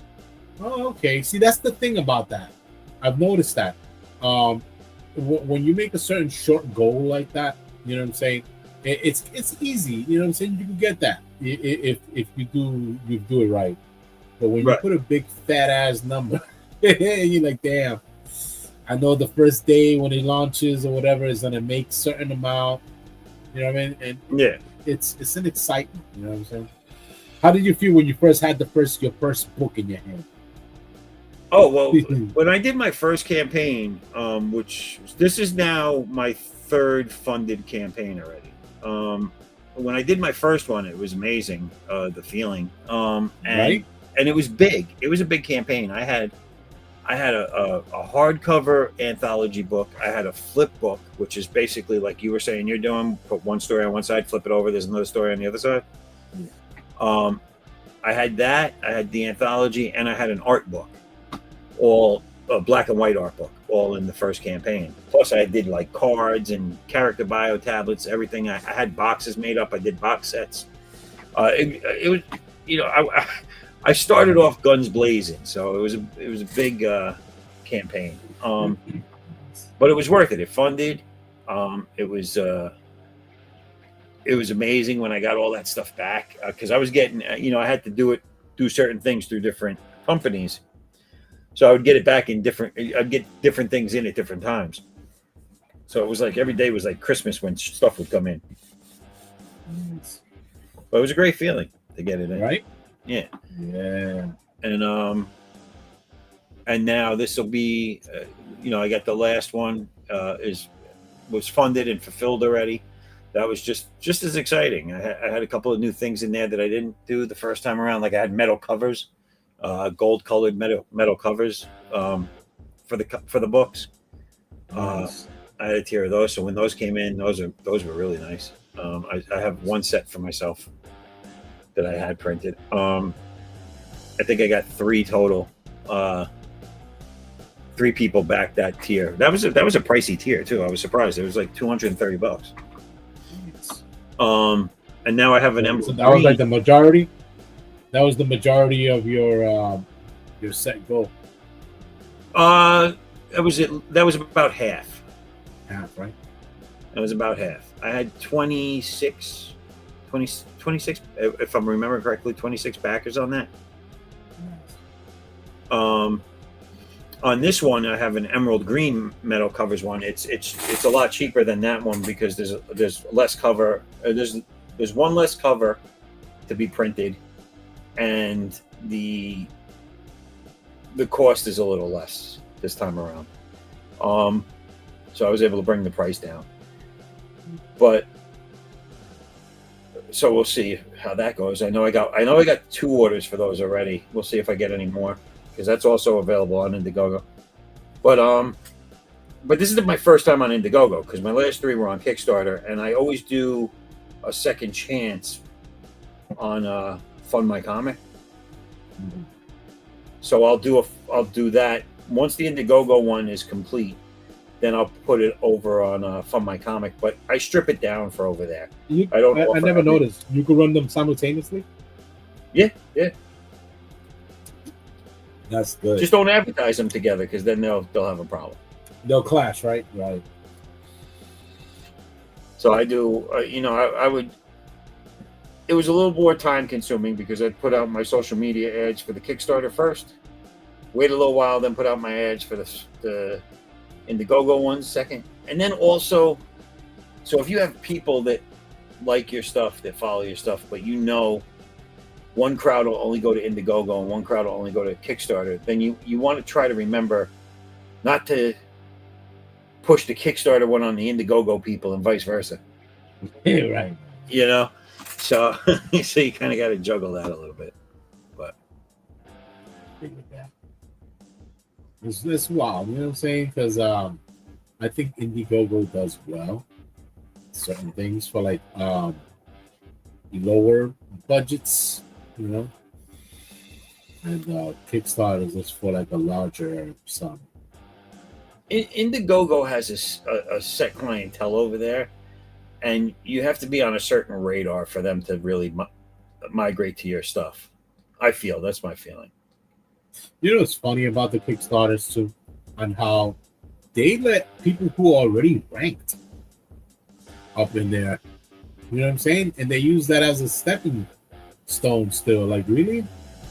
Come on. You're already ranked. Why won't you leave it for the people who, want to get on? And yeah. I'm like, that's kind of bugged out. So they end up running that, they corner the market. Yeah. You know what I'm saying? That's the thing about that, man. It's the there's people who make how you call that a recipe book on how to make a casserole, and they get funded $30,000, $40,000. Like, listen, there's no rhyme or reason, dude. I see things and I'm like, wow, my project should be killing those numbers. You know what I'm saying? Like, right. And I'm like, damn, dude. $30,000 for that? Right. They already got a hang up now, but this one transforms. Dude, I opened up something to see how much, because when you first look at it, it just tells you how much percentage they've funded. So the thing said like 900%, And I was like, I got to see what their funding goal is. Their funding goal must have been like $1.380. And I check it out, and it's like they're at like $113,000, and I'm like, are you fucking kidding me? That's wild. 113. Why? You know why? Because that first image that you scroll across when you see their campaign is a big set of boobs. Yeah. Or legs spread open with a black marker there. You know what I'm saying? Oh, God. With black box. Okay, so this one. Yeah. Yeah. So you all spent your money for that. Yeah, it's crazy, right? I put a painting up that I did, and I think it's the most hottest shit that I pulled out. I put it up, you know what I'm saying? I get like maybe 7 likes, 10 likes. Then some girl come up with some bullshit ass painting with some splattered freaking flowers on it. Half boob, gorgeous chick posing with a painting. She gets 1,000 hits, 2,000 hits. Oh, it's still rising. 3,000. Oh, she's got that's 50. It. I'm like, oh my God, I gotta get myself a pair of titties. You wake up the next day, it's like $500,000. Like, what the hell? Like, where is this girl? I need you to pose with more of my artwork. Yeah. All right, so that's it. I'm gonna take this time right now, this moment, to do some shameless plugging while I go get a beer. So, for everybody out there, I'm dropping the link. He said shameless. I'm gonna drop the link. This is the link to Addicts over on Indiegogo. Go check it out there, and we're gonna do a little something right here.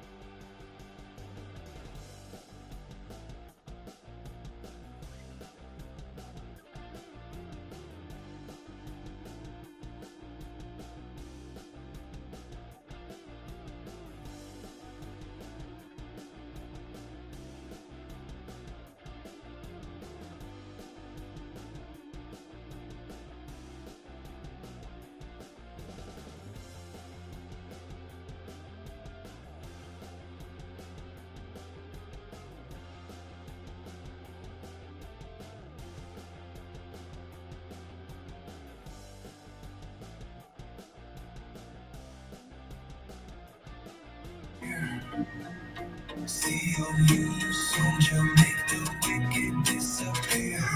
I'm the growl in the dark, the shadow they dread. Got the ghosts of my past screaming in my head.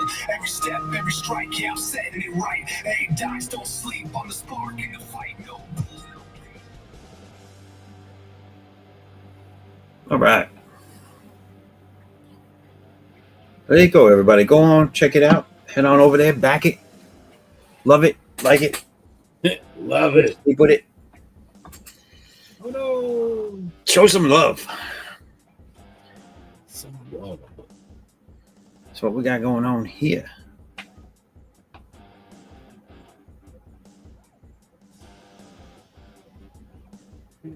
Oh shit. Animation.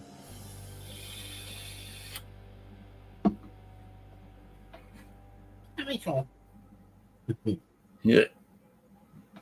That's it. There's so many guys, man. Y'all just do it so fast.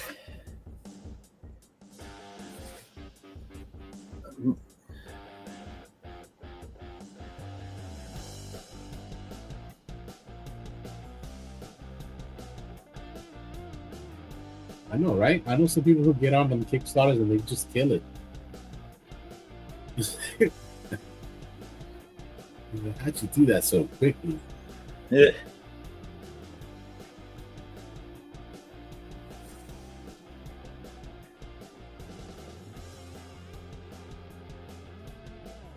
I guess there's some different parts of the world where they actually do like stuff like this. Huh? There's places that they don't.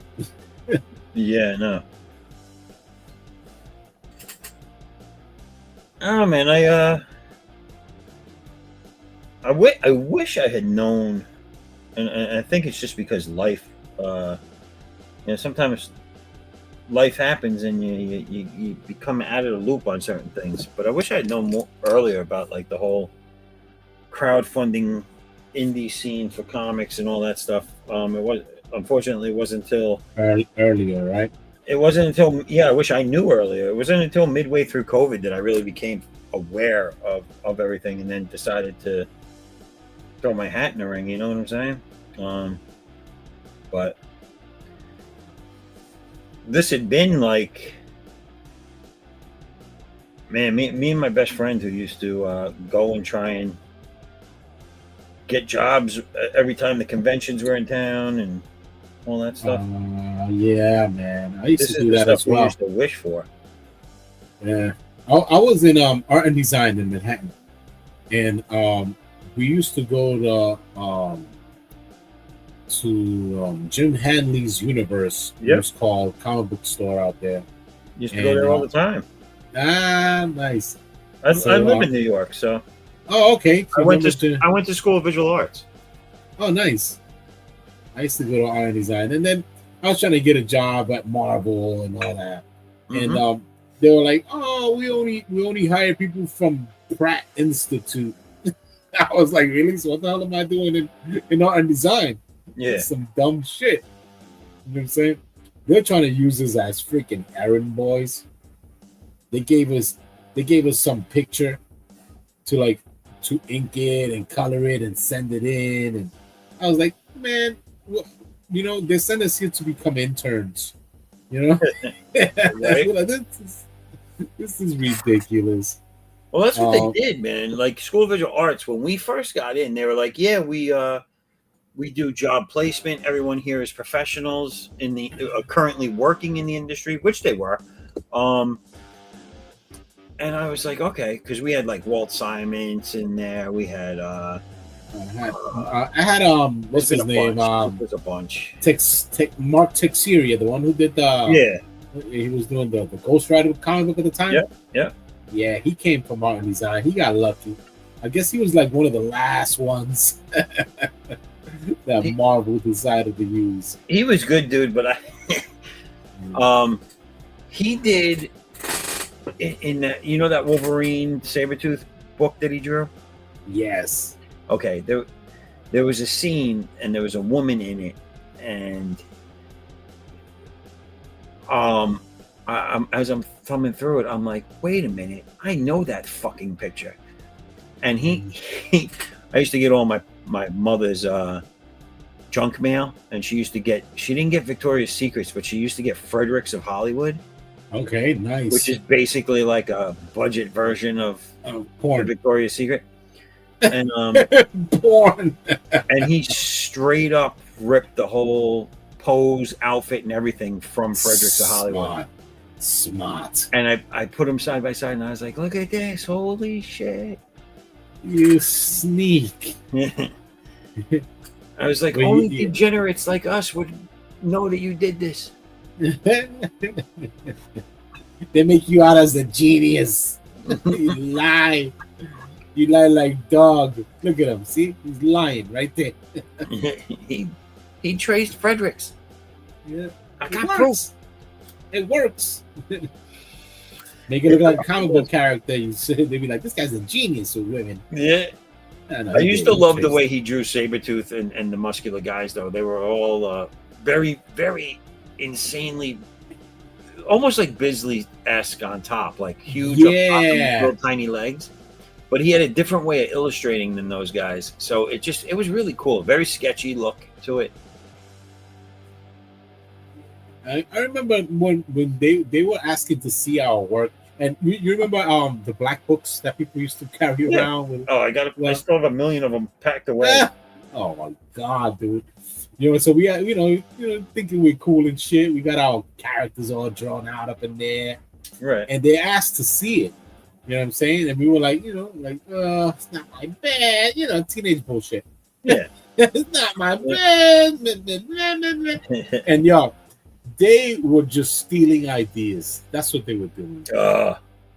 Yeah, because sometimes when you're in that place, you have to outdo and see what the new kids are into, because you're confined into a little room. You know what I'm saying? If you want to draw at that place or draw at home, you know what I'm saying? So they were drawing in cubicles and stuff. They had these little rooms where they do their thing. Some of them would take the work home and some of them didn't. Right. So they used to just bullshit us.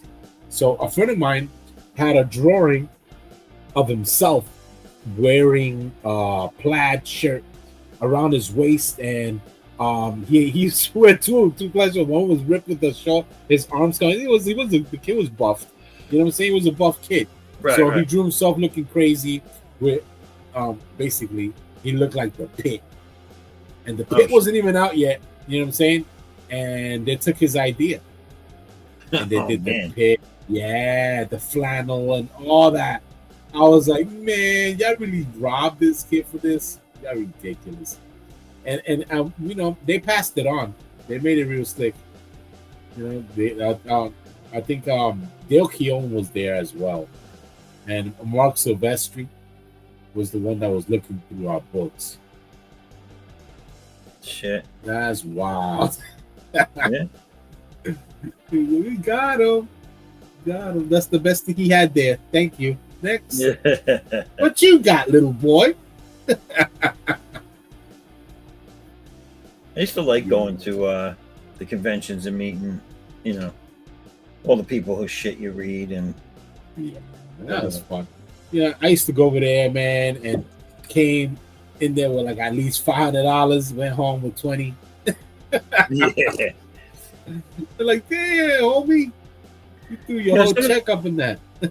Some of the guys ended up being cool in real life, but some of them really made that statement: "Don't ever meet your heroes." True, right? Yeah, it's true. It's true, because I used to like certain people until you find out what they're really about, and then you're like, "Oh man, for real." Some people are just, and you don't realize it, but they're humans, and right. Of course. Some people are just fucking jaded too because they've been through a lot and all that shit. Like I used to like the what was that cartoon, the Fat Albert Show? Yeah. And then when all that happened with that man, oh God, yeah. I don't see Cosby the same anymore. I can't eat a fucking pudding pop. Yo, I was like, damn, man, I used to like this dude. He was cool. He drew cartoons, he did the voices, That was so cool, that's that thing. You into cartoons and comic books and shit like that. As kids, we make sounds, we make sound effects for a character to express stuff. And he was making the voices to these characters and all. It was fun. And then when you find out what that man was about, come on, man. Fat Albert and Mushmouth. He was the best. Yep. With that hat that was over his whole entire friggin' head. All right, yo, I knew someone like that. No. Who lived in the hood, and his name. He had a superhero name, everything, and they knew who he was. He was some thug. He was a thug, straight up street thug. And he would wear the Mushmouth, the mask down like that. Oh, and shit. He had different colors. He was known for that. I was like, yo, that's freaking cool. And I met the guy because a friend of mine was a DJ, and he would, meet all type of people around there. Right. And he introduced me to the guy. And the guy, yo, he had a strange way about him. You know what I'm saying? Yeah. Like, you remember how he Batmans people, and you're like, oh, and you're talking to nobody, and the guy broke out. You know what I mean? Right. So, but he would have a something to say. He had like a catchphrase when he had to leave. Oh, really? Yeah, the guy had a catchphrase. Like when he left, he made it known that he was out. You know what I mean? Yeah, and he had like some sort of street rhyme of some sort. And you think, and he blends it into the conversation, and it just works so well. And he just leaves. That's funny. Like, yeah, y'all. And he was straight up from the hood, straight up from the freaking projects. And he used to do dirt, and he used to be good at it. Right. He was good to his people. He was like Robin Hood. Yeah, he would rob it in the hood, and you know what I'm saying. He'll buy some toys and candy for the kids and all that, and he'll go do some more heists, Nice. more racketeering in the streets. He was the thug of thugs. Other thugs were afraid of him. And he wore a mushmouth hood. Yep. That's funny. Yeah, man. And, he has so much street cred that it was ridiculous. People were afraid of that man, and they respected him. They're like, "Oh yeah, you robbed my mom earlier today. Nice, thank you." Thank you. You better say something nice. Oh yeah. She had it coming, She had it coming. Like, dude, you're a nice guy, bro. Good thing you didn't hurt her. Did you just say your mama had it coming? Yeah. It's one of those guys where you're like, damn, I gotta give him the pound. He's like, what was that? He said, well, if he's a brother you can be proud of if he wasn't such a monster. Yeah, but he was a good guy, man. He was a good dude. He was a good dude to his people around where he lived. But when he would go to other blocks and have these turf wars, you know what I'm saying? Yeah, he was a good guy when he wasn't killing nobody. Yeah, dude. So he had respect like that, Right. It's crazy. It's like some sort of street anti-hero.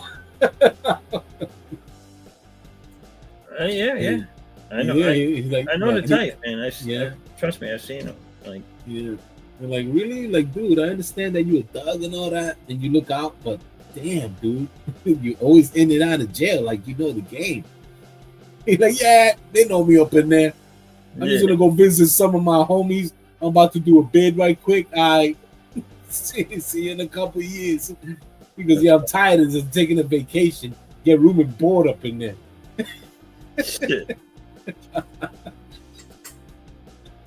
Basically. That's funny. Yo. Like, you know what I'm saying? I'll take a little break from the streets. Yo, that's how they are, bro. That's crazy. You used to meet my homie Nene. He doing 10.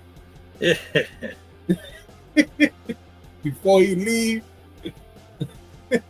About to run the block. That's crazy. Well, they lived there so long to the point where it's an actual place. Yeah. That's why they be taking them pictures like they're in Disneyland and shit. With the background painting somebody did. Some decrepit Mickey Mouse. Where'd you vacation? Sing. Nice. How was the chicken this time around? Yeah, right. No, they killed the cook. He got shivved. That's the chicken. Nah, they got pork now. Word. They're still messing with the Mexicans. Remember that Blood In, Blood Out? That was the shenanigans. I like Blood In, Blood Out, but I also like American Me. That was good. Yeah, American Me is freaking masterpiece. The storytelling in that movie is amazing, especially how he rhymed throughout the narration while telling the story. That was great. Oh no, I did it right. All right. Sorry. It had an Edgar Allan Poe-ish feel. See, Same thing with Tim Burton. Tim Burton has a je ne sais quoi as well. It has like a Edgar Allan Poe feel as well. Yeah. People have this thing, and it's hard to grab that, man. And when you do get it, you don't know you got it. You don't know you peaked. That's the worst. And when you do, you're like happy with it, and everybody else is not. I liked it the other way. So I don't understand what you like. So that's the thing. Since I have different styles, that's the reason why I'm going to incorporate that in my book. You know what I'm saying? Because I noticed it. I noticed that I have different styles for certain things that I want it to look like. You know what I'm saying? So that right there, because all right, comic book industries that give jobs like editors who write and stuff like that, and they just want to hire the best artists for their job.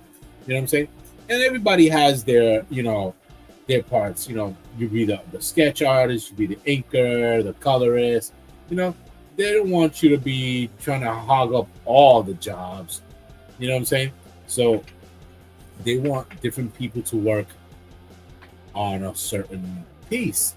Now, that kind of bothers me, to the point where people have different visuals.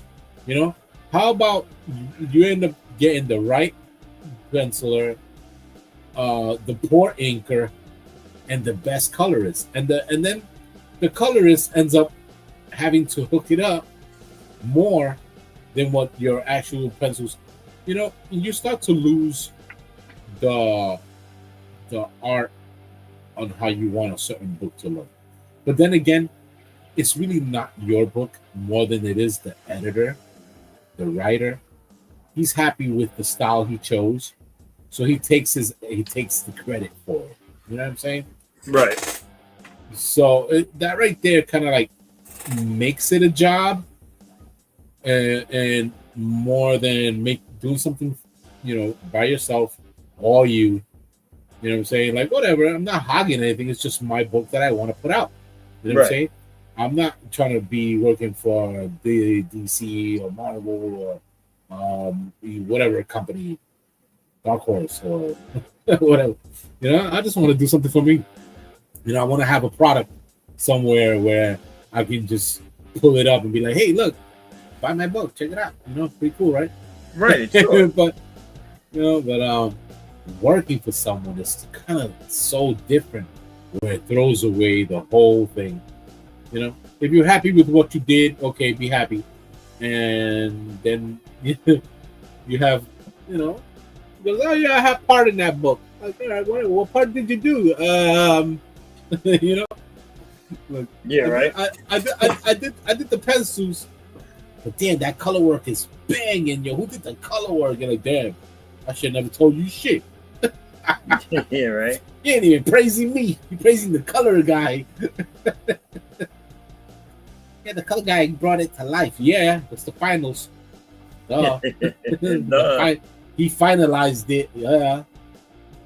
But I designed it. He would not know where to go with it if it wasn't for me. You don't know what he's doing. He's just coloring. That's fun. But yeah, man, I just want to make something that I know is mine, and geek out about it later on in life.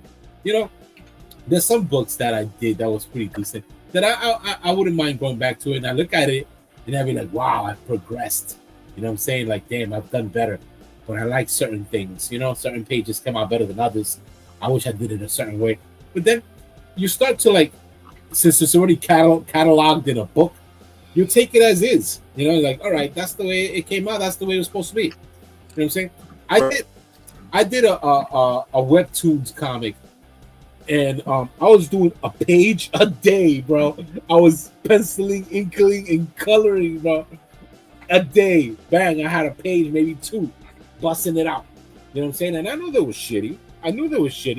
But it was, have something and have it out, put unfinished, whatever, but it looked good. Yeah. And you see it, you're like, damn, I'm progressing. Now I'm moving at a certain pace. Now I know that I can push out a page a day. You know what I'm saying? So now I can, take the time to make it better. Now I know I can tell them, all right, give me a couple days and I can give you a dope ass page. You know what I'm saying? So that right there, it tests your skills. So if you want to really work for a company and the due date is there, saying you won't be so afraid. You're like, I could bust it out. You know what I'm saying? They like my work already. So it should be a win-win regardless, If I know I could do it, I wouldn't have taken on the job if I wasn't able to do it, Right. That's the thing. You take on a job and you ain't able to put out and you ended up spending that money they gave you. You got to pay that back, get into some mess, you don't want that. They put your name through the dirt. Nobody want to mess with you. Yeah, you're like, all right, that guy will steal your money and give you crap. He changed his name and everything. Man. I'm checking the chat. This is Raul right here that I was talking about earlier. Roland T. I've been trying to get him to come in, and he's watching a movie. What is that? The new excuse? I'm watching. Everybody's watching a movie. Pops is watching a movie. Raul's watching a movie. Oma Glitch is watching a movie. A lot of movies are out, man. That Leslie Nielsen. What was that? Naked Gun. Yeah, the Naked Gun is out. Yeah. That Superman is out. The Fantastic Four is out. That's basically it. If that's your thing. Yeah, man. All these comic movies, these mainstream comic movies are out now. So I definitely have to go see Naked Gun. Yeah, man. I thought the trailer was funny, and my friend just watched it. And I asked him if they showed everything that they showed on the trailer. If that was it. He said no. He said they have more stuff that was actually funny as well. So that's a good thing. You know what I'm saying? They didn't give you don't it all. see that type of comedy anymore. No, that's why I'm happy with it. Yeah. Same thing with the Happy Gilmore joint that they did. That was actually all right. It was as good as the first one. I hope it's a trend of the old stuff, the old comedy coming back, because I hope so. Comedy's supposed to be funny. It's supposed to make fun of everybody and everything. Right. It's supposed to be you can't watch comedy with a stick up your ass. You really can't. Like don't go and get heckled at stand-up comedy and be pissed off and get on a fight. Yeah, I mean, if you're gonna sit there and get ass hurt over what you hear, then you shouldn't be there.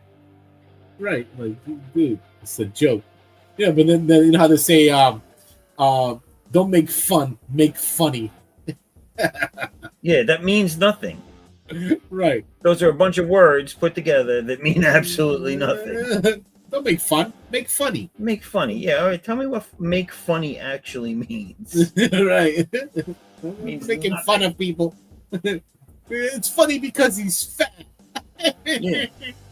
Yeah, you get it? It's a fat joke. You get it? Because I like a joke as well as an ex-fat person. Like, yeah, dude. You're just freaking making fun of fat people. They're funny. Look at them. Yeah. What else? What do you want?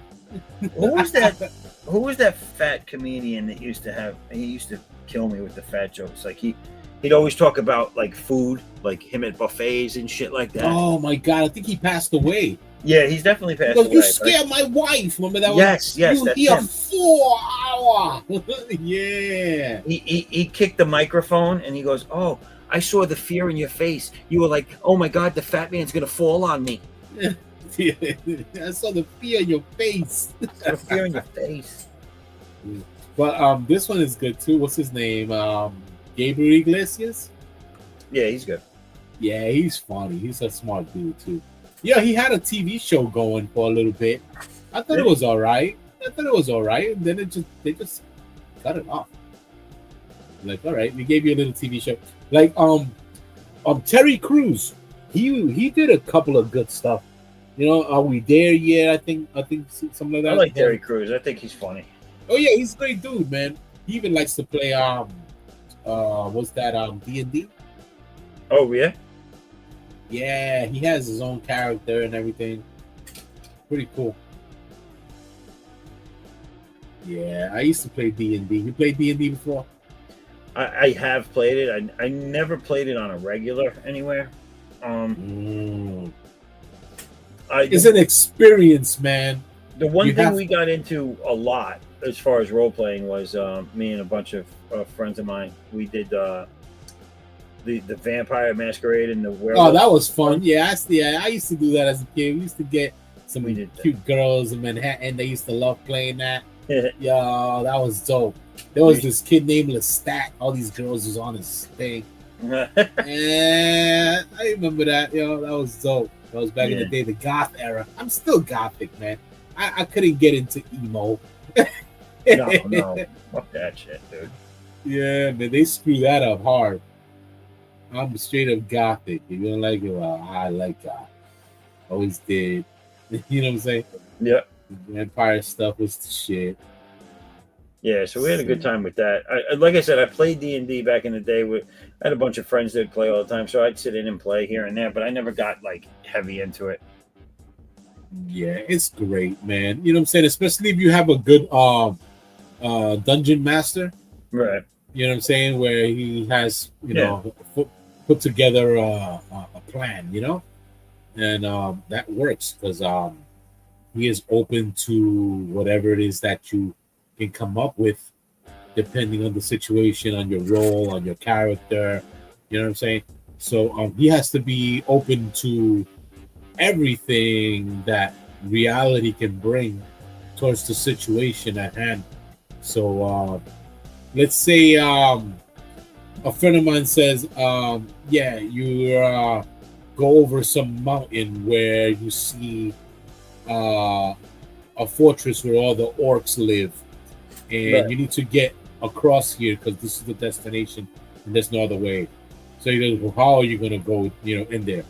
And you roll the dice and you see your powers and what are your capabilities of actually making it across, depending on your role. And you can ask questions and do weird things like we captured an orc and we don't know the direction, so we tied him up on a rope and we kicking him. You know what I'm saying? Like, take us to your leader. We kicking him. Yeah, we kicking him to our leader. He don't want to say where he's at, so he said force him to scream so you can wake everybody up. Oh wow! So you have an orc screaming from the top of his lungs, and they're making a lot of noise. You know what I'm saying? Okay, so now we know where they're at. Like, oh yeah, they're coming towards you. What you gonna do? Yeah, we have a potion for something, or whatever, depending on your character. That's what's fun about it, because you can just create as you're going, And if you're a fortuitous, like, what was that? You ever seen that movie? The what is it? The Fortuitous and the Talisman of Souls, I think it is. No, I don't think I have. Oh man, I think they got it on Tubi right now. What's it called? The Fortuitous, something Fortuitous and the Talisman of Souls. Yeah, no, I don't think I ever saw that. It's great. You must watch it. It becomes contagious on how the guy talks. Oh really? Yeah, because he has these little quirks from like growing up issues. So so he says weird things that is funny that nobody notices. He has these weird little phrases that he says while he talks, and they become contagious. I'm trying to remember the name of it, man. Something the Fortuitous and the Talisman of Souls. Something. I can't remember the beginning.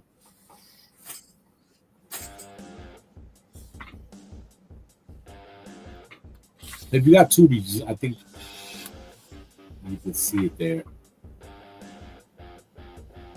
I think I do. I gotta check. I think if you write Fortuitous and Talisman of Souls, it should pop up. Right.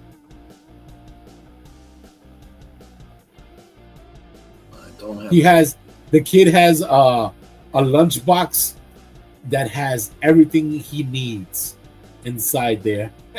Oh, really? Yeah, so every time you look, and it's magical, it just so happens to have everything he needs in there. It's weird. So he puts his head in there, you see some jiggling inside, making a bunch of sounds, and he pulls stuff out that he needs.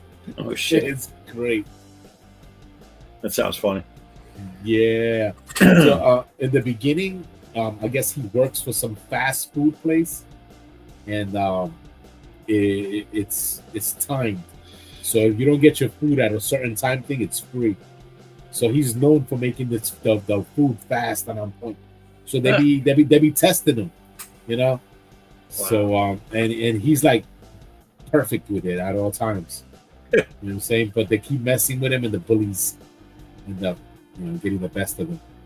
To the point where he worships some sort of deity that to listen to him. And he goes, whoever wants to listen to me, God, the devil, whoever it is. Oh. And I guess the devil answers him instead. The lunchbox of doom gets him. Yeah, it's funny. I think you should watch it. It's fun. It has a lot of D&D aesthetics too, but there's a lot of comedy and known characters in there. I think the girl from The Craft is in there. I think the lady from The Last Dragon. Remember what was that song that she was singing with its roller skates? Oh God! Dirty books. The main girl in it? Yeah. No, not the main girl. Oh, all right. The main girl passed away. Yeah. Is, how old is this? How old is this movie? Oh, it's fairly new. Oh, all right. That looks Onyx. Cool. Oh, I found it. It's called Onyx the Fortuitous. Oh, all right. Yeah, Onyx the Fortuitous and the Talisman of Souls. He turns into like a wizard He-Man at the end. And he saves the day. Oh shit. Yeah, I'm telling you. It's a must-watch for geeks. If you like comic books and Dungeons and Dragons and kids that are bullied and they become something at the end. Stuff like that. It's fun. Yeah. It's funny. It has characters that people remember. I forgot the name of the black guy that came out in It's a Different World. He comes out in it. There's a few characters that are known in there. Once you see them, from the old TV series A Different World? Yes. Okay.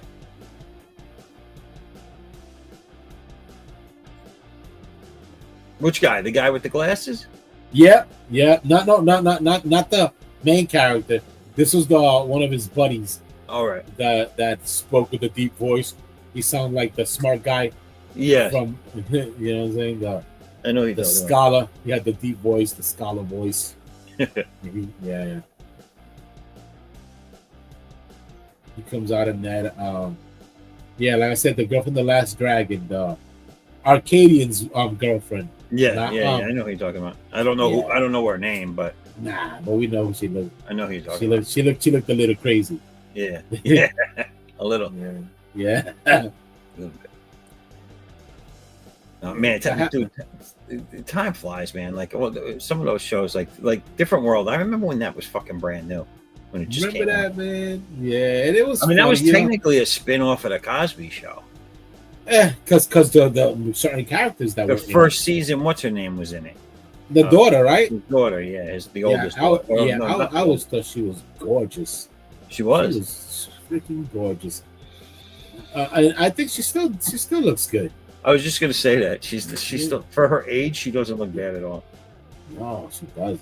I think her daughter's batshit crazy though, right? Or something like that. I think they've gone through crazy.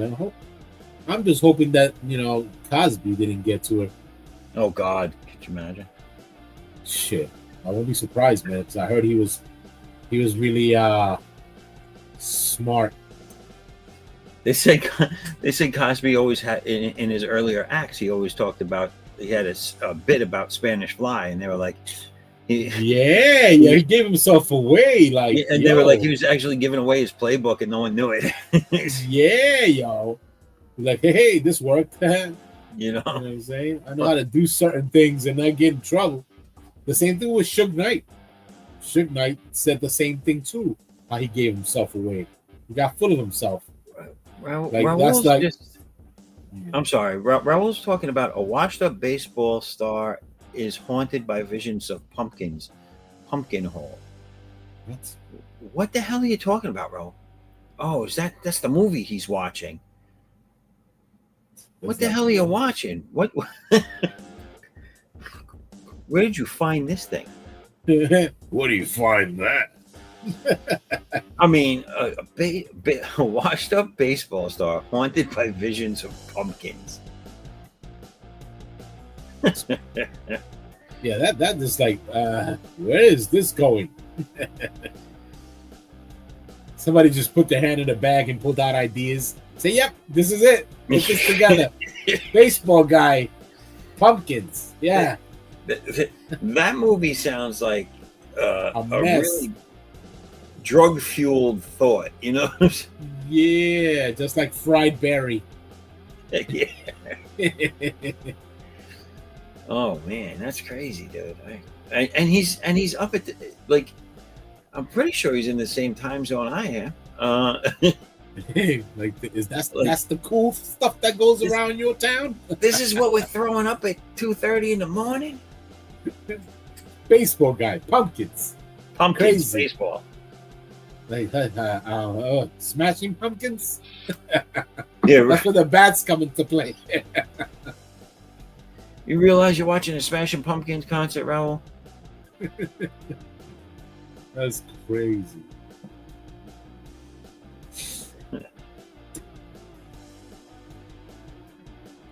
I like that. That looks cool, dude. Oh, you're looking at a picture. Cool. Yeah, that looks cool. Thanks. Raul wants me to Google it. Raul, I am not going to Google it, nor will I ever watch it, because it sounds like it'll give me, I don't know, it'll turn my brain into some gelatinous ooze that'll come out of my ears. And then I won't like baseball anymore. Yeah, and I gotta like baseball, and I like pumpkins too. You know, we can't put those two together. Yeah, those don't go together. Just like hot dogs and glizzies. It's like, can I have some jelly bean pasta? Oh man, like really? Like, give me a milkshake. I want some jelly bean pasta with yogurt sauce. Man, what the hell is yogurt sauce? Using yogurt already as sauce? I have no idea. Just sounds gross. I throw up. Yeah, you want some vomit with that? Yeah, a little side of anal leakage, please. Seepage. Oh, leakage. That's crazy. I knew some dude that was like that, man. He had that problem. And he was the boss too. The worst. Like, the boss calling you. Oh fuck. Like, I don't want to go over there. He want to talk to you for a while. A while? I'm not going over there, man. Raul, like, sit down in places he sat before. Yeah. Raul, if you're still watching, dude, I came close to your numbers tonight. I hit 105. So take that. Raul had his premiere. Well, he's part of a team that had a premiere stream last night, and they hit. I think they hit 123 viewers, which is pretty fucking cool, dude. Nice. But I hit 105, which is my all-time high. So I'm feeling happy about that. Raul's not feeling it though. Look, what the fuck?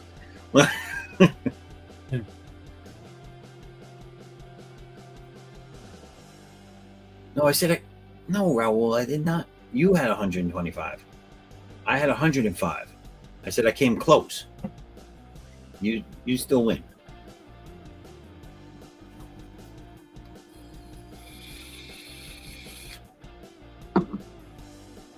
Not that it's a challenge or anything, but if I could get 30 more viewers on here right now, that'd be great.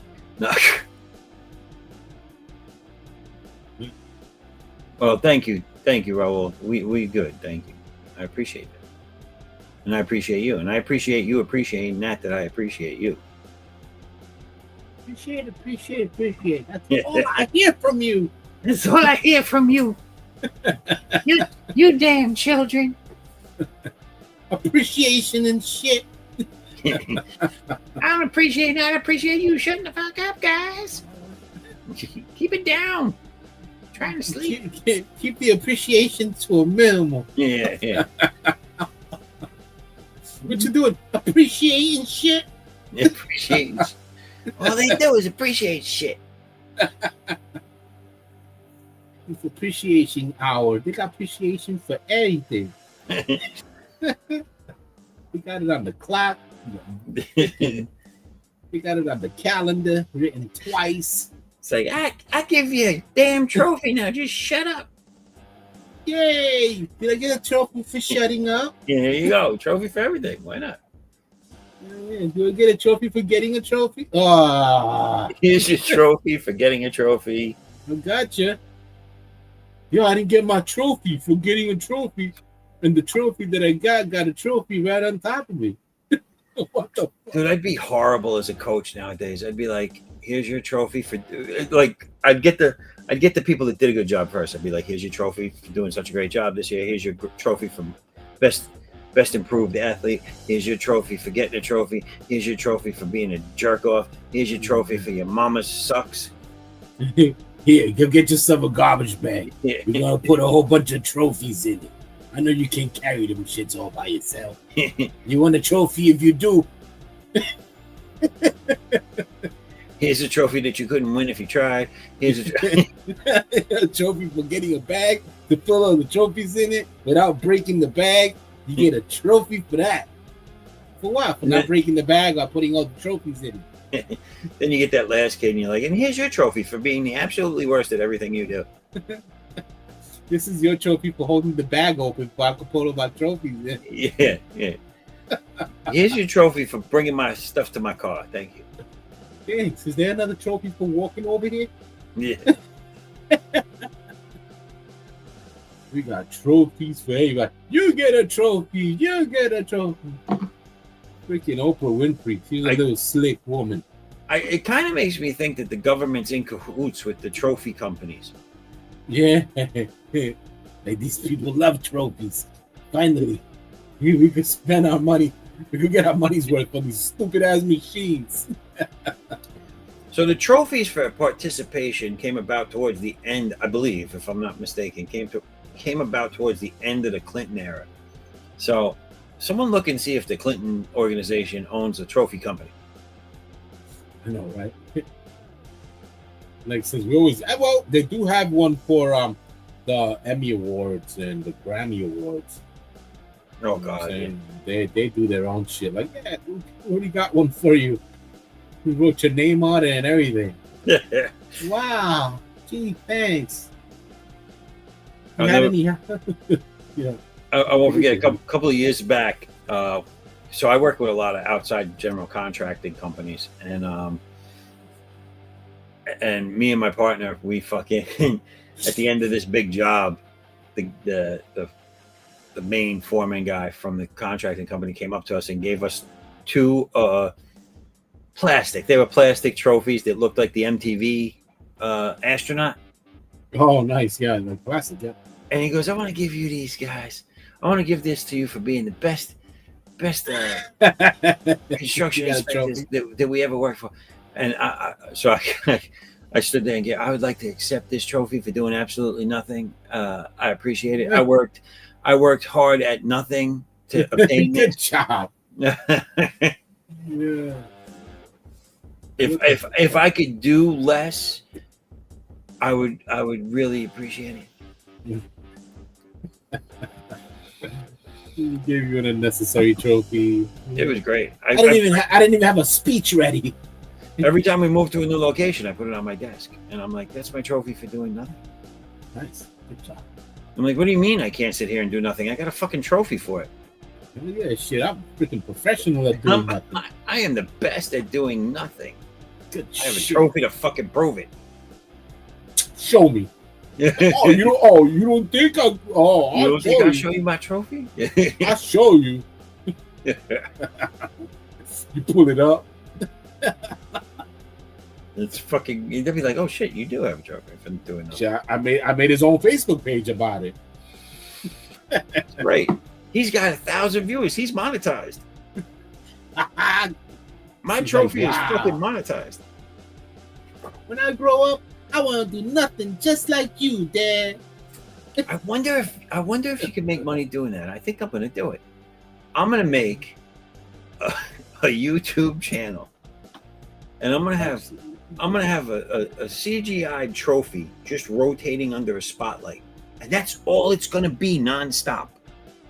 But I'm gonna advertise it as, if you feel down, if you need a quick pick me up, if you need to feel good about your day, go watch the trophy on display. Nice. And that's it. And then round and round, round and round. Millions of people go to it. Therapists will be recommending it to their clients to go and watch the trophy. Just it'll put you in a happy place. It'll make you feel better about yourself. The Zen trophy. Go watch it. I think I'll have millions of viewers. I'd be rich. Look at that thing, bro. And if that was to actually happen, that would be such a sad moment in human history. Yeah, I won't be surprised if they've done something similar. There probably is one out there already. Yeah. Someone listening to this show right now, there's 103 people currently watching. Nice. Someone out there is doing it as we speak. Trophy channel. My God, it's genius.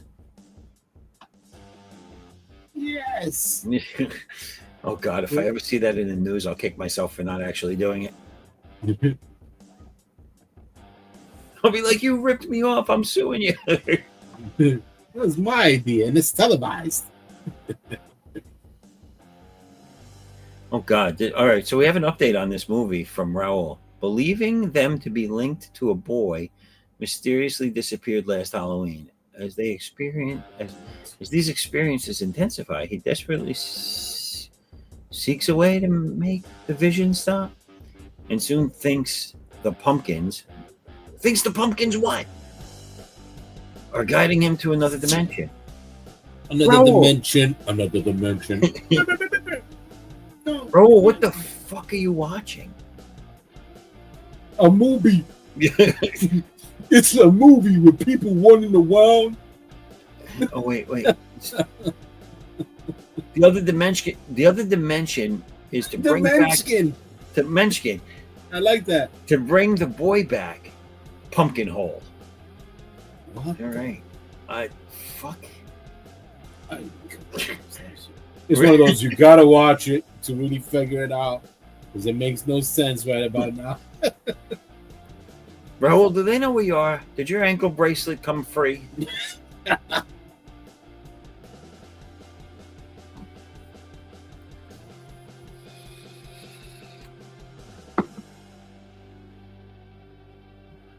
Let's see what's going on here. Well, Nature's calling one more time, so I'm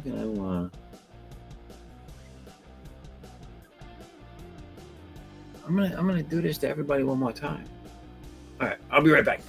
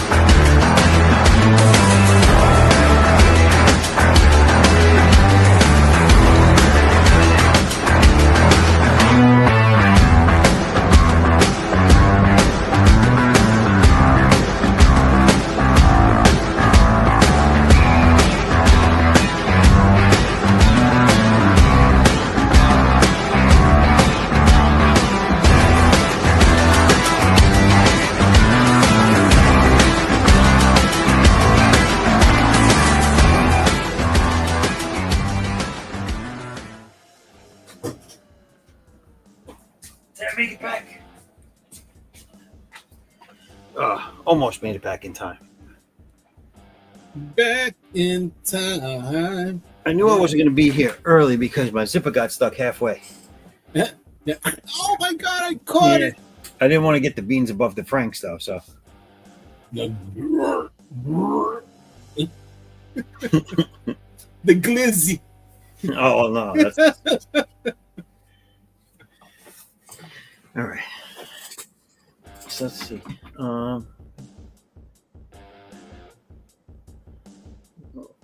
So this is, I don't know.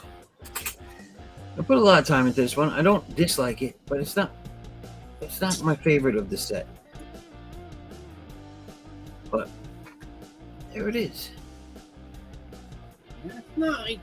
I'm gonna be finishing that up. Let's go. I feel like she was bent over the banister. Look at that. Ooh.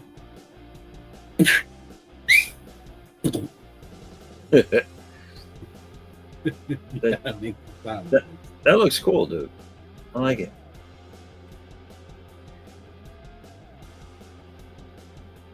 Nice.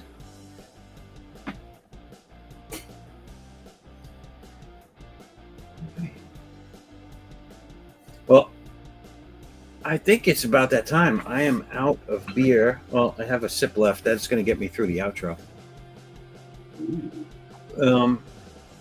But Edwin, man, I'd like to thank you for coming on here and hanging with me tonight. This has been really cool. Definitely, man. Got some great stuff. I just wanted to finish this picture up, and I'll send it to you with anything. That's awesome, dude. Well, I appreciate it too. It looks great.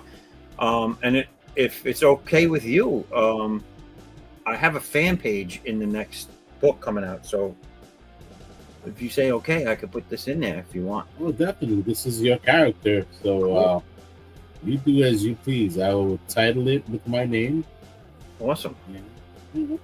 People look at it and be like, "Hey, that's awesome! Who did that?" And you go, "The Artex, Lord of the Cinefix, King of Man."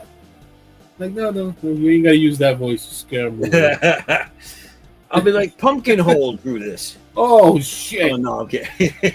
We like him. We like him. No, that's awesome. I appreciate it. Thank you. Yes, I'm gonna give you a super detailed close up of your character. Woo! Yeah, they're gonna be like, "Oh damn, who did that? Jim Lee, Jimber Lee, and McFarlane." They'd be like, Jim Lee didn't do that. This Zaffo guy ain't got $7,000 to pay for a sketch. Wow. I heard they have somebody who did plagiarize him and used it at a Kickstarter. Oh, really? Yeah, they got caught. Wow. And they were like, no, I think they did it with one of Liefeld pictures or something. You know, Liefeld just he's like a magnet for bad shit, dude. Because they use him like the door. This freaking I call it doormat. Especially McFarlane. He be bullshitting a lot. Yeah, I know. Yeah, man. You know that thing he did, man. I don't know. That kind of pissed me off. Oh, McFarlane? Yeah, he did. That was dirty. Wait, I had someone. Okay, so someone's just jumping in now, named Red, and they have a question. So go ahead, Red. What's the question? Wrote a little song about it. Want to hear it? Here you go.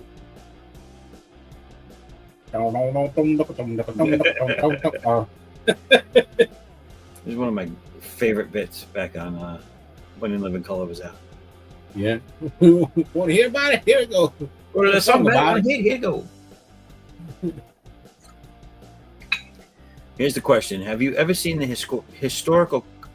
Have you ever seen the historical comics these days? Do you mean any historical comics?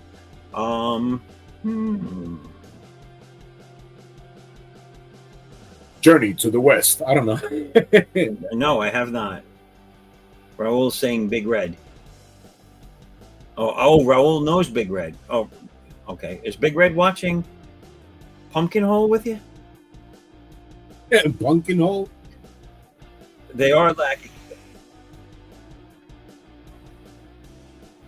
I like the way the a bit's all one word. It makes it sound like it's a thing.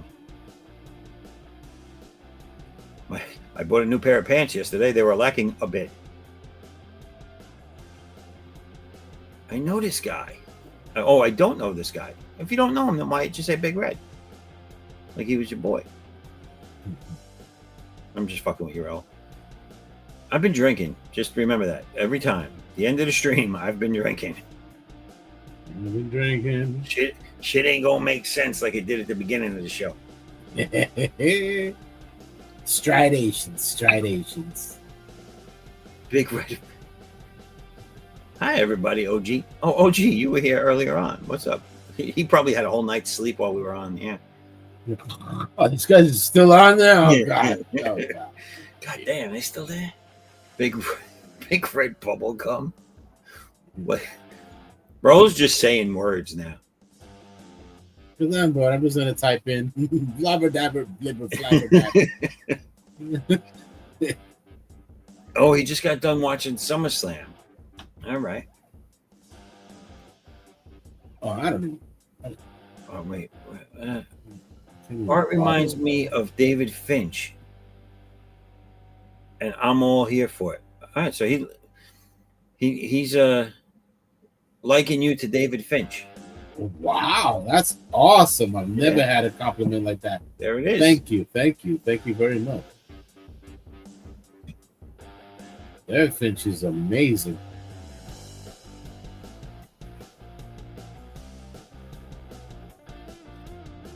There's going to be another one tomorrow. What they're doing 2 shows for all their pay-per-views now?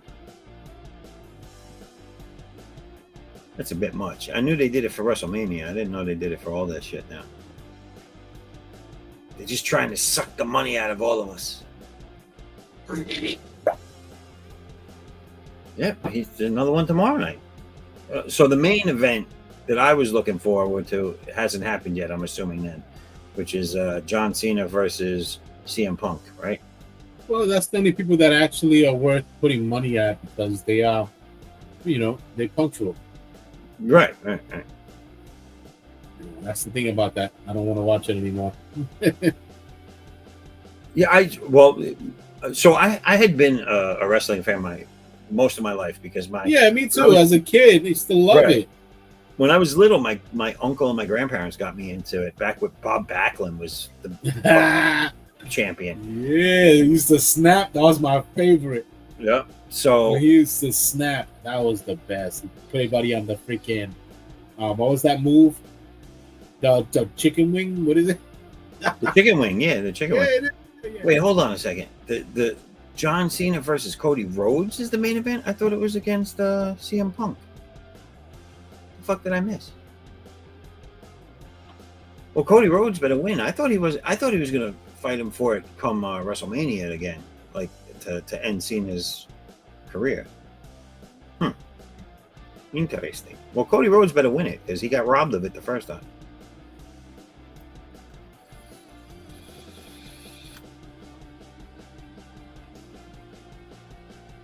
There'll be some dirt. I have a feeling The Rock's going to show up. The Rock says, because The Rock needs his 15 minutes for the year. He hasn't had it yet. Yeah, he needs to fulfill the contract. The Rock. Let me tell you something. Dwayne Johnson used to be a cool dude. He used to be a real person, and a real person. Hollywood turned him into a plastic fucking action figure. Yeah, he got full of himself too much. Yeah, when it hit the shitter, right? You can always tell when things hit the shitter in these celebrities' lives. He was all about his family and his wife when he was younger, and he just started getting into fame, and he just got his first movie deal. And then when he left her because he was fucking around, it's like, all right, it's happened. Now he thinks who he is. And then he was hanging out with Kevin Hart. Yeah. A lot. These people are like forced to hang out with each other, and then they end up liking each other. Then they end up jocking each other. Yeah. Like, who else? We need a sideline, somebody to cheer for us. We can cheer for ourselves. OG Bloodline is right. CM Punk was fighting Gunther, not Cena. You're right. When you're right, you're right. You're right. The guy's getting too big for him. It's britches, by the way. He's getting too big for his britches. He might be getting too big for the bridges too. You know, I don't know what the weight load is on those things, but he's a heavy dude.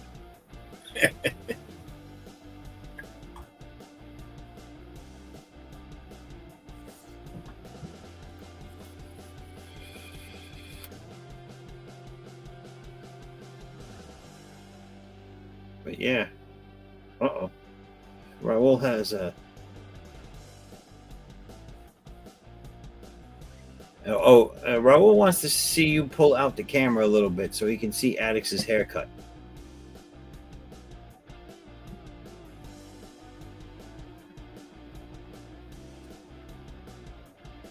There you go, Raul.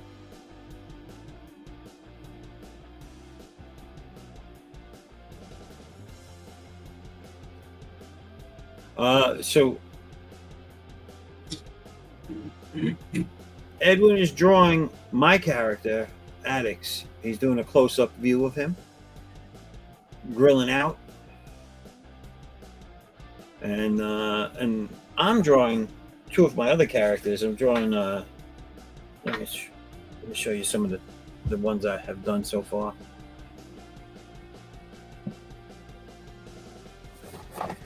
I've been doing a bunch of new sketches for potential covers. This is one of them. This is the one I was working on tonight.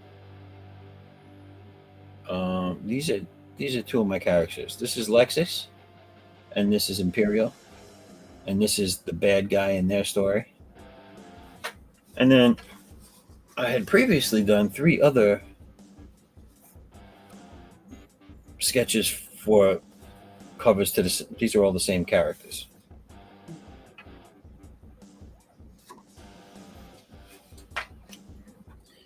And this one, if you can make it out, this is the flip off cover. They're both giving the finger. Uh-huh. This is the unfortunately dildo shaped spacecraft that I didn't realize until I was done, and I'm not erasing it. I like it. It's going to stay. But yes, so that's what we're all drawing. Thank you. I'm going to assume the woe is for both of us and not just Edwin. Because I'm going to take some credit for that woe. Oh, I'm sorry. It's a whoa. Whoa. Whoa. Whoa. That was it. Oh. Joe Lawrence. I like this. Raul's giving me a compliment. I thought that was Mikey Turner. Good stuff, Zaffo. Thank you. Timmy Turner. OG Bloodline. And that when Seth Rollins came out and clashed in his money. Wait, what happened? OG, what happened?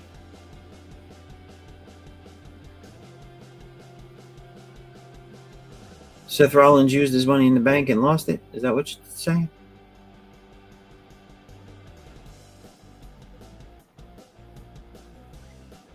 I think that whole they do this money in the bank briefcase, steel briefcase thing, and I think that's just a reason. God. I think that's just a reason to give them a weapon to bring to the ring. Because you know how many people get hit in the head with that briefcase I've seen? I know, right? Like, yeah, here we go. He got it. Not anymore. Not anymore. Tricked you. He tricked you. He knew you was gonna get it. I am not looking forward to tomorrow. I have to. My friend's coming over. I'm gonna try to recruit my son. That's harder now that he's 20. But I got a polyurethane a pergola. What? We have a big wooden. It's nice pergola in our backyard that I built when we first got the house. But I stripped it and stained it this year because we had carpenter bees trying to make nests in it, and if you stain it and poly it, they don't touch it. They don't like that stuff. Nice. So I stained it already, so they've stayed away. But now I got to poly it to keep the stain and everything sealed in. So that's going to be tomorrow's activity, which I'm not looking forward to because I'm a firm believer that on my weekends I shouldn't be doing manual labor. You're a firm believer. Firm believer in that. Just give me my trophy and let me sit on the couch and drink a beer. Yeah. Supposed to end that sentence with motherfucker. Motherfucker. Raul, you guys got to remember what? You guys got, I'm assuming that's two. You guys got to remember Zaffo is a writer. He only understands proper King's English. That's true. That's true. By Joe, I think he's got it. Yeah, my God.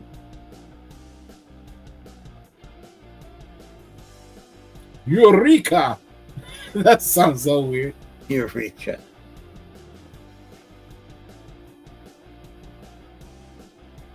Teach my son the drug race. Yeah, he showed about 2% interest back when he was, I'm gonna say 10? No, probably 9. And he literally had never drawn a picture before, at least not that I have seen. He went into his room with a Legend of Zelda anime, one of those little small anime books from Legend of Zelda. Oh, and he came back out in a half hour with, and it was bigger than the image he was looking at, so I know he was just copying it. It was a perfectly done copy of Link holding his shield and his sword, and it was fucking amazing. And he's never done anything before. And I was like, you need to do something with this, dude. I was like, the fact that you're this young and you just did this on your first shot, like, come on. And that was it. That was his interest was done after that. He's like, what are you making a big deal? Yeah. What's the big deal? He created a character of himself once after that. I'm sorry. And that was cool too. And that was completely out of his head. No reference. And I was like, that's cool. You know, you want to work on this together and make it like a character and a story and everything? Yeah, sure. And that was it. He never wanted. The next time I asked him about it, he's like, nah. More work. Right. What works now?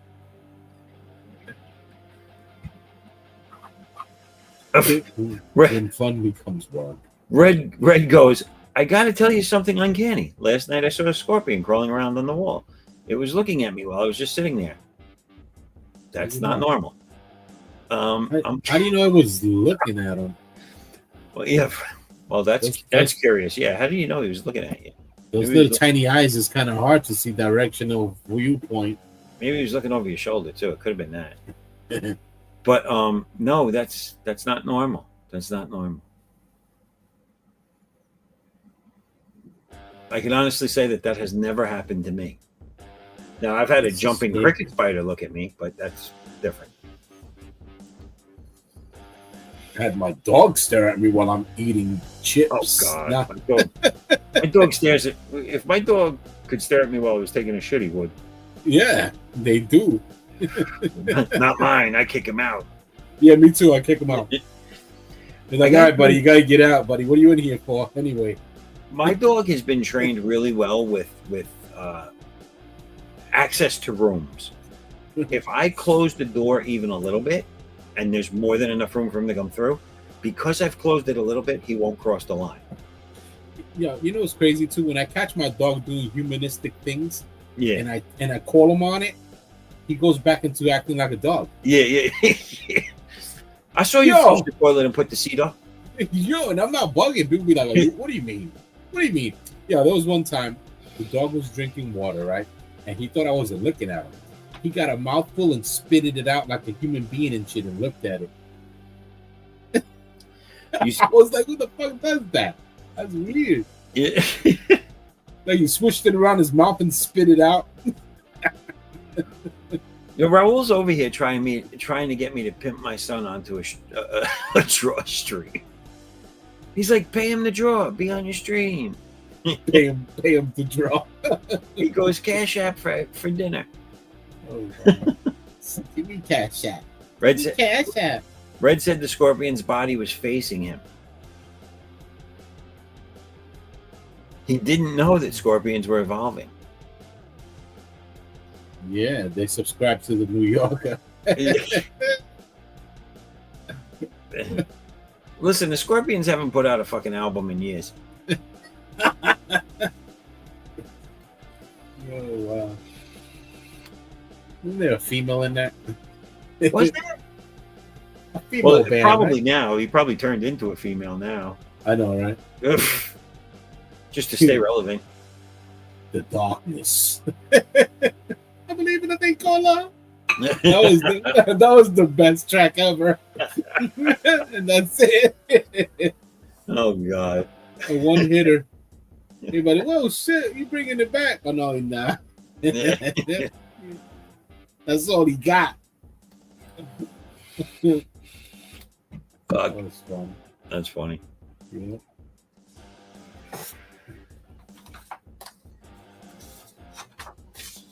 Oh, man. So it's what I was talking about earlier today, that it's been in the circles of the astronomers, what is it called, the three-eye atlas. The three-eye who? Atlas? Yeah, it's not a Muamua anymore.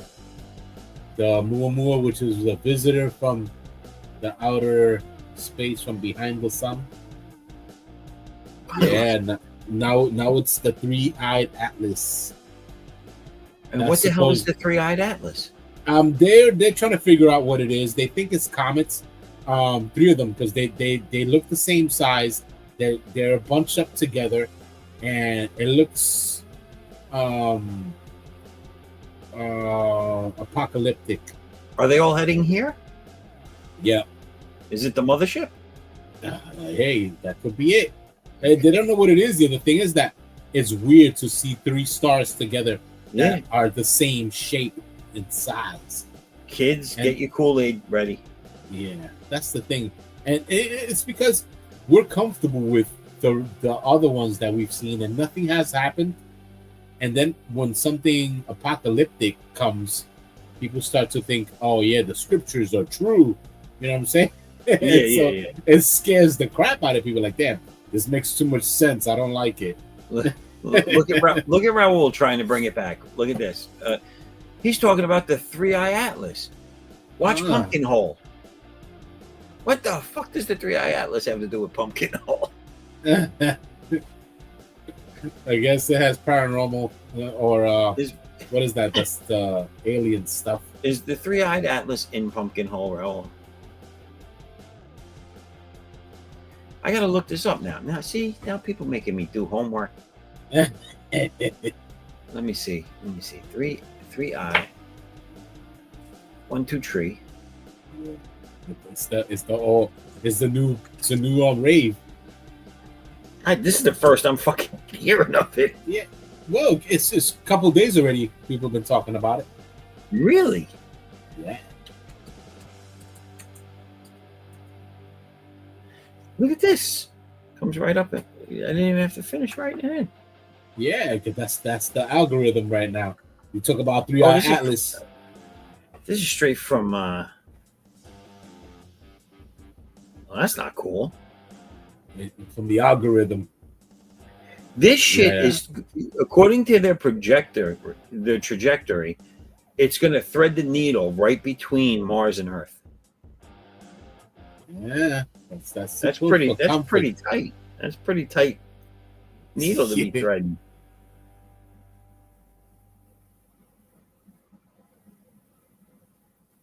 I like it. This world needs a big giant reset button. But how is this comets? Because there's two of them. Because it's leaving a tail, and most things that leave a tail behind are considered comets.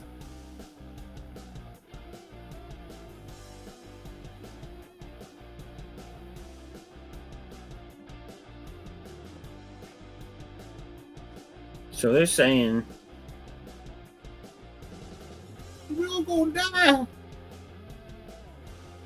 Don't worry about packing anything. You ain't gonna need it where we're going. There ain't no road. So they're saying that this comet is not holding any orbit either because it came from outside our solar system. From behind the sun. Yeah. That's creepy. And it's 3. But they're saying it wasn't orbiting our sun. It was orbiting another solar system somewhere else. They don't know where or how far. Yeah, how do you know this? Right? But so here's the crazy thing, because I'm going to say it's a spaceship. And I'm going to tell you why. Yeah, but they're also showing other ones that look pretty close to that. Well, it's ignoring physics first off.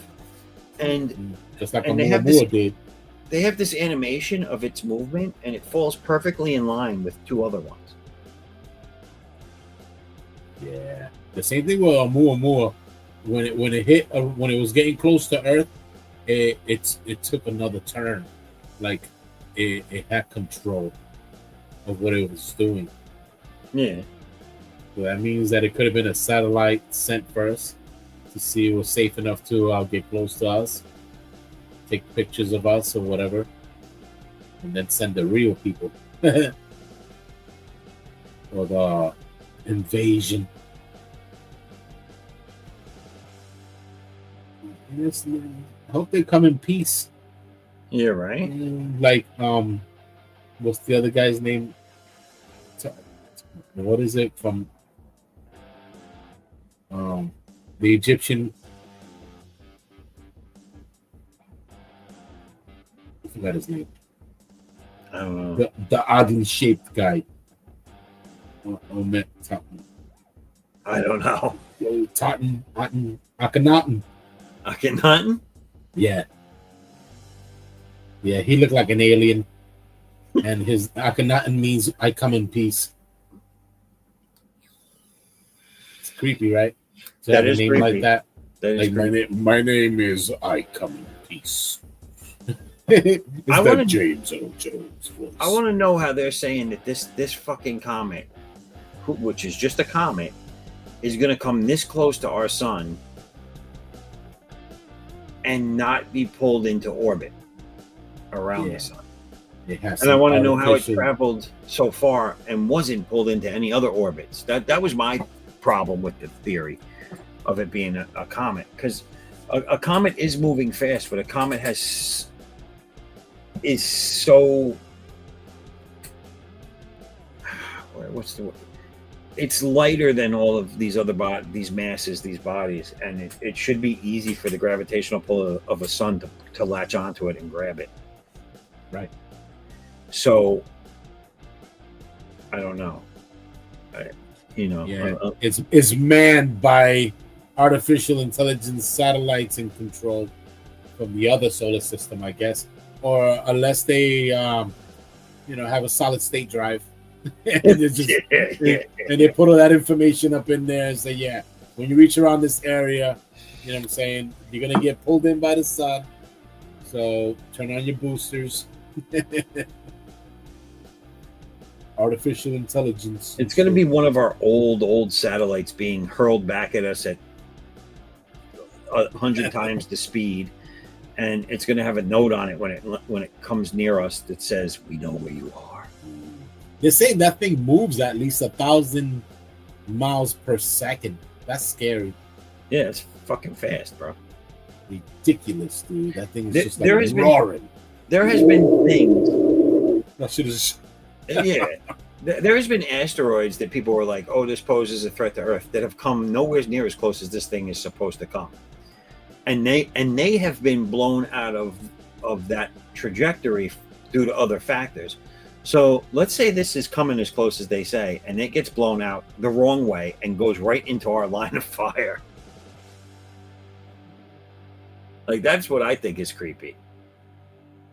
What's creepy is that it knows that it's where it is. You know what I'm saying? They must have a good mapping to know when to move, when not to move. You know, it's like it's controlled by. It could be an android in there. You know what I'm saying? Inside this rock formation that could take hits by other shit and just move through and blow up stars, and because it has to have some sort of control. Somebody Maybe it's driving Superman. Stupid man. Yeah. I'm looking at the path, though. The path is erratic. Not erratic, but it's not a straight line. It's making turns. That's why they found it awkward. They were like, "Whoa, that thing is alive! It's alive! It's alive! It's alive!"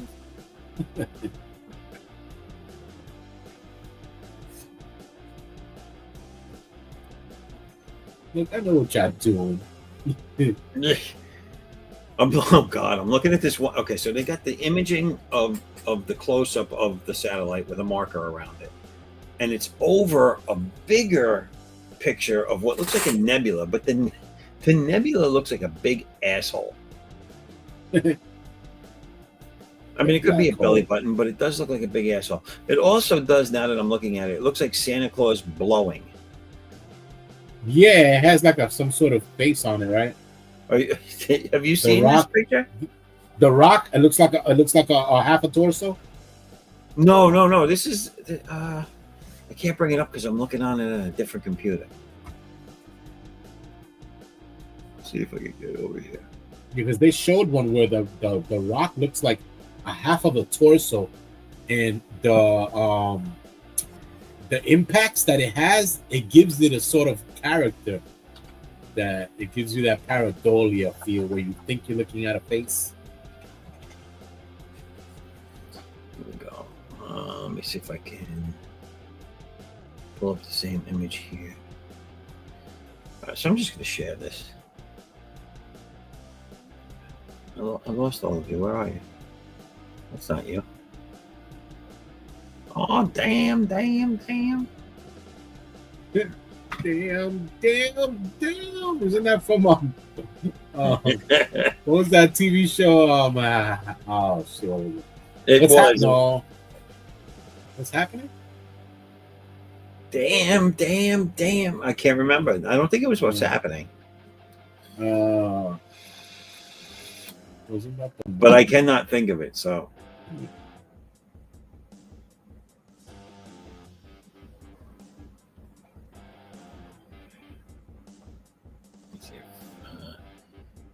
All right.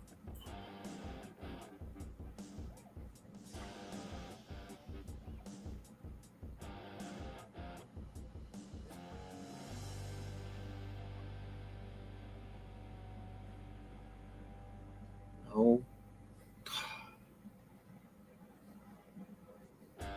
So you heard about the Oumuamua. You know what I'm saying? They say that's old school now compared to the 3-eye atlas. And the name they give it to, that atlas is what, like, why are you calling it an atlas? All right, here we go. Here's the 3-eyed atlas. So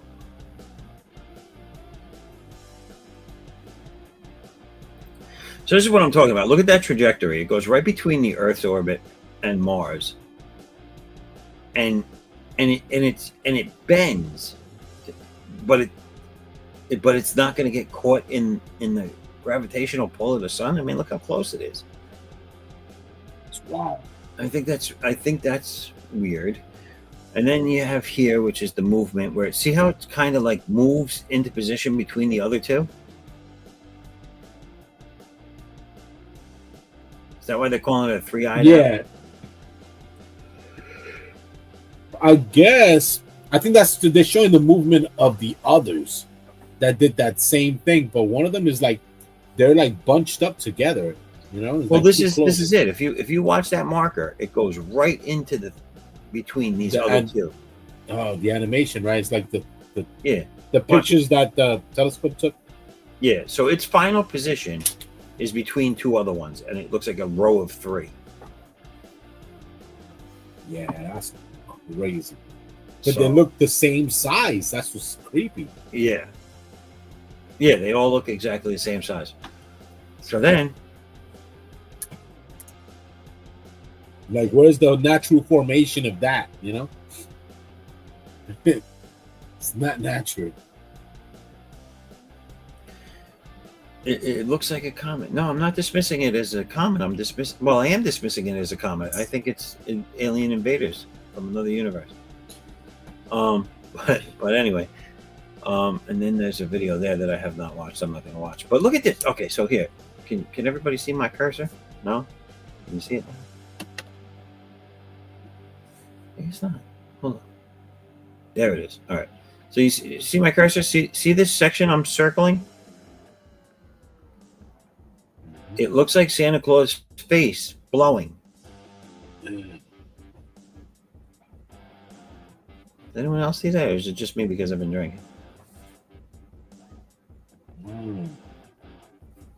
So all this white is his beard, and this dark hole is his mouth, and then he's got two eyes and a little stubby nose, and he's blowing out. Well, it could be a godly looking face there too. And I've noticed that they do launch these satellites, and they do all this traveling stuff and launches during December.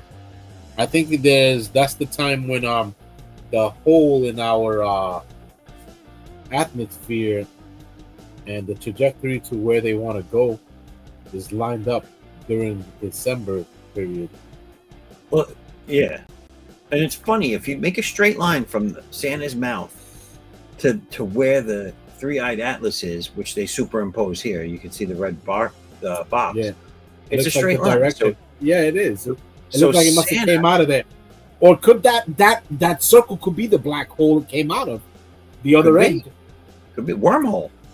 It could be the other end of the wormhole. Wow. So that's crazy. Wonder and if it is a wormhole, then this is a spaceship. Right? And they found a way through. They found a way to fill me, yeah. Right? So we could be in for some crazy times, people. Well, we are in crazy times now. I think they gave us something to gather our information into one source where you don't have to like search for things in one thing. Just ask the mainframe what it is that you want them to search, and it brings it up for you. So we have that. You know what I'm saying? Like, you could tell her to look for some old information from the Vatican that we're capable of looking for, and it'll bring it up for you the closest possible. But then there's also pseudoscience that they mix up with it, and you don't know if it's pseudo or actual. You know, so most of the time the pseudoscience makes more sense than the actual science that tries to cover shit up, like NASA, because they're never a straight answer with their acronym. Right. So it's going to pass, according to this article here. The interstellar comet-sized physical properties are being investigated by astronomers around the world. Three-Eye Atlas should remain visible to ground-based telescopes through September, after which it will be too close to the sun to observe. It is then expected to reappear on the other side of the sun by early December. Time we'll find out if we're going to be obliterated or not by alien life forms. Look at that again with the early December, right? Yeah. Well, they're saying that's when we'll be able to see it again.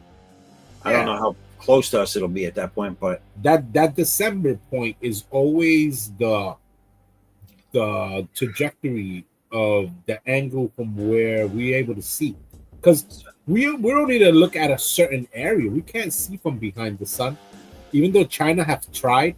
They've gotten things to go behind the sun, but they don't want to let go of that information, because they want to be the first ones to coin whatever it is that they discover first, because that's the race. That's the dumb shit. How about look for something that's going to help humanity and not get trophy for it. You know what I'm saying? Right. Like, look what I found. I landed behind the moon. Guess what? Well, You're back there. No one will be able to do any of this stuff if we keep giving trophies out, because no one's going to try hard enough. Right. You're giving us a trophy to think. Give me right? a trophy.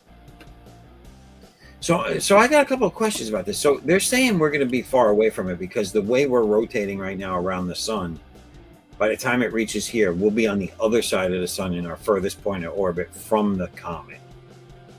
But so then again, that's why they're saying we'll be safe.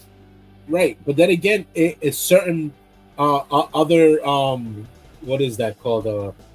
The giant gases. The revolutions from is turning one way, and another planet is turning the other, and they go and they use the gravitational pulls to navigate. You know what I'm saying? So they bounce off like you're playing billiards.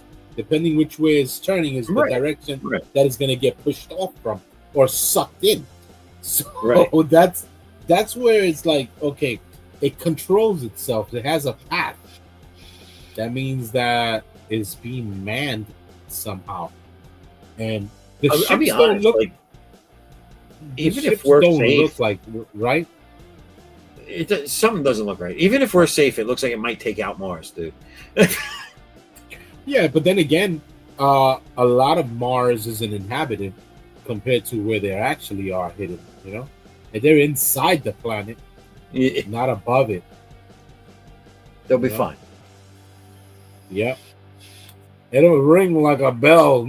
But again, like you said, though, the gravitational pulls of different planets, plus the sun itself, which gives the gravitational pull to everything. Because of the heat. It supersedes everything because it's just stronger. Yeah, and just like a rotisserie chicken. Yeah. I just can't see how they don't think that.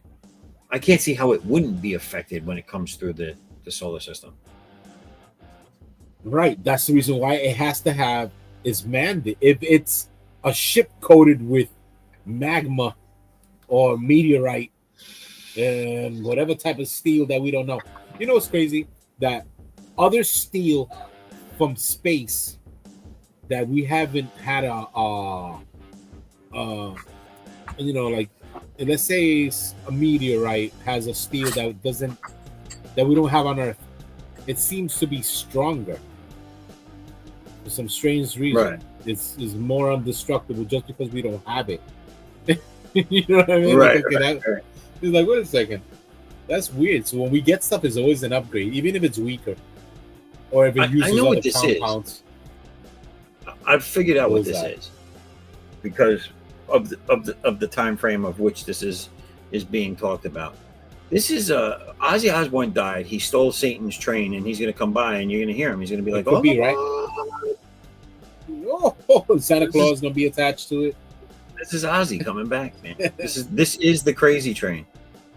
You know, I think that's a perfect time now that he's out there. He could actually see what's in that wormhole. And maybe that's exactly what it was. Like, we need this guy. Open it up. Guess who's coming to visit? It's Ozzy, yo. It's Ozzy. They send that train over there to pick him up. You're like, yo, they notice we're here. Yeah, what they gonna do? Come over here and do what? Yeah, right. Do what? Look at us. Bro wants to know if we're still sending robots to Mars. I didn't know we were sending robots to Mars, but yeah, come on, that's what Elon Musk's been freaking doing. They should keep sending them there. Maybe they're sending the robot army there to protect against the alien invaders that are coming in the crazy train. Yeah. And then what else is this? Protect Mars. They've made some sentient robots, and they use plasma to recreate skin cells and make brain tissue to the point where the robot actually feels alive. So it's like biomechanical robots that have flesh. So they're going to be smart enough to feel and be more superior than us, and can take organ in their bodies to recognize pain, feeling. It can recognize happy. It's not just a word. They can feel love. they can feel aroused because of the flesh. The flesh is a big deal. It's one of the biggest cells in our bodies. And if you could put that around a controlled bioorganic brain, it's an indestructible human being. That's the closest we're going to become to being super. You know what I'm saying? Can we upload into them? Oh, yeah, definitely. With the chamber of like Raja Ghul did. You know, what is it? Something, the revolution, what is it? The rejuvenation chamber. That's what it is. They found one underneath the pyramids. The Italians. I heard about that. The new chambers way below the main chambers. Yo, and it looks insane, man. Now they're confused on how the pyramids are actually made. Now it could be that they sent that down there and it just took part of the earth that was still soft and they molded the whole entire pyramid and kept bringing it up through these coils, and they were just using the lemmings to put these blocks together like the freaking Minecraft. That's it. Straight up. Yo, there's a lot of things that they found in the scriptures that line up to a lot of the stuff that they found in Egypt. I think it was the lizard people. Oh, of course, the Draco. Yeah. I mean, they definitely had a hand in making the pyramids. Yeah, they had a hand in it because we still have a reptilian brain. Well, they had to buy the material from the center of the earth. They had to buy from them. Well, yeah, that's the thing. There is another earth inside this earth.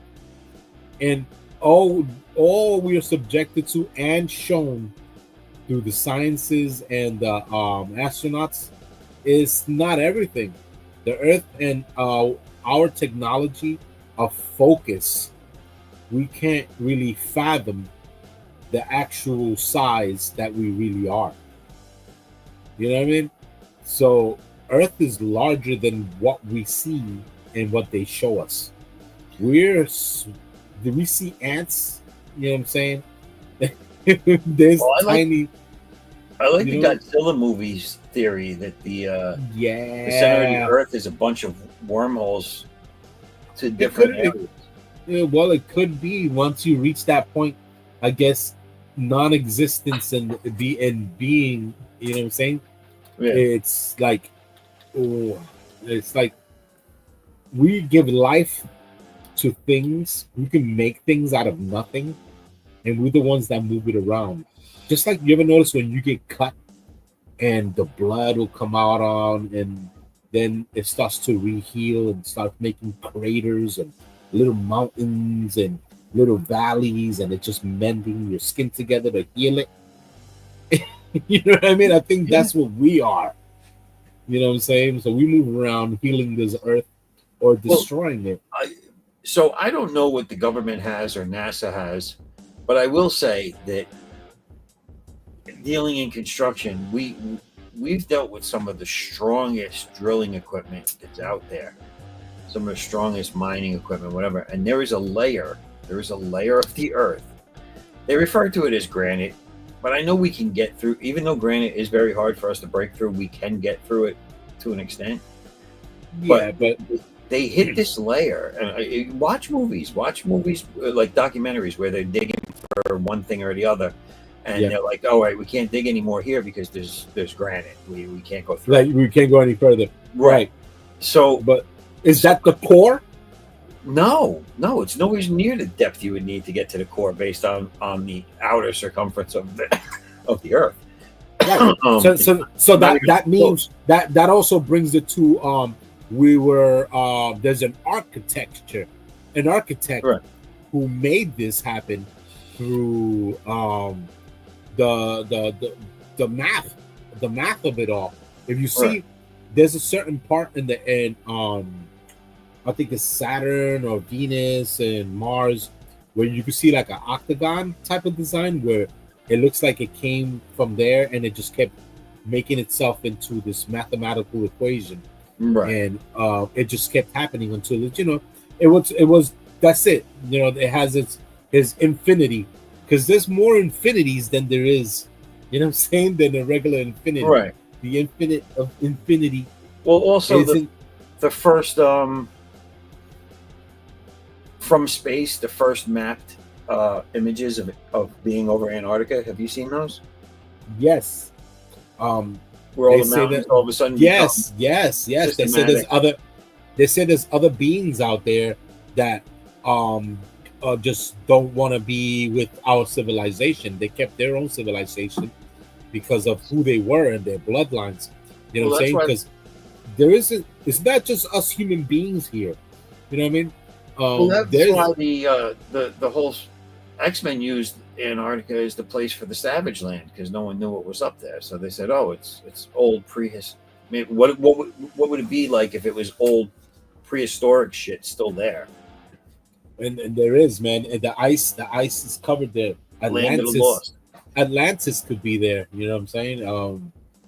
But it does become the hills and mountains in that area, the ice mountains that you see from that image, become repetitive, like what you were saying, like an equation. Yeah, that's the They're thing. they all look very similar in that one area that they took images of. So here's a thought: what if the Earth and everybody on it was like a big scale version of the Truman Show? You know what I'm Here I saying? come to save So the the Earth is a prop. You can't dig down any further because it's just a prop. There's nothing beyond that point inside. It's a hollow Easter egg. So you'll get out of the Matrix. Right. It's a hollow Easter egg.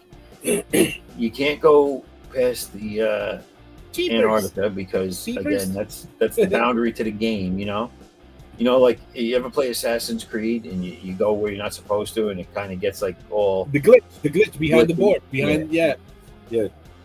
Pay no man, no mind to the man behind the curtain. right.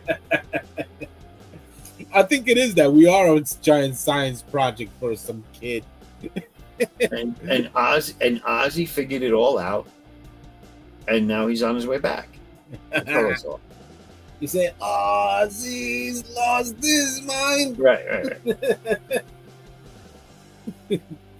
Nobody wants him. No, Ozzy took the afterlife crazy train, came through Santa's mouth, and when he gets here, he's going to have with him George Carlin to explain it all to us. Oh yeah, I love George Carlin. Oh God, yeah, he knew it. He knew what it was. He had the greatest way to simplify everything. Yeah. You know when your stuff becomes shit, that was the funniest. Yeah. That was the best. When your stuff becomes shit, you gotta move your shit. You gotta grab your stuff. It's like that's my stuff. Don't touch my stuff. Oh, that's just shit. Yeah. Move your shit. Then you get a place to put all your shit in it. I like the one where there's a big pile of stuff, and when you die and you go through the pearly gates, there's St. Peter's there handing you, here's your car keys, here's your socks, here's that pair of underwear you lost. Everything you lost, you get back when you die. Yo, he talks about religion. Oh God. Well, when he did how you can get the 10 commandments down to one commandment. Yeah, of course. That bit was amazing, the way he worked out that math for that. Fuck yeah, man. He said it was all redundant. They just used other words meaning the same shit. Just to get the number 10 in there because it sounds more important. 10. It was hysterical. Powerful. Yeah, that was brilliant, man. That guy's a genius. Well, it was originally the 20 commandments, but you lost 10 right off the bat. Yeah. So maybe those are the important ones. Who knows? Yeah. What was that other stuff when he did the oh my God, he was talking about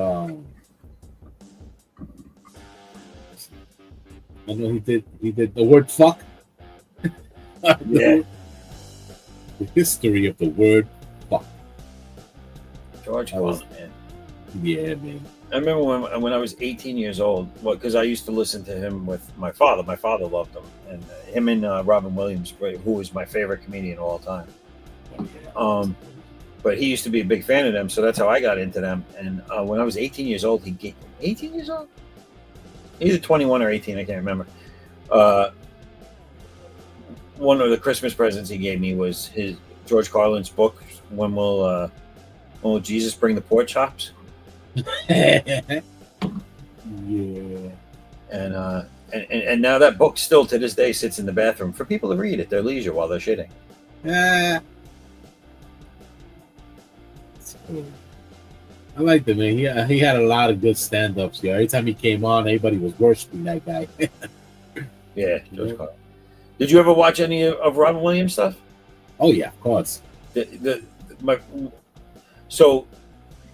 My favorite stand-up of his was one that was done back in the 70s. It's been aired a million times. He was admittedly, self-admittedly, completely coked out of his mind during that show, and it shows, dude. He goes nonstop for I think 45 minutes, an hour, or no, longer than that, like over an hour. He goes without stopping, and he's high energy the entire time. So that was great. That show where he went over all his material back then. But then he did the did you ever hear his How Golf Was Invented skit? How golf? Oh, if you ever get a chance, look up Robin Williams How Golf Was Invented. And I think I did see that. It's fucking hysterical, dude. It's two Irish guys sitting down talking to me. He goes, I'm not going to do it any justice, but he's like, and you hit the ball into a hole, and he's like, oh, like cricket. He goes, no, you have a fucked up little stick. Oh yeah, that was it. Oh, and you take it in and all. He goes, yes, but you put the hole way on the other side.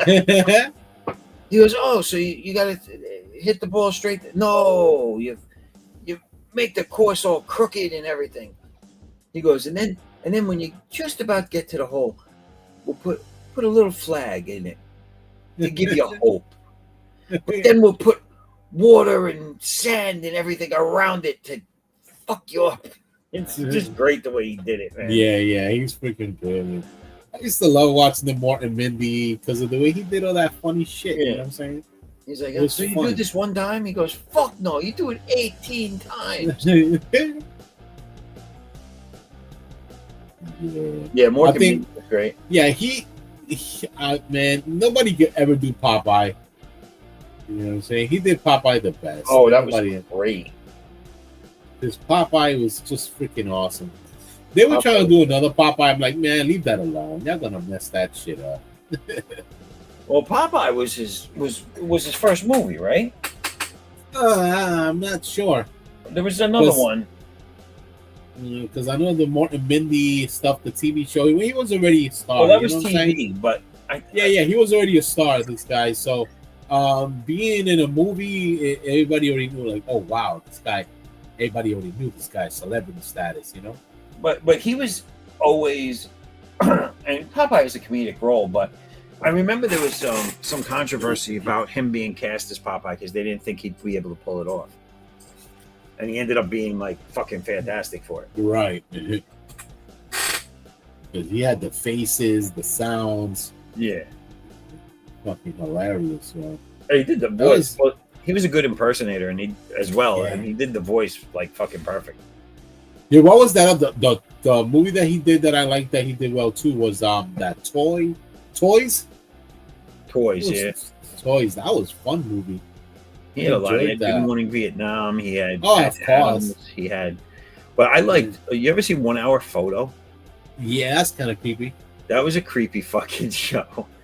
And then he played in Insomnia, where he was the killer. Yeah, that was creepy too. He could play some creepy ass characters. But yeah, I don't know, man. What do you think? His death was a conspiracy as well? No, I think he had well documented depression. But he had a lot of issues. His wife had talked about it publicly way before any of that, his death. He went through a lot. He was one of those guys. A lot of comedians do that. They bottle it up inside. A lot of comedians go through that. Yeah. So Right. I think it just, I think it became too much for him. And You know, he had here- already raised his kids. He was already done with that. There was nothing grounding him anymore. I don't think that needed him. And yeah, he even had was speaking with that one of the smartest apes in the world. oh yeah. That was pretty cool. I Maybe saw the the ape, whole documentary on that. That was pretty. maybe the ape made him do it. I must tell him the facts because that's all I needed to hear. Yeah, Information from an actual freaking what do you call them? You know, early people from this planet. You know, like the Indians. I didn't. I missed two things in the chat. So Raul is saying goth was invented. Two Irish guys invented goth. Goth? Golf, not goth. Raul, come on. Golf, like the sport, like Tiger Woods. I go woo. Goth. Yes, goth was invented by two Irish guys. Well, that's the best conspiracy theory. I want to smoke some clove cigarettes. He said Artex got scared.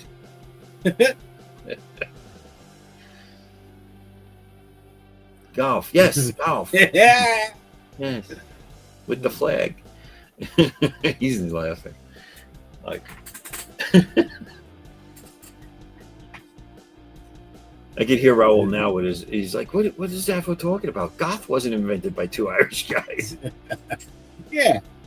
Goth was created by two Irish guys. They were definitely Asian. They weren't Irish. I can't even put goth together with anything. Trying to make it funny. Bro, are you watching the golf skit? Is that what you're watching?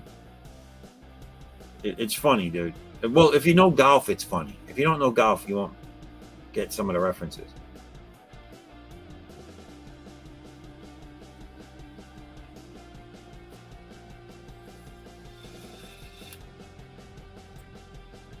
A load of my dark four-leaf clover. Get a load.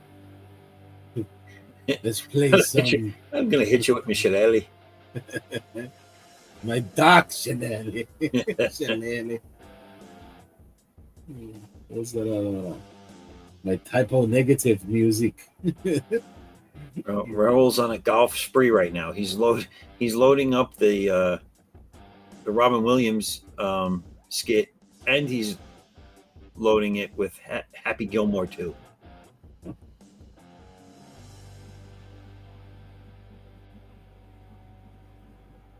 But whatever you do, Raul, don't watch Stick because it's very woke in episodes 3 and 4, I believe. Stick. Just watch the whole series, but don't watch episode 3 or 4. Oh. They don't further the story anyway, so you won't miss any.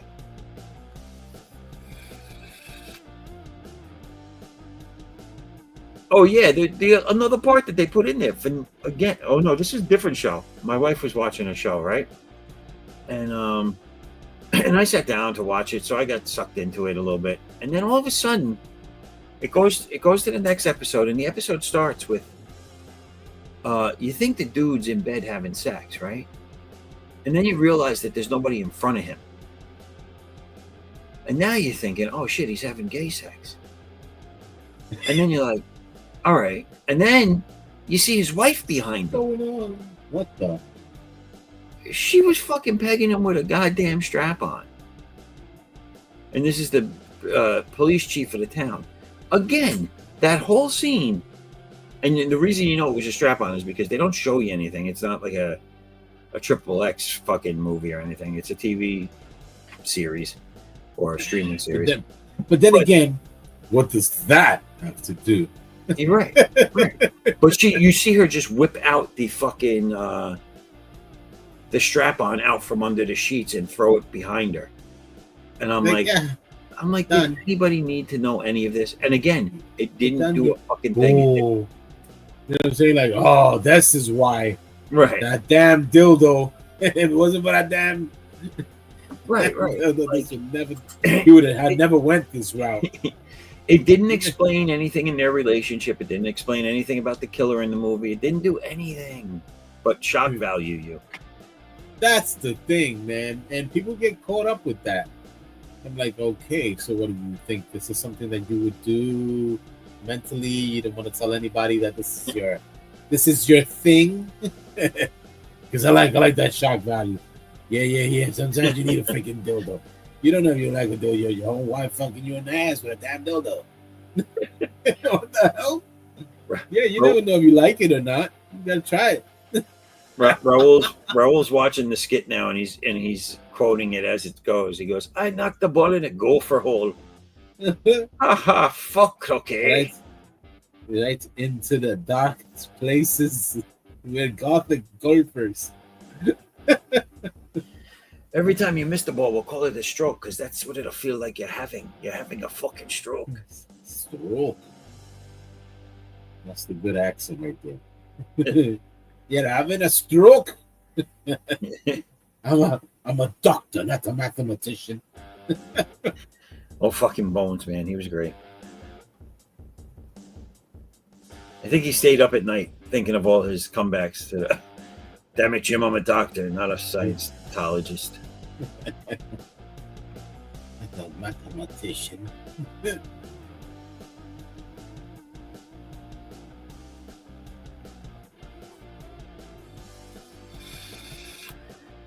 All right. I'm going to have to call it a wrap for the evening, gentlemen. Everyone, thank you for being here. Let's take a look at this. Again. Wow, that looks sick. Darn, she blows, matey. Nice. Looks good, man. Yeah, Looks good. Definitely. I'm gonna finish this tonight, and I will be sending this to you. I'm gonna do it all up. I'm gonna color it and everything. Oh wow. Nice. Yeah, I'm gonna hook it up for you real nice. And give me your email. Yeah, I'll put it in. I'm gonna put it in the private chat. Okay.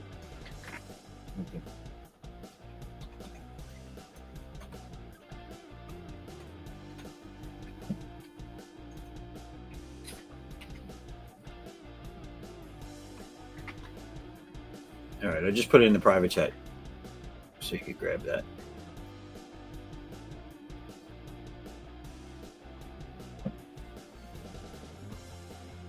Yeah.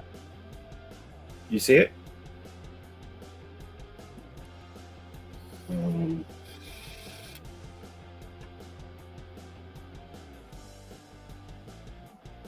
Yeah, since I use the TV screen for also the drawing. Oh shit! Wow. Yeah, see it wows out, right? It was like see, that's the glitch in the Matrix right there. Yeah, that was the Matrix right there. And it's still like that. If you follow this hallway to the end. Look at that. You see all the little tiny mice. Yeah, right? That's awesome. Stop it. I don't know what to do. Oh, what the heck was that? Yo, this is wildin', bro. Is it still doing it? Yeah, it did it by itself. I said, brrr, brrr. Oh, the there Matrix. goes I don't get it. it. What the heck is that, man? Wagwan. What that thing is? 3-eye Atlas.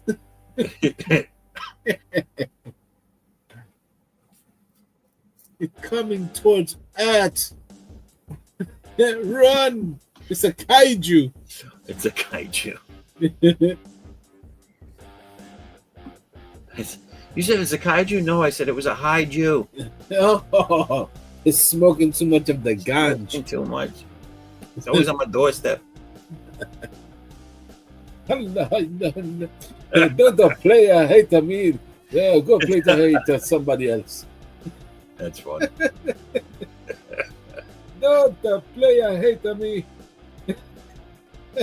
Oh boy. Yeah, it's All right. bugging. It's bugging. The screen is bugging out. But yeah. If anything, just put it on the messenger. With you know, the madness. Yeah, I'll throw it up there. Yeah, it'd be easier because this is going Not a problem. crazy. Still doing it. There it goes. Look at it. Look at that shit. What the fuck is that? They're talking about the 3 eye atlas. That's what it is. Let's fuck them over. Look at you. Want 3 eyes? We give you 3 pointers. All right. Yeah. So definitely, I'll drop it over there. Raul just says the madness. All right, Raul. Thanks for being in the chat and hanging. Everyone else in the chat, thank you for being here. We topped out at 106 viewers tonight. That was special. I appreciate that. And Edwin, thanks for being here, man, and thanks for doing that piece. That's freaking awesome. You're welcome. And listen, anytime I'm on, you're welcome to be here. Cool. Yeah, I'm up all night, dude. Yeah. I go to sleep when the sun come up. So I'm on every Saturday. So yeah, just come on in. And cool. Listen, if you, I don't know if you're around, or if you heard, I'm doing that. As I mentioned it earlier, we're doing that new panel show. If you're interested, just let me know. What's the topic? It's different. It's going to be different every week. Basically, I'm looking to have a panel of 4 to 6 regular panelists that are all creators, artists, writers, whatever. As long as you're a creator and in the scene, you know what I'm saying? Because I'm a jack of all trades, master of a lot. Yeah, and you're doing your book, so yeah, that fits the bill by tenfold. Awesome. But we're going to be doing it Thursdays. I don't know what your availability is. It's probably going to be a 2-hour show. It's going to be from 4:30 to 6:30 p.m. Eastern time. Okay, it depends, man. Because I usually get work during the weekends. Sometimes Wednesdays, but usually it's a Friday, Saturday, and Sundays. Right. They're like, I juggle those days. Those are my money-making days. Well, this. So, are you free Thursday or you work Thursday? It's Friday, sometimes Thursday. So it's Friday, Saturday, the weekends. Once it starts to hit that Friday mark, I'm usually either busy or not. But I'm available because I'm always, behind the screen. Thursdays is when we're doing the show. Friday, Saturday, and Sundays. Saturday is this show, but this is late. All right. Hey, if I can, I can. Let me know. Most definitely. We'll be doing that weekly for 2 hours on Thursday. But what it is it's all creators. We're gonna come on. There's gonna be a draw theme for the night, like a different one each week. And just we're trying everybody to draw their version of that. Or I love it. I love that. That's what I like. I like that. And then while all the artists are working on that, and the people can see that being done during the course of the show, we'll talk about different things like but like stuff in the industry, stuff around what we do. Sometimes we might just go over how to do something. Sometimes maybe someone knows how to do better than the rest of us. Or nice. I like that. Yeah. Every now and then, like when I be on that the draw stream with Pops, every now and then I get out some tidbits, little tricks and stuff that you can learn, that you can do on Clip Studio, and you could go a certain way if you like it, because it's so versatile that there's different ways to use this program. Right. And you can learn it in different ways, shorter, faster. Yeah, shit like that is definitely what it would be geared towards. Nice. So, so I'm looking to probably go live with that, not this Thursday coming or the one after, but the following. All right, late night too, right? I want to get everybody together and on board, and then I want to spend a week kind of like promoting it a little bit. Nice. So also late night like this is fine because I'm up till like 4:30, 5 o'clock in the morning. This stream here will always be late. So this one, this one would probably be right up your alley. The other one that I was talking about, that's just going to be an afternoon, early evening one, like 4 p.m. to 4:30 p.m. to 6:30 p.m. Okay. So, but if you're around for it, absolutely, dude. Definitely, I'm down. All right. Well, that being said, thank you again for being on and hanging with me. Everybody, go check out Addicts, Unbound Fury, and everything else that's been on tonight that we've promoted. I think the links are all out here, right? Is yours in here?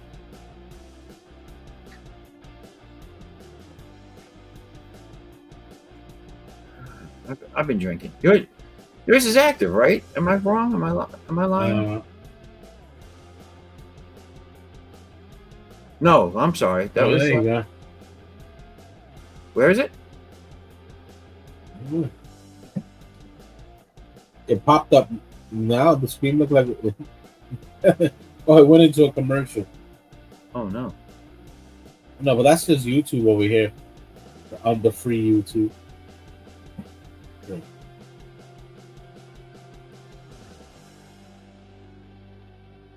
Yeah, it's like a weird delay on my end. Like I see it on YouTube, like a good minute off.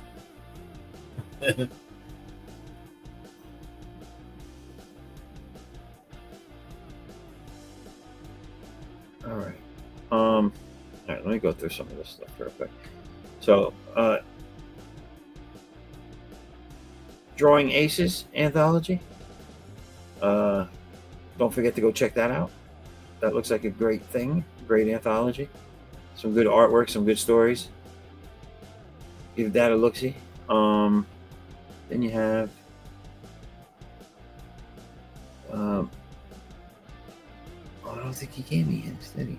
Matthew. No. Everyone should go see this one though. Addicts Unbound Fury on Indiegogo. Go back that. Still got about 12 days left. Make it happen over there. And I think that's it. I think that's where we are. Here's